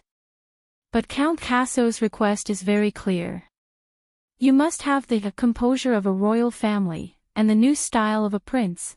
Thales, who was immersed in the new style of a prince, was expressionless. He stiffened his waist numbly and felt that he had lost the last bit of hope that was worth fighting for in his life. This was supposed to be his mathematics class. Look at Scholar Julio standing in front of the blackboard with an embarrassed expression. He did not know what to do with his hands. But obviously, as the date of the welcoming banquet approached, his schedule became tighter, and his schedule became more and more full. Yet, matters of all sizes came rushing at him like moths flying into a flame, so much so that he had to take measurements for his formal attire for the banquet during the interval between his mathematics classes. Or, in Thales' eyes, it was the royal rare animal pre-exhibition of the tailoring world. 6 years ago, I didn't manage to make it to your appearance. In the end, you wore that outfit and stood in the Hall of Stars, causing you to be looked down upon by those arrogant dukes and counts. Sigh, my heart ached when I saw that. In the end, when I went back, all my peers congratulated me. Oh my, the prince's new style is great. Tisk, it's hilarious. I had to explain for a long time that it wasn't a new work. It was just an old style that was used. I didn't manage to make it to the second prince's outfit, but who can blame me? After all, you were going to appear as the royal family surprise, and it was very important to keep it a secret. Thales did not like the tailor's measurements. It gave him the illusion that his every move was controlled, that he was under pressure, and that he was not free, as if he was not in that situation before. When his personal tailor was a certain greasy old man who liked to plant thick hair covers and thick hair oil on his head for a long period of time, the feeling was even more unforgettable and intense. But I can assure you, Your Highness, this time, with me around, you'll definitely be the main character of the banquet. You'll be even more stunning than Princess Saoirse's wedding. You'll be even more eye-catching than Prince Herman's coming-of-age ceremony. That face of his back then. Hee, ioyo, hee. You have to know, that's not even the work I'm most proud of. The best would be the other royal wedding. Do you want to broaden your shoulders? That's right, it's great. The master tailor Damon elegantly put down a tape measure from a plate offered by an apprentice with both hands. Then, he picked up a hard ruler from the plate of another apprentice who was trembling from the sight of the prince. He practically wanted to wave it around like a baton to match his idle chatter. Oh, yes. Originally, I didn't really want to boast, but since your highness has condescended to ask, Thales dared to swear on little rascal's name that he did not ask, I'm embarrassed to avoid answering. That's right. I was the one who designed and tailored their formal attire and customer service. Actually, it's not something worth mentioning. My work is my work. After all, my family has been tailoring clothes for the royal family since my great-grandfather's generation. At that time, the witch queen, Vera, who was famous for being beautiful and picky, chose his work with just one glance out of so many tailors who were competing for the position. So, after all, my family has been around for so many years. Our reputation is tiring, and we're used to it. It's not a big deal. It's just that after our work was released, the tailors in the market always liked to copy our style. In just a few weeks, the entire kingdom would be using the same style. Sometimes, they would even copy one of our mistakes and treat it as a classic. What a joke. I'm not saying that we will make mistakes, Your Highness. It's just that I think there's a need to be humble. After all, after so many years, the Damon family is still the royal tailor. We're the highest judge in the fashion design competition in the capital city. We rely on being humble and low profile, making progress with an open mind, and being conscientious. Fortunately, someone saved him. Vanguard Glover, who was watching from the side, Doyle was punished by Mallows to help the servants transport the lamp oil in the kitchen, said coldly, if you can't finish taking measurements, the Zavak family, who specializes in tailoring the clothes for the Sun, Sword and Shield family, said that they only need 30 seconds to take measurements. Master Damon looked as if he was bitten by a giant dragon. He jumped up from the side of the stool valiantly and almost reached Thales' shoulder. He scowled and glared at Thales amidst the oil and powder on his face. Hey, kid, let me tell you.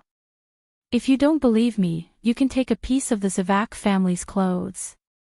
You can tell from the stitches that they are heretics in the world of sewing.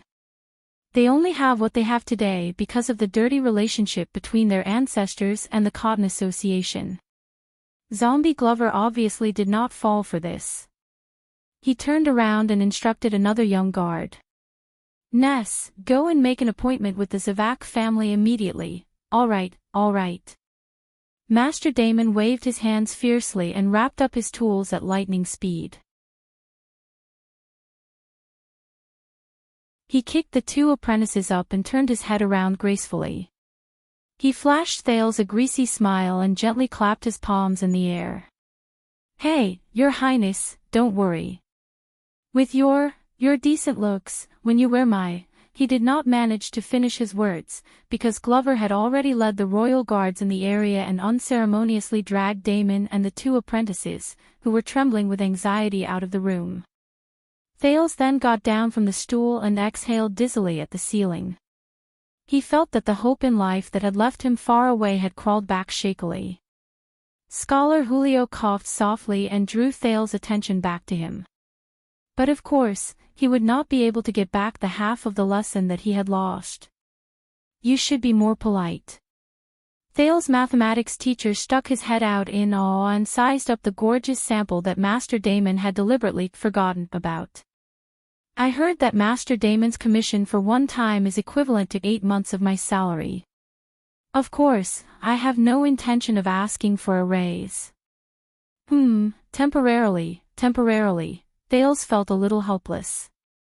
I'm guessing that a gorgeous outfit that can amaze the eyes of a banquet is much easier to be praised than a mathematical technique that calculates the errors of the Holy Pursuit Day every year.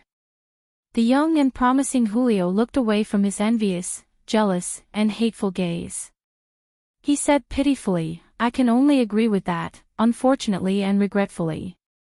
Thales smiled and returned to his desk. Very good, Your Highness. It seems that you can understand and apply Vice Bishop Leish's concept of the two-dimensional coordinate system very well. So, now, if you calculate two related variables, it should be much more intuitive. Scholar Julio returned to his teaching mode. He held the syllabus in one hand and chalk in the other. He was worried about how he could finish the day's content in half of the lesson. Yes. Thales looked at the graphs and numbers on the paper and sighed. How astonishing. This mathematical knowledge was actually invented by a traditional and pious theologian hundreds of years ago. Julio's eyes brightened. During the era of Jackal Sumer III, Saint Leisha was not just a theologian. His achievements in mathematics were in no way inferior to his knowledge of divinity and philosophical speculations. And the method you used just now to express the rate of change of numbers using the geometric coordinate system was something he came up with to solve the problem of crowd evacuation after the city's celebration. It was recorded in Arched Sea City's collection of enlightenment. Julio's smile was very excited. At the same time he introduced Saint Leisha, he was happy that the prince was actually interested in this unpopular knowledge that many nobles scoffed at. I see. Thales could not help but sigh when he thought about the theology lesson a few days ago. Sunset Church, a religion that regards God as the supreme being, actually has such a talent. How interesting. Julio nodded, but his expression immediately froze. He seemed to be hesitating about something. Your Highness, this might be a little presumptuous, but I know that you have begun your theology lesson. Thales raised his eyebrows. You know. Scholar Julio shrugged and lowered his voice. I think that you should, build a good relationship with the church. Sometimes, you might as well ignore some small conflicts of ideals. It can save you a lot of trouble, this is a rare thing. Thales shifted his butt and leaned against the back of his chair. He was very interested. What do you mean? Scholar Bonner, who was in charge of the grammar lesson, had an old-fashioned style. He was slow and unhurried, but he often said shocking things that would make even a few Thales speechless. Your Highness, why you're in such a hurry after class? Are you going to at 8? Gilbert, on the other hand, took up the responsibility of a political lesson and the history lesson.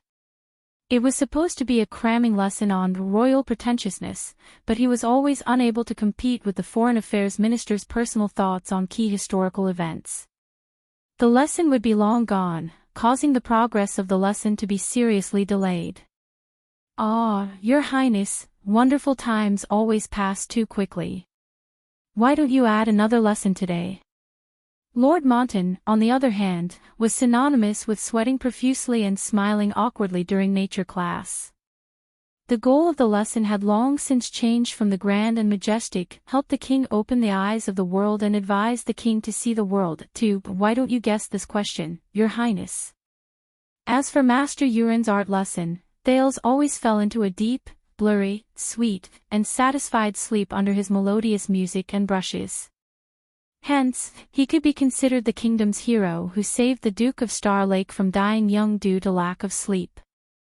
However, the mathematics teacher, Julio.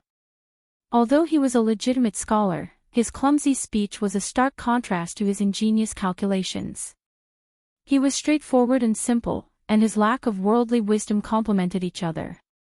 It always made Thales wonder how he managed to get such a lucrative job that brought him both fame and fortune.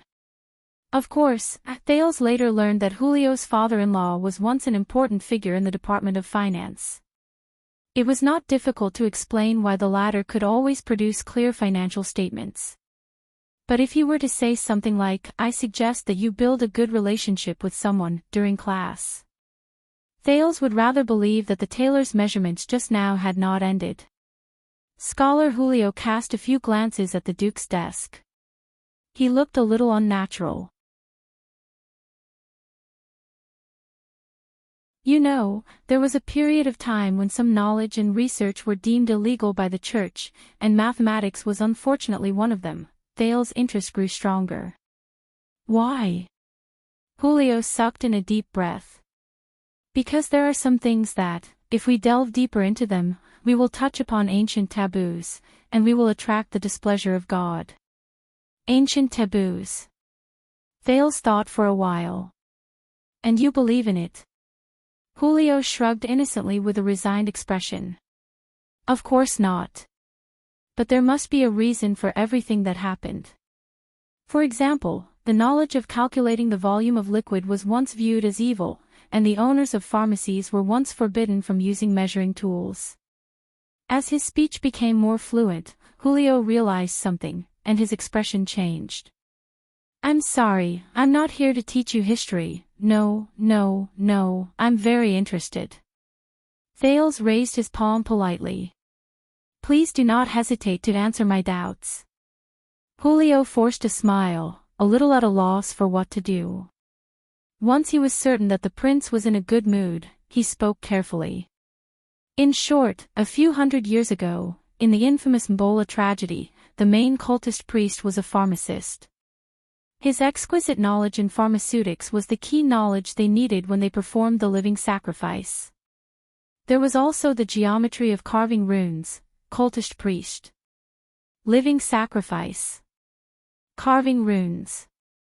Thales raised his eyebrows. Julio coughed. Since then, pharmaceutics and geometry became infamous along with the legends of witches, demons, and evil gods. What does that have to do with my theology class? Julio was stunned for a moment before he remembered what he wanted to say. Oh, thank you for reminding me. I almost forgot the main topic. In short, at that time, the church, including Sunset Goddess, was still, traditional. For a long time, the scholars did not have a good time, even in Dragon Kiss Academy.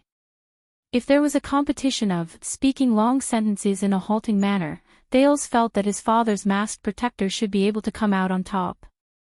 But Yodel could not let his guard down, because if they were to compete in long sentences outside of his field, then Scholar Julio would definitely be a strong contender for the title of champion. If they were to add going off topic, then there was no need to ask, he would bet his entire fortune on Julio. Thales glared at him. Until people like Vicar General Saint Lisieux, who had the status of the church and the ambition to expand their knowledge, safely carried out their research. It's all thanks to their foresight that you and I can be here. Scholar Julio stared at the numbers and symbols on the paper. His gaze was gentle and tender, as if he was looking at his lover. Studying these cute formulas while standing on the accumulated knowledge of our predecessors. Julio sucked in a breath, and his expression became solemn again. So, Your Highness, there is no harm in being on good terms with the church, especially when they are at the peak of their power, even if it is not to your liking. This way, a lot of difficulties will be easily solved. Thales stared at Julio with an unprecedented and thought-provoking gaze. What about you? Julio's eyes brightened. He raised his finger and waved it at Thales, as if he was presenting a treasure. Then, he pulled out a brass disciplinary chain from his chest. Look, I am a devout believer of Sunset Church, and I am also an honorary priest of Royal Light Academy's theology branch. I often go to the temple to pray, and when I return to the countryside, I often go to the church. Julio's eyes were full of smugness and flaunting. It seemed to be some kind of achievement. I study mathematics in the name of God. Thales snickered. This made Scholar Julio's expression stiffen. He did not know whether to lift or put his hands down. Why? Thales coughed a few times to hide his laughter. Why did you tell me specifically? Julio put down the disciplinary chain and wiped his hands on his clothes. Then, he carefully pointed at Thales' table. You have been holding that book for a few days. You almost made a handprint on the cover. Thales looked down. Pressed under his draft paper was the Sunset Apostles' Acts. The Duke of Star Lake was stunned. A few seconds later, Thales pressed his head and sighed in resignation. How could he make such a low-level mistake? Was it because he was under too much pressure after returning to Constellation? If he were in Northland and in Heroic Spirit Palace, Thales would definitely be cautious enough to change a new book every day so that he would not be easily discovered. Well, he could not say that. After all, Nicholas's intelligence was not to be underestimated. You are a smart child, Your Highness. Julio was a little worried. I mean, not many people can understand so many complicated mathematical problems at your age, not to mention that you just came back from the barbaric Northland. No offense. And people who have such thoughts are usually not satisfied with boring theological preaching and religious preaching. I know, I have experienced it, but, Julio pointed at the wrinkled cover of the ancient religious book. When you want to tear the book to vent your anger, don't let anyone see it. Thales rubbed the handprint on the Apostles' Acts, which was clearly clearer than a few days ago. He was silent for a while. I just read it too seriously. Then you don't have to worry too much. This time, it was Julio's turn to worry about whether he was interfering too much with the prince's life. He lowered his head and said sheepishly, Fortunately, the current era is enlightened. In ancient times, doing this would not end well. Thales snickered. Don't worry. At least, I'm neither too young nor too old. I can be considered a prince. More than 400 years ago, alien star, Herman was also the eldest son and heir of Ascension King, but he was still killed because of blasphemy. Scholar Julio's words came to an abrupt halt. Thales' smile froze. The room became quiet. A few seconds later, Julio realized what he had said. He stared at Thales in horror, then looked around in panic. Your Highness, Thales put on a stern face. Scholar Julio, have we solved this problem? Oh, of course, Your Grace, Your Highness. Why don't we end the lesson? Julio looked like he was about to cry. Thales was silent for a while before he raised his head and smiled. All right. Julio heaved a long sigh of relief. He picked up his teaching materials and tools and left in a fluster. He did not even remember that the disciplinary chain was still hanging outside his clothes. Your Grace, about what I said today, Count Casso, Thales sighed softly. Gilbert won't know. Thank you, Your Highness. Julio left while trembling. Julio's back trembled violently. Thank you as well, Thales said softly. Perhaps he knew that he had said something he should not have. Scholar Julio, who was used to dragging class, was much more considerate than usual. He even ended class half an hour earlier. During the history lesson in the afternoon, before Gilbert rushed over to talk about the political gains and losses of the King of Blades, Thales had a rare moment of free time. Thales sat quietly in the study room. His gaze wandered over the cover of Sunset Apostles' Acts, but he could not get over Julio's words. Glover, close the door. I want to take a nap. The zombie at the door did not have any extra reaction. He did not ask about Thales' well-being, nor did he make a fuss. He just nodded quietly and closed the door behind him. His voice came from outside the door, giving orders to the guards on duty. Based on this alone, Vanguard Glover was indeed much more competent than Doyle. Low-key and obedient. Silent and cold. Never doing anything unnecessary. Thales thought gloomily. He was probably the type that King Kessel trusted. For some reason, when he thought of this, his heart tightened. If he had to choose, Thales still felt that it would be easier to get along with people like Doyle. Why? Thales sighed. He sized up the empty study room, put away the secret apostle's axe, stood up, and walked to the bookshelf behind him. The Duke skillfully pried open the mechanism on one of the baffles and pulled open the bookshelf. He entered the secret room in the study room.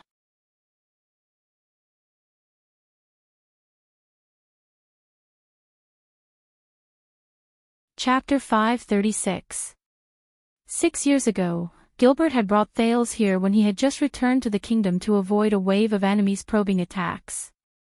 6 years later, Thales became the master of Mindy's Hall, and this place was naturally used by him, even though Gilbert believed that as Thales' identity was made public and the royal guards were stationed here, this place would no longer be of use. Thales locked the secret door from the inside and lifted the thick cloth covering the luminous stones. With the dim light, he looked at the small hole that allowed him to monitor all parts of Mindy's Hall. In the antechamber, Mallows was politely sending off the uneasy scholar Julio.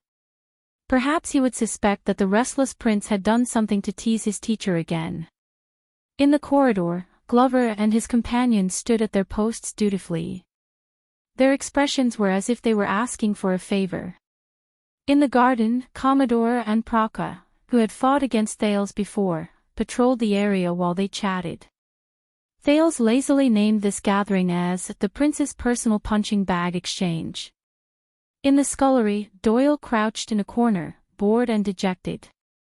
He bit into a long piece of butter bread and watched the servants bustle about for lunch. Thales then took a deep breath and collapsed on the couch in the secret room. After a few deep breaths, he rubbed the center of his brows with his back against the couch in the darkness around him. He felt a sense of peace that he had not felt for a long time.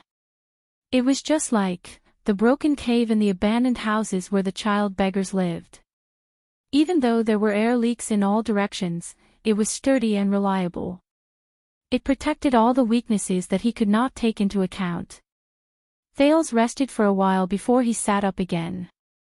He lifted the cloth covering the other luminous stones, and the secret room was lit up. The Duke mumbled something and approached a metal plate beside the couch. He touched the few knobs on it. A few seconds later, with the soft sound of gears, Thales pushed open the metal plate that was divided into two sides and opened his personal storage room. The former master of Mindy's Hall should have used this place often, but Thales could imagine that after the bloody year, this place was cleared out by King Kessel, who had ascended to the throne. What entered his sight was a pile of clutter that was disorderly. Thales was stunned as he stared ahead. A few seconds later, Thales took a deep breath and walked to the pitifully empty weapon rack. He looked at the main character, the Empire's sword, Sentinel, which was said to be very expensive. The hilt of the sword was unfamiliar to the touch, but it felt just right. It made people want to draw the sword. If it were not for the fact that he could see its former owner's face and the trouble it brought him every time he held the sword, Thales would have liked this sword even more. The prince bent his head gloomily, and snatched up the dagger which he knew so well beside the sentinel. The JC's handle was ice-cold, and Thales could not help but recall the hardships he had experienced with it. But its sheath was warm and comfortable. Just like the two people behind it. Ever since he entered Mindy's Hall, Thales had fewer opportunities to bring the police with him. He had martial arts lessons every morning and night, so he had to remove and reattach the dagger. But Thales did not want too many people to see it, even if they were the Duke of Star Lake's personal guards, the royal guards, whom he should theoretically trust the most. But when Thales drew out the familiar dagger, the sense of security he felt made him feel extremely gratified. Thales sighed and reluctantly put it down. He turned to the other side. The black cloth that Jayla gave him to cover his face was folded neatly. Thales still could not figure out its material. Thales could not help but smile. But the smile disappeared when he saw the next item. It was a bone-yellow bracelet, and the long crystal-red fangs at the end were especially ferocious. It was forcibly pulled out from somewhere. Thales suppressed the unpleasant memories behind the bracelet and looked at the next item. It was a map. Yes, it was a detailed topographic map of a palace in the capital of a certain second-largest country in this world. He sighed again. Thales folded the map again. Julio's words just now made him realize that not only the church, but even if this map was seen by others, he would only be in more trouble. When the Duke folded the map, an ancient drawing fell out of the map, and Thales froze. It was a sketch of a young girl. Thales had found it in a book in Mindy's hall a long time ago. The artist's sketching skills were probably mediocre. At the very least, it would not have caught Master Urin's eyes. However, the inscription on the back of the sketch was extraordinary. At least, this was what Thales thought after he finished reading Year 11 of the Calendar of Eradication, Raikuru and Torment, Extet and Constellation. Thales stuffed the map and the sketch into the compartment under the cabinet. Then, he raised his head and saw a pair of black-rimmed glasses. Thales took it down in a daze and was slightly lost in thought. He subconsciously put on the glasses. As expected, the moment he opened his eyes behind the lenses, a wave of dizziness hit him, and he had no choice but to take them off again. Thales sighed and finished arranging the items. This was where all his personal collections were placed after he arrived in this world. Each of them represented a different past. Wait, there's one more thing. Thales turned his head around, bored. He picked up the Sunset Goddess Apostle's axe from the couch and pulled out the sky-blue invitation card. He did not open it, and just as nonchalantly stuffed it into the compartment. A few seconds later, Thales took out a blank piece of draft paper from another page, placed it on the cover of the book, and sat down on the sofa. He looked at the blank piece of paper and sighed slowly. When he was still in Northland, the harsh environment gave him a clear goal: to survive and return to his country.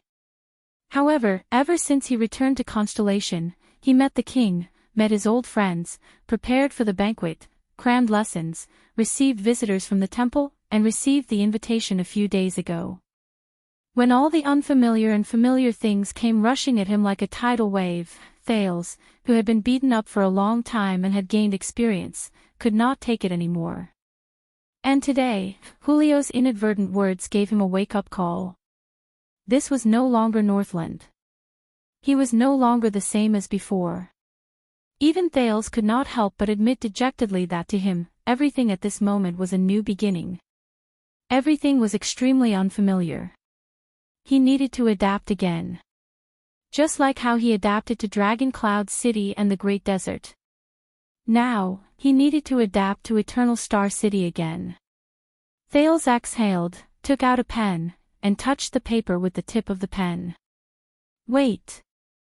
To prevent this piece of paper from being discovered by others and being able to figure out some clues from it, after all, even an idiot like the Star Killer could find the secret of the Rylan hard paper, he could not write it in a way that was too obvious. Thales thought of something, and the tip of the pen moved.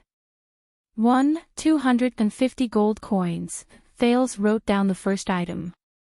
He originally wanted to write blockhead, but he was afraid that the reference would be too obvious, so he changed it to this. I can't count on him too much.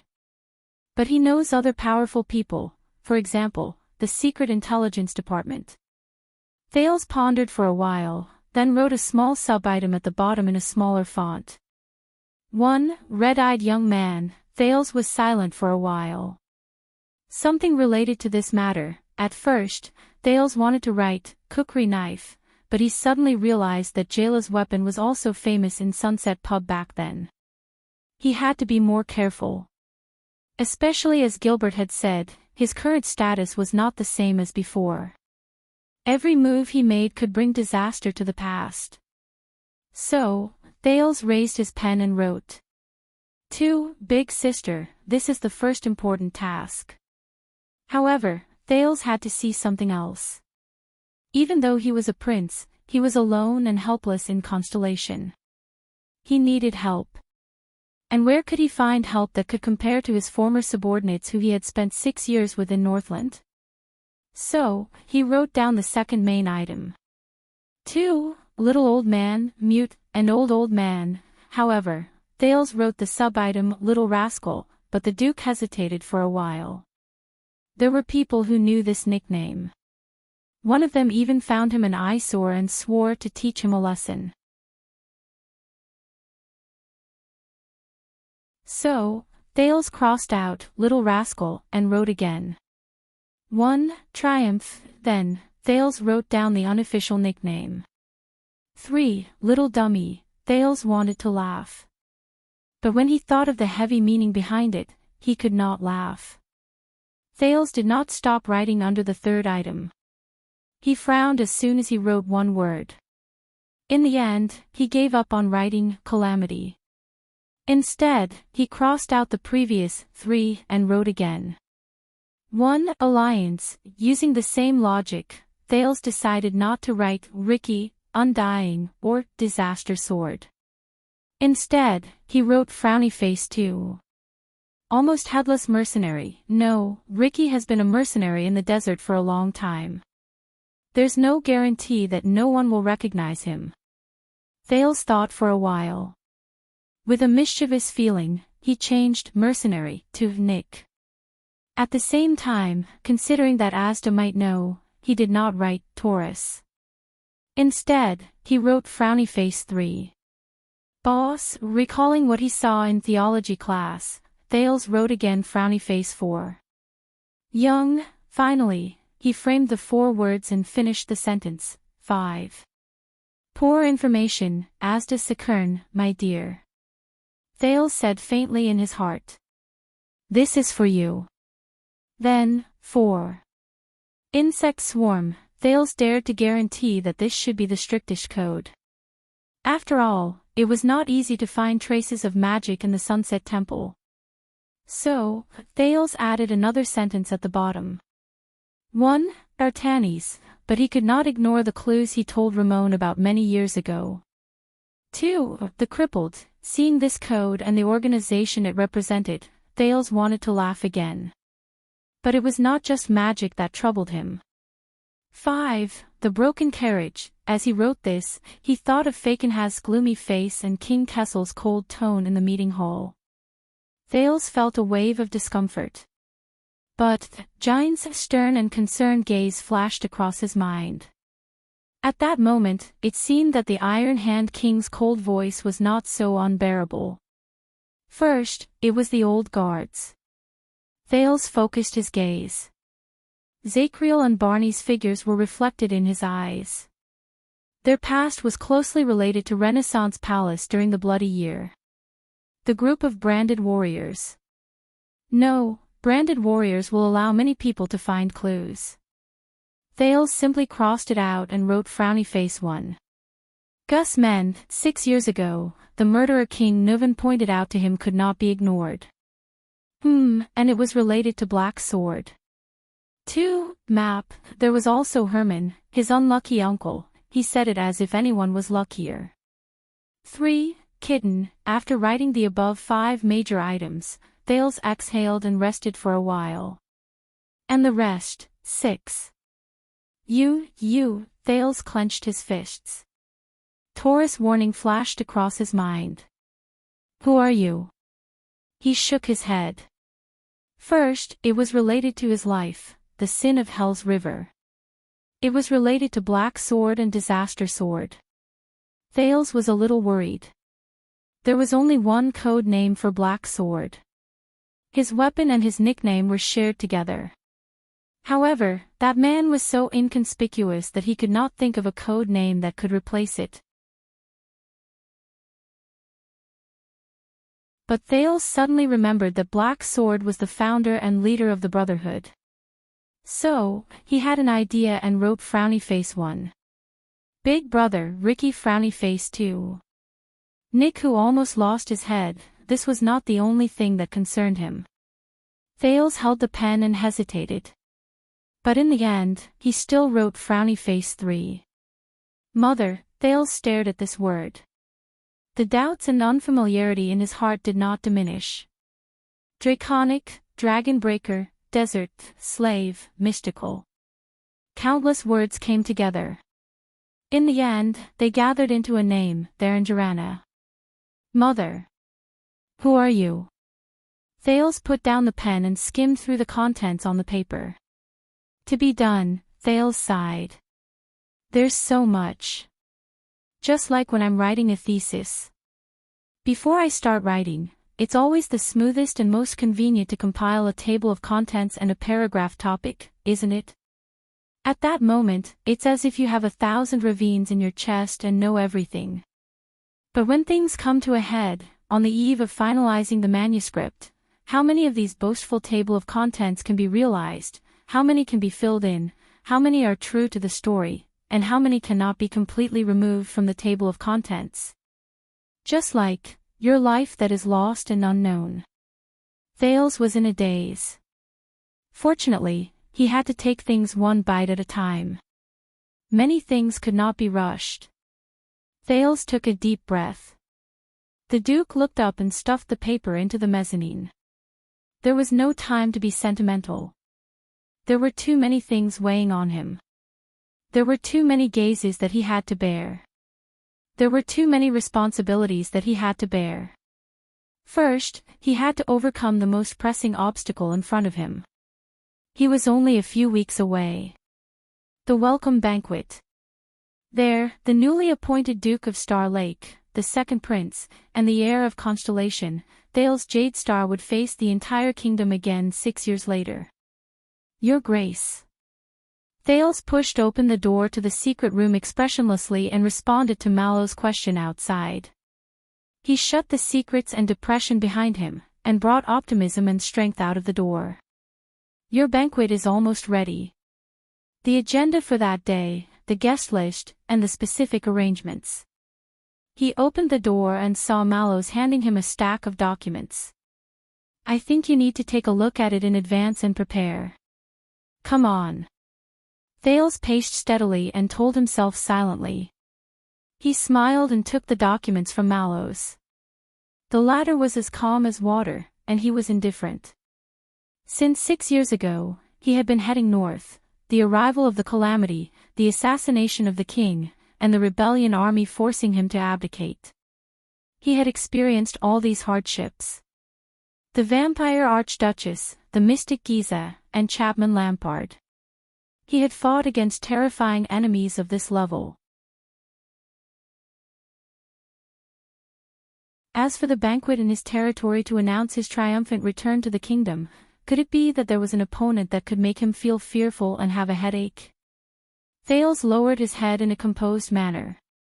The guest list was shockingly long and densely packed. However, the few people at the top of the list, right after His Majesty the King, along with their eye-catching titles and family emblems, entered Thales' line of sight at the same time. Kia Jadestar, Honorable Queen. Val Arund, Master of Cold Castle, Guardian Duke of the Northern Territory, Bob Dylan, Governor of Splendid Port City, Guardian Duke of the Eastern Sea, Coaster Nanchester, City Lord of Steep Forest City, Guardian Duke of the Land of Cliffs, Zane Covendier, Lord of Jade City, Guardian Duke of South Coast. 3 seconds later. Thales put down the list and put on a bitter face. This banquet, could he not go? Stealing fragrance.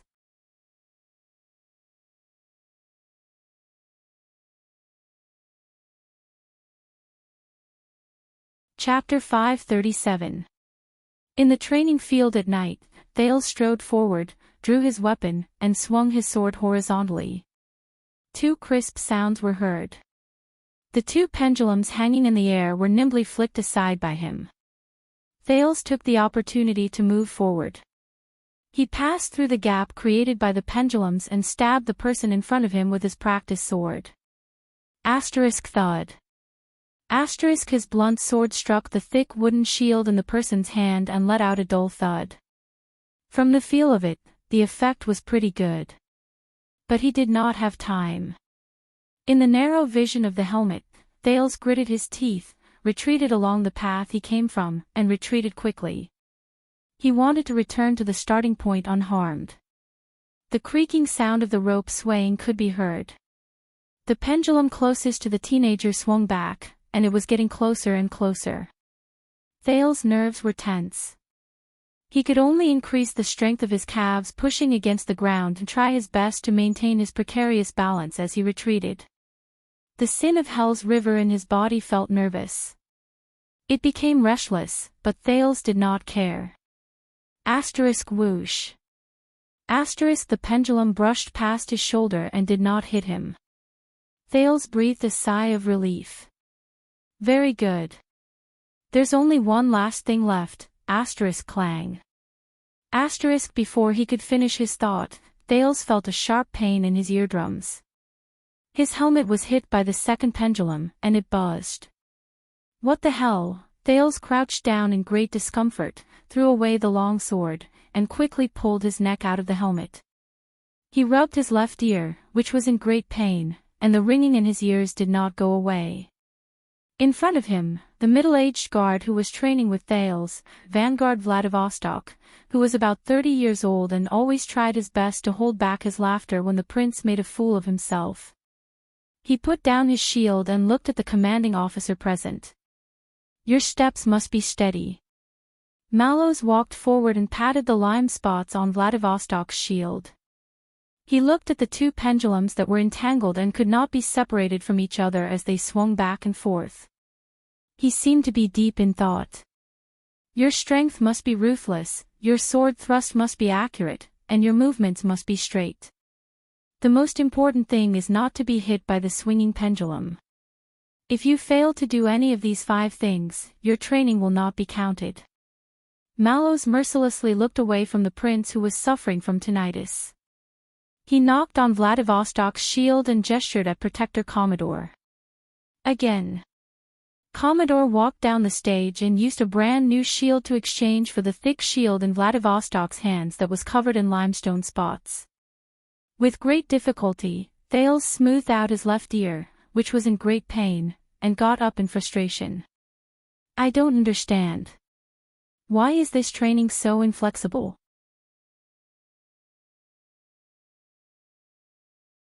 I have to go up and down, I can't swing my sword to parry, I can't bend my body and roll. Just to compete with the speed of 2 swinging pendulums. Thales stared indignantly at the metal pendulum that was swinging back and forth like a swing.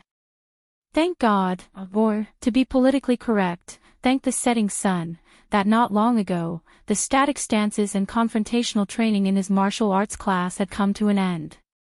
But what replaced it was sword practice. Thales looked at the pendulum that was suspended in the air on the wheels that could be moved freely. Over the past few days, from pendulum training to ring training, dodging training, thrust training, there were more than 7 to 8 types of targets, and each type of training had multiple choices with different levels of difficulty.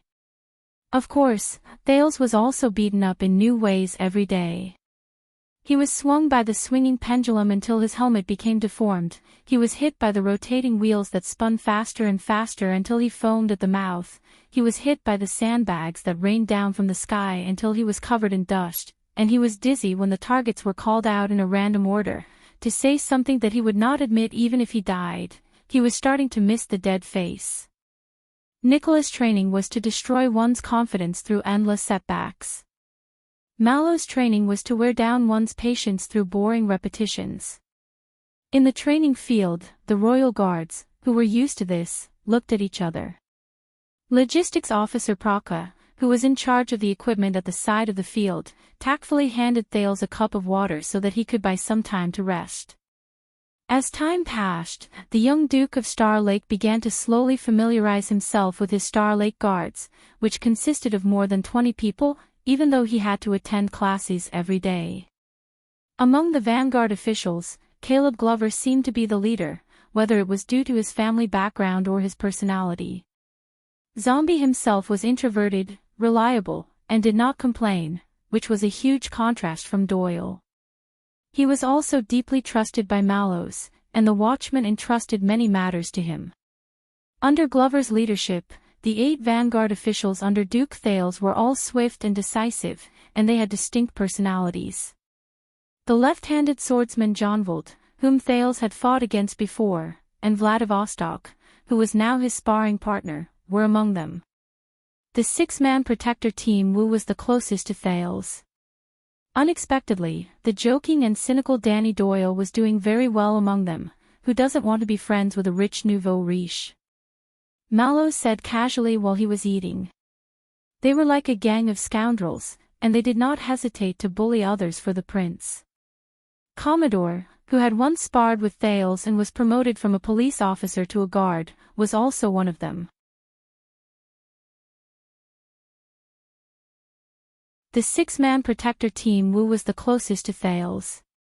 Gray Patterson, the leader of the former, was a small bald old man who liked to nitpick. Hee, do you know why that guy's nickname is Gardener? Because once, he caught a guy who was having an affair with a maid in the bushes, and then... Oh, Sir Patterson, you're actually here. I, need to pee, I'm leaving first, hee. Doyle, who met Patterson at the corner 30 seconds later. Durward Stone, who was in charge of the logistics department, was amiable. He often asked Thales if he was satisfied with the food and expenses with a smile. How stupid do you have to be to believe that the people in charge of keeping accounts and managing money are good people? Doyle, who was chewing hard on his bread. Hugo Fubel, who was in charge of the flag-bearer division, had a gloomy expression. He came and went like a ghost, and he walked without a sound. He probably died a few years ago. Only his ghost is left floating in the air. We just don't know about it. Doyle, who was picking his teeth with a face full of enjoyment. He and his 2 subordinates who were flag-bearers only talked to Mallows, and they rarely participated in the affairs of the guards. And according to Thales' malicious speculation, the captain of the guards, the watchman of the guards, the respected Wang Yuyen, Lord Tormund Mallows, who had a 50-50 chance of winning against anyone, led his 3 subordinates and the leaders of the 5 divisions to arrange the complicated and newly arrived Star Lake Guards in an orderly manner. Their work went smoothly, especially when the banquet was about to arrive. It had to be said that they were quite capable. Practicing with the sword target does not mean that you can be opportunistic and make up stories. Mallows looked at Praka indifferently. Doyle, who was supposed to serve the prince by his side, had yet to finish his sentence as a kitchen. He passed a cup of water to Thales. In the past 6 years, what you learned from the Northlanders is the skill of fighting with your life on the line. This might have stimulated your power of eradication, but it also means exchanging blood for blood, seeking victory in the midst of danger. It means that you have to move forward even when you are in a frenzy, and you have to grit your teeth even when your blade is broken. It means that you do not leave a path of retreat, and do not distinguish between the severity of your actions. Half of it is a gamble on luck, and the other half is a gamble on madness. The watchman's gaze focused slightly. In reality, this kind of situation will only happen when the weak fight against the strong, and the chances of winning are extremely small. It is a fight with your back against the wall, and if you do not succeed, you will die trying. Thales returned the cup of water to Praka and soothed his sore muscles.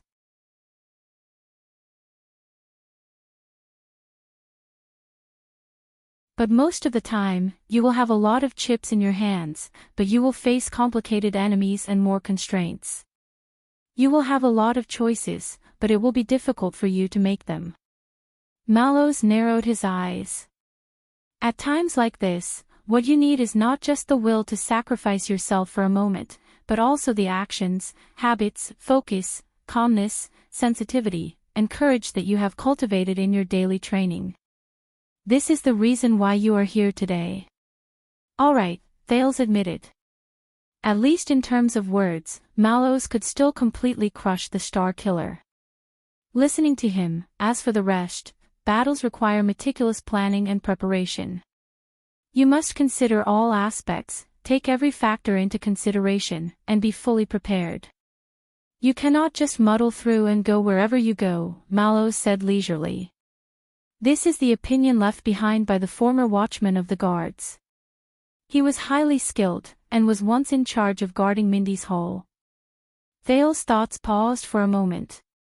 This time, the prince turned his head around. With complicated emotions, he once again sized up the vast but exquisite and unique courtyard of Mindy's hall. A breeze blew past. Under the illumination of the everlasting lamp, Mindy's hall at night looked more like a tourist attraction than the solemn and restrained royal family's garden. The former watchman. Guarding Mindy's hall. Your predecessor. Thales turned around. You know him. Unexpectedly, Mallow's gaze was profound, and he seemed to be deep in thought. Yes. I know him. Before Thales' slightly surprised expression, Mallows added leisurely, from the historical records. A second later. Thales exhaled and rolled his eyes. You know a hammer. Of course, I know that sword target practice is dull and boring. It's not as interesting as fighting against real people. Mallows took Thales' water skin. Just like what you have already experienced, there are 3 main martial arts styles in the country: martial arts, new trends, and offense and defense. The watchman turned his head around and glanced at Praka and Commodore, who came in shifts to train with the prince. Their expressions changed at the same time. Mallows waved at the old logistics officer and the short and stout protector and smiled. This is enough for me to digest for a while. Praka and Commodore sighed in relief. They put on a smile again and nodded politely at the prince. But they can only be considered to have unique styles. They are far from the current mainstream of martial arts. How about this, when you pass the first stage of sword target practice? Mallows turned his head around. We will return to the confrontation training. We have talents among our lads. They can show you and teach you the 2 main martial arts styles that transcend regional differences and dominate the martial arts styles in Constellation and even the entire Western Peninsula. Thales' gaze shifted. Dominate. 2 main martial arts styles. Yes. Mallow's words were filled with the allure of a grandmother telling a story. Since the age of empires, they have fought against each other for 1,000 years. They have experienced countless things along the way, witnessed countless storms, and passed down to this day. Thales continued asking. And that is? Mallows did not answer. He only shook his head and gestured at Vladivostok, who was on the other side of the pendulum. Vladivostok curled his lips. He quietly lifted his shield and returned to his pendulum. Thales sighed, stood up in resignation, and put on his helmet. Under the illumination of the moonlight and lamps, the sound of footsteps and swords being swung rose in the training field again. Finally, after Thales did not know how much time had passed, how many times he had struck his shield, and how many times he had been hit by the pendulum, Mallows spoke gently. Your movements these few times are not bad. You pass. Thank God, thank sunset. Thales exhaled and placed his long sword on the ground. Then let's do it 20 more times. Mallows was beaming with joy. Thales' downcast face tensed up again.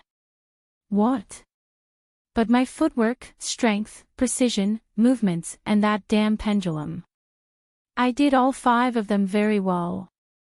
The teenager protested indignantly. Yes, Your Highness, you did all 5 of them very well. So, to maintain this good condition, Mallows grinned and said, let's consolidate our training a little more. Thales felt that the night was very long. Finally, after 20 standard pendulum thrusts, which included many more failed moves that were not included in the total number, Thales collapsed on the ground in exhaustion. He could only pant. I heard that Wrath of the Sea is a form of improvisation when you are on the verge of life and death. Thales still lay on the ground and did not move. He only raised his head laboriously and tried to change the topic to avoid the next consolidation. And this is the best training method you found for me? To tire me to death. Is it really meaningful in actual combat? Mallows snorted softly and gestured for the others to start packing up. If we are talking about the meaning of actual combat, Your Highness, do you think that as the Duke of Star Lake and the second prince, how many chances do you have to personally go to the battlefield and face the enemy? As the Duke of Star Lake and the second prince, the chance to personally go to the battlefield and face the enemy, sitting on the ground, Thales tilted his head and looked at the sky. He frowned and recalled. It seems like, quite a lot. There was sarcasm in Mallow's words. So, according to what you said, why don't you learn how to blow the most piercing whistle and shout, "Help," in the loudest voice, then wait for others to kill and save you at the most critical moment? Thales twitched the corners of his mouth on the ground. I want to too. In your dreams. Unlike the ancient nobles who personally led their troops and charged at the front lines 1,000 years ago, today, the martial arts class is not for you to become a warrior who can fight against 10 people alone, nor to be a vanguard who personally goes into battle. That is the job of others. Mallows glanced at him. Our job. The watchman's attitude became serious. In the royal family and even most of the high nobles, this class is just for you to know and feel the same. In the past, the warriors who faced death with equanimity by your ancestors' side, and in the future, the brave warriors under you who do not care about their own safety, when they fight for you wave after wave and die for you, you have to know what they have experienced and what they will face. To not forget. Thales exhaled as he lay on the ground. He remembered the bloody scenes of the past, the birch tree forest, broken dragon fortress, dragon cloud city, Blade Fang's camp. Thales sighed. Whether you believe it or not, I know more than you, than many people. Mallows walked to his side and appeared in Thales' field of vision upside down. He blocked the stars in the sky. I have no intention of doubting you. But that's not all. The watchman said faintly, all of us, including the royal guards, have sworn this oath and held this belief. If danger comes and war is about to break out, we will sacrifice everything to protect our master. But there is only one person who cannot think this way. His tone suddenly became stern. Thales' expression changed. You. Mallow's tone was indifferent, as if he did not care. You must always think about it and be prepared. When we cannot carry out our duties, or even when we are not by your side, what will you do? Cannot carry out our duties, or even when we are not by our side. For some reason, the dark black prison under the prison of bones suddenly appeared before Thales' eyes. The teenager closed his eyes, then opened them again. Are you talking about when even my closest and most trusted guards betray me and abandon my master? For a moment, the air in the training field seemed to have frozen. The guards on shift were all stunned. Mallows was quiet for a second. I did not say that. But Thales ignored him. Then, will you? The Duke stared at the captain of his personal guards above his head. Perhaps it is for a better and higher reason, betray me. Vladivostok subconsciously glanced at Mallows. It was not easy to answer. But Mallows only stared at the prince and did not speak for a few seconds. Perhaps it was because it was autumn, or perhaps it was because the temperature in the training field at night was not high, but Thales, who was lying on the ground, felt a slight chill on his back. You should take a bath. Mallows' voice was still indifferent and at ease. Rest early. After all, your welcome banquet will begin in 15 hours. I hope that tonight can help you reduce your anxiety. Yes, welcome banquet.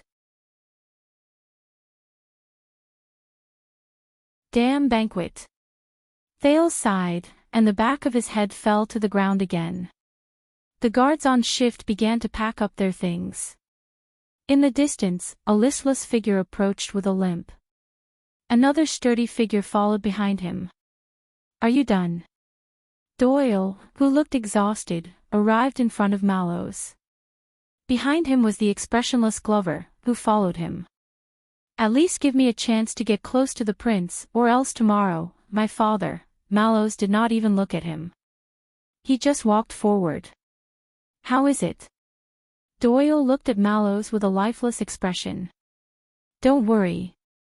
Over the past few days, I have been in the scullery, the warehouse, and the haunted rooms in Mindy's hall that have accumulated dust for hundreds of years. I have been following behind Stone, and I have never left his side. I have even built a good relationship with a group of maidservants, and understood the situation. At least no one can poison the prince and his guests at tomorrow's banquet. Of course, I don't know about the aphrodisiac. Mallows chuckled and ignored Doyle's tactful complaints. I have already finished coordinating with the police station, the regular soldiers of the royal family, and the guards of Renaissance Palace. There are no problems with the arrangement of personnel and posts, even after His Majesty leaves, Glover said coldly behind Doyle. No one can threaten him, much less assassinate him. Mallows was silent for a while. Poison. Assassination. The watchman turned around and looked at Thales, who was lying on the ground and watching the stars. His gaze froze. That's the least of my worries. Today was the 30th of October. It was the day of Holy Pursuit, which commemorated the first defeat of the orcs in human history. It was said that on this traditional festival, the entire world celebrated from Crystal Jade Island to Demon Sea, from Sighing Mountain to Flame Sea. Thales still remembered that this was the day of fat sheep that the child beggar spoke of. On this day, the citizens on the streets would celebrate and parade noisily, not caring about the location of their wallets. It was the cutest. Unfortunately, for Prince Thales, today was no longer the day of fat sheep. Instead, it was his damn welcome banquet for his return to his country. Since he was young, Thales had only attended one banquet. And the experience from that time could not be used as a reference. The dignified Duke of Star Lake could not possibly roll up his sleeves, raise his wine glass, and roar at the guests in Mindy's hall, eat, drink, fight, *CK. Do whatever you want. But it had to be said that it was not until the next afternoon, when Thales, as the host of the banquet, stood under the statues of the 3 constellation kings to welcome the guests, that he realized how difficult the job was. Look at you, what a man. Viscount Patterson looked old, and his body was even older. He was supported by 2 nephews to attend the banquet. His eyes were murky, but he had an important status. He was one of the distinguished guests that Thales needed to welcome personally. He ruled over the Ford Castle area, which was an important stronghold in the east of Central Territory. He was also a direct vassal of the royal family. He was one of the 7 Jade Star attendants. Among all the important VIPs, he was the first to arrive early. This made Thales, who was in the lounge getting dressed and reciting the banquet procedures and various etiquettes, flustered. He had no choice but to mess up his arrangements and rush out to welcome the Viscount. Viscount Patterson pushed away the 2 nephews who were supporting him with trembling hands, leaned forward, and held Thales' arm firmly. I still remember, 18 years ago, I sat in the Hall of Stars, and watched your father be crowned king. Now. The old Viscount panted. Glover and Doyle stood nervously by the prince's side. Their knees were slightly bent, and their bodies were leaning forward, as if they were ready to pounce at any moment. But Thales felt that this was not to protect him. They were afraid that the old man, who could not even speak, would fall to the ground and die suddenly. The prince was ruthless and merciless at the banquet. As he chatted and laughed, the old vassal was reduced to ashes. Thales maintained his smile and followed the standard royal etiquette that Gines taught him. He held the old Viscount's hand, which was as thin as a chicken's skin, while maintaining his elegance and amiability. He paid attention to the Viscount's balance at all times, and even asked about his health gently. The Viscount was a little hard of hearing, and his nephews had to repeat the prince's words loudly in his ears several times. Just like how a standard Duke of Star Lake should do. I know my own body. Your Highness, I will not be able to live for more than a few years. But it does not matter. At that moment, a glimmer of light flashed in Viscount Patterson's murky eyes.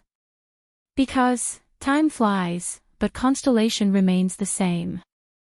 Thales felt his palm tighten. Viscount Patterson bent down, and with a lot of strength, he pressed his chin heavily against the prince's glove. The kingdom is young. The wrinkled, white-haired Viscount panted and gritted his teeth. It is time.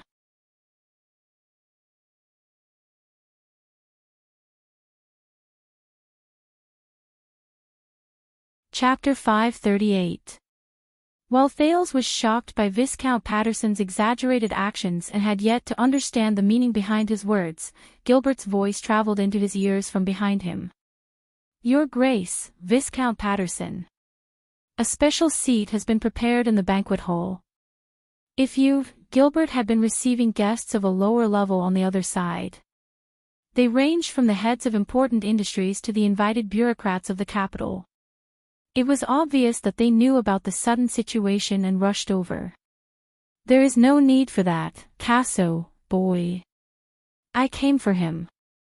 Patterson obviously did not hear Gilbert's words clearly, but it did not affect him from treating Gilbert coldly when he saw him. Just for him. Viscount Patterson bowed to the prince again. His action was so great that it made everyone in the hall break into a cold sweat. He was then supported by someone to the banquet hall.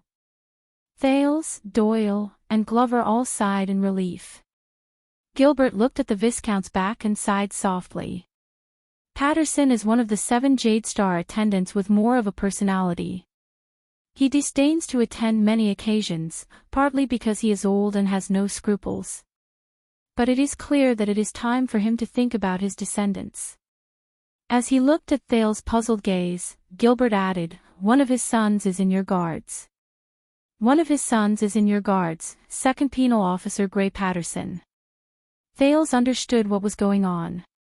The guests arrived one after another.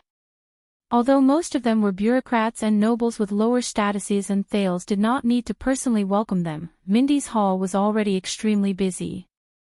Mallows and Gilbert were already having a hard time just coming out to receive the guests. Even Viscount Kenny and Count Godwin, who were invited to help and act as half-hosts, had to go back and forth. They did not have time to rest. But unexpectedly, Patterson was not the only one who came early. Your Highness, the day of holy pursuit is blessed. The guests who came after Patterson did not give Thales the chance to return to the lounge. Viscount Adrian came with his wife, and Thales had no choice but to give up on his plan to rest. He readjusted himself to a radiant state. You have grown up. You look very spirited and handsome.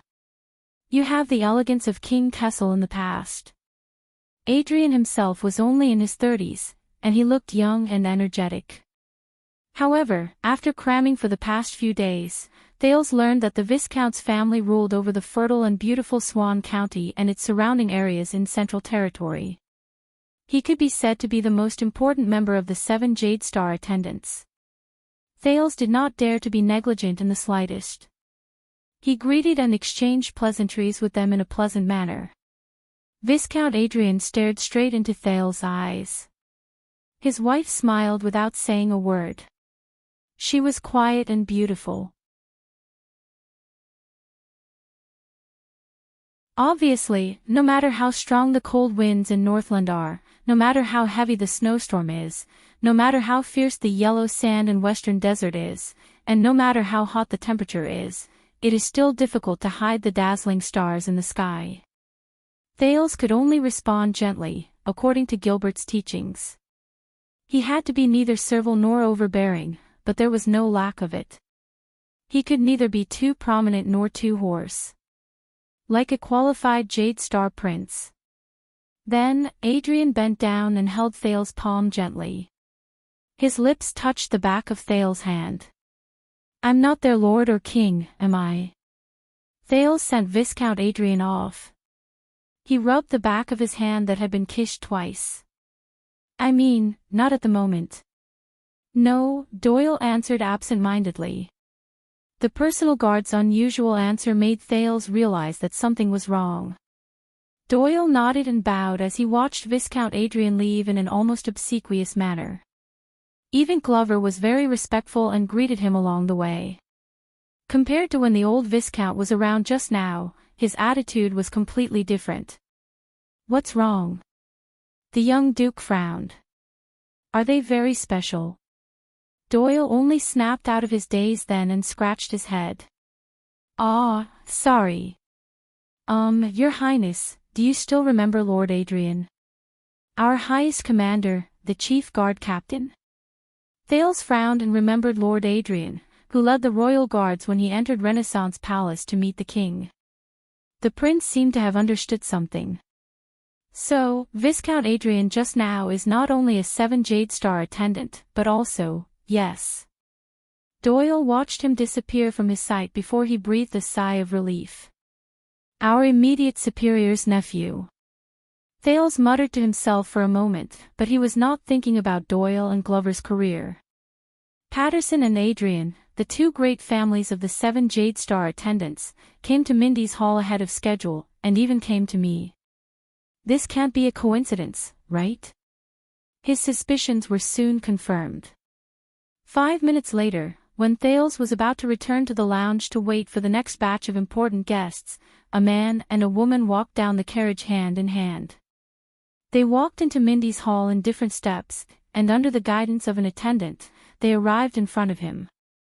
Glover and Doyle's expressions changed slightly, as if they were facing a great enemy. Your Highness, Doyle said worriedly. We'd better go back. Let Count Casso come, but the guests moved very quickly. Before Doyle finished speaking, they had already arrived in front of Thales. Your Highness. Under the urging of the woman beside him, the young male noble finally spoke with a muffled voice, his breath weak. I am Luther. I am very, very happy, Thales frowned. The man in front of him was very young, only 17 or 18 years old, but his entire body was awkward, his expression was tense, and his posture was bashful. What was even more outrageous was that he had his head lowered and only stared at the soles of his shoes. He did not even look at Thales, as if the floor tiles of Mindy's Hall were more attractive. Thales noticed that although this little noble named Luther was strange and trembling, his makeup was exquisite, and his clothes were gorgeous. It was obvious that he had put in a lot of effort to dress up. The number of carriages outside the hall increased, and the sound of the wheels colliding on the stone road became louder and noisier. In the next second, before the stuttering Luther could finish his greeting, his facial features tightened. Staring at the floor, he suddenly became anxious and struggled to shake the woman's arm. Mother, I want to go back, I don't want this place. I want my chess piece. The woman's expression changed. Thales only then noticed the young noble woman beside Luther. She looked to be in her 30s. Her face was elegant, her waist was light, and her posture was decent. However, her expression was a little tired. Her clothes were conservative, and her colors were dark. She worriedly squeezed out an apologetic smile at Thales. Then, she leaned close to her son's ear and whispered, Child, you've practiced. Child, you've practiced. You've done very well. Do you remember what I told you? Her tone gradually became stern. But Luther's voice became impatient, and his movements became more intense. No. His voice was bitter, and there was a sobbing tone in his voice. His arms moved more and more vigorously. I want to go back. I want my chess piece. I want the chessboard. He completely ignored the fact that the Duke of Star Lake and his attendants, as well as the guards and servants in the front porch, were watching from the sidelines. His mother anxiously comforted him, but Luther's struggles became more unreasonable. He squatted on the floor, and his posture was inelegant. "I want to go back. Go back. Go back, go back, go back." Glover and Doyle looked at each other. The two of them nervously moved closer to separate Thales from Luther, who was moving more and more vigorously. They were afraid that this obviously abnormal guest would do something detrimental to the Duke. The elegant and graceful woman's face was pale. She tried her best to pull her son up, and at the same time, comforted him with gentle words, but it was obviously ineffective. Then, a gentle voice cut into this small accident. "It's okay, Luther." As Luther continued to sob, they turned their heads and saw Thales pushing Glover and Doyle aside with a smile. He ignored their attempts to stop him and squatted down in front of Luther. The noblewoman, who was about to ask the servants for help, was slightly shocked. "I also like to play chess.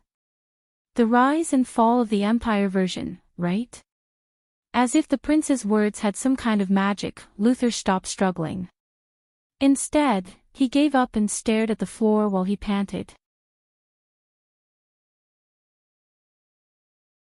"It's just that I've never been good at using swordsmen. I always throw away most of them before I upgrade them tonight." Thales shrugged. Luther did not say anything. He was still panting. "I don't have any chess pieces in my hands now." Thales sounded very annoyed. He seemed to be very displeased. "But fortunately, I have more interesting new chess pieces." Thales extended his hand to his chest. Glover saw the Duke's actions clearly, and he was instantly shocked. "Your Highness," Thales took off the 9-pointed star emblem on his chest and twirled it in front of Luther like he was presenting a treasure. "Look, it's embedded with a crystal. It sparkles under the sun. There's a wheel here. When you change the angle, it can reflect different colors. Count, how many colors are there?" Luther looked up in a daze. The noblewoman stared at the prince's actions in a daze.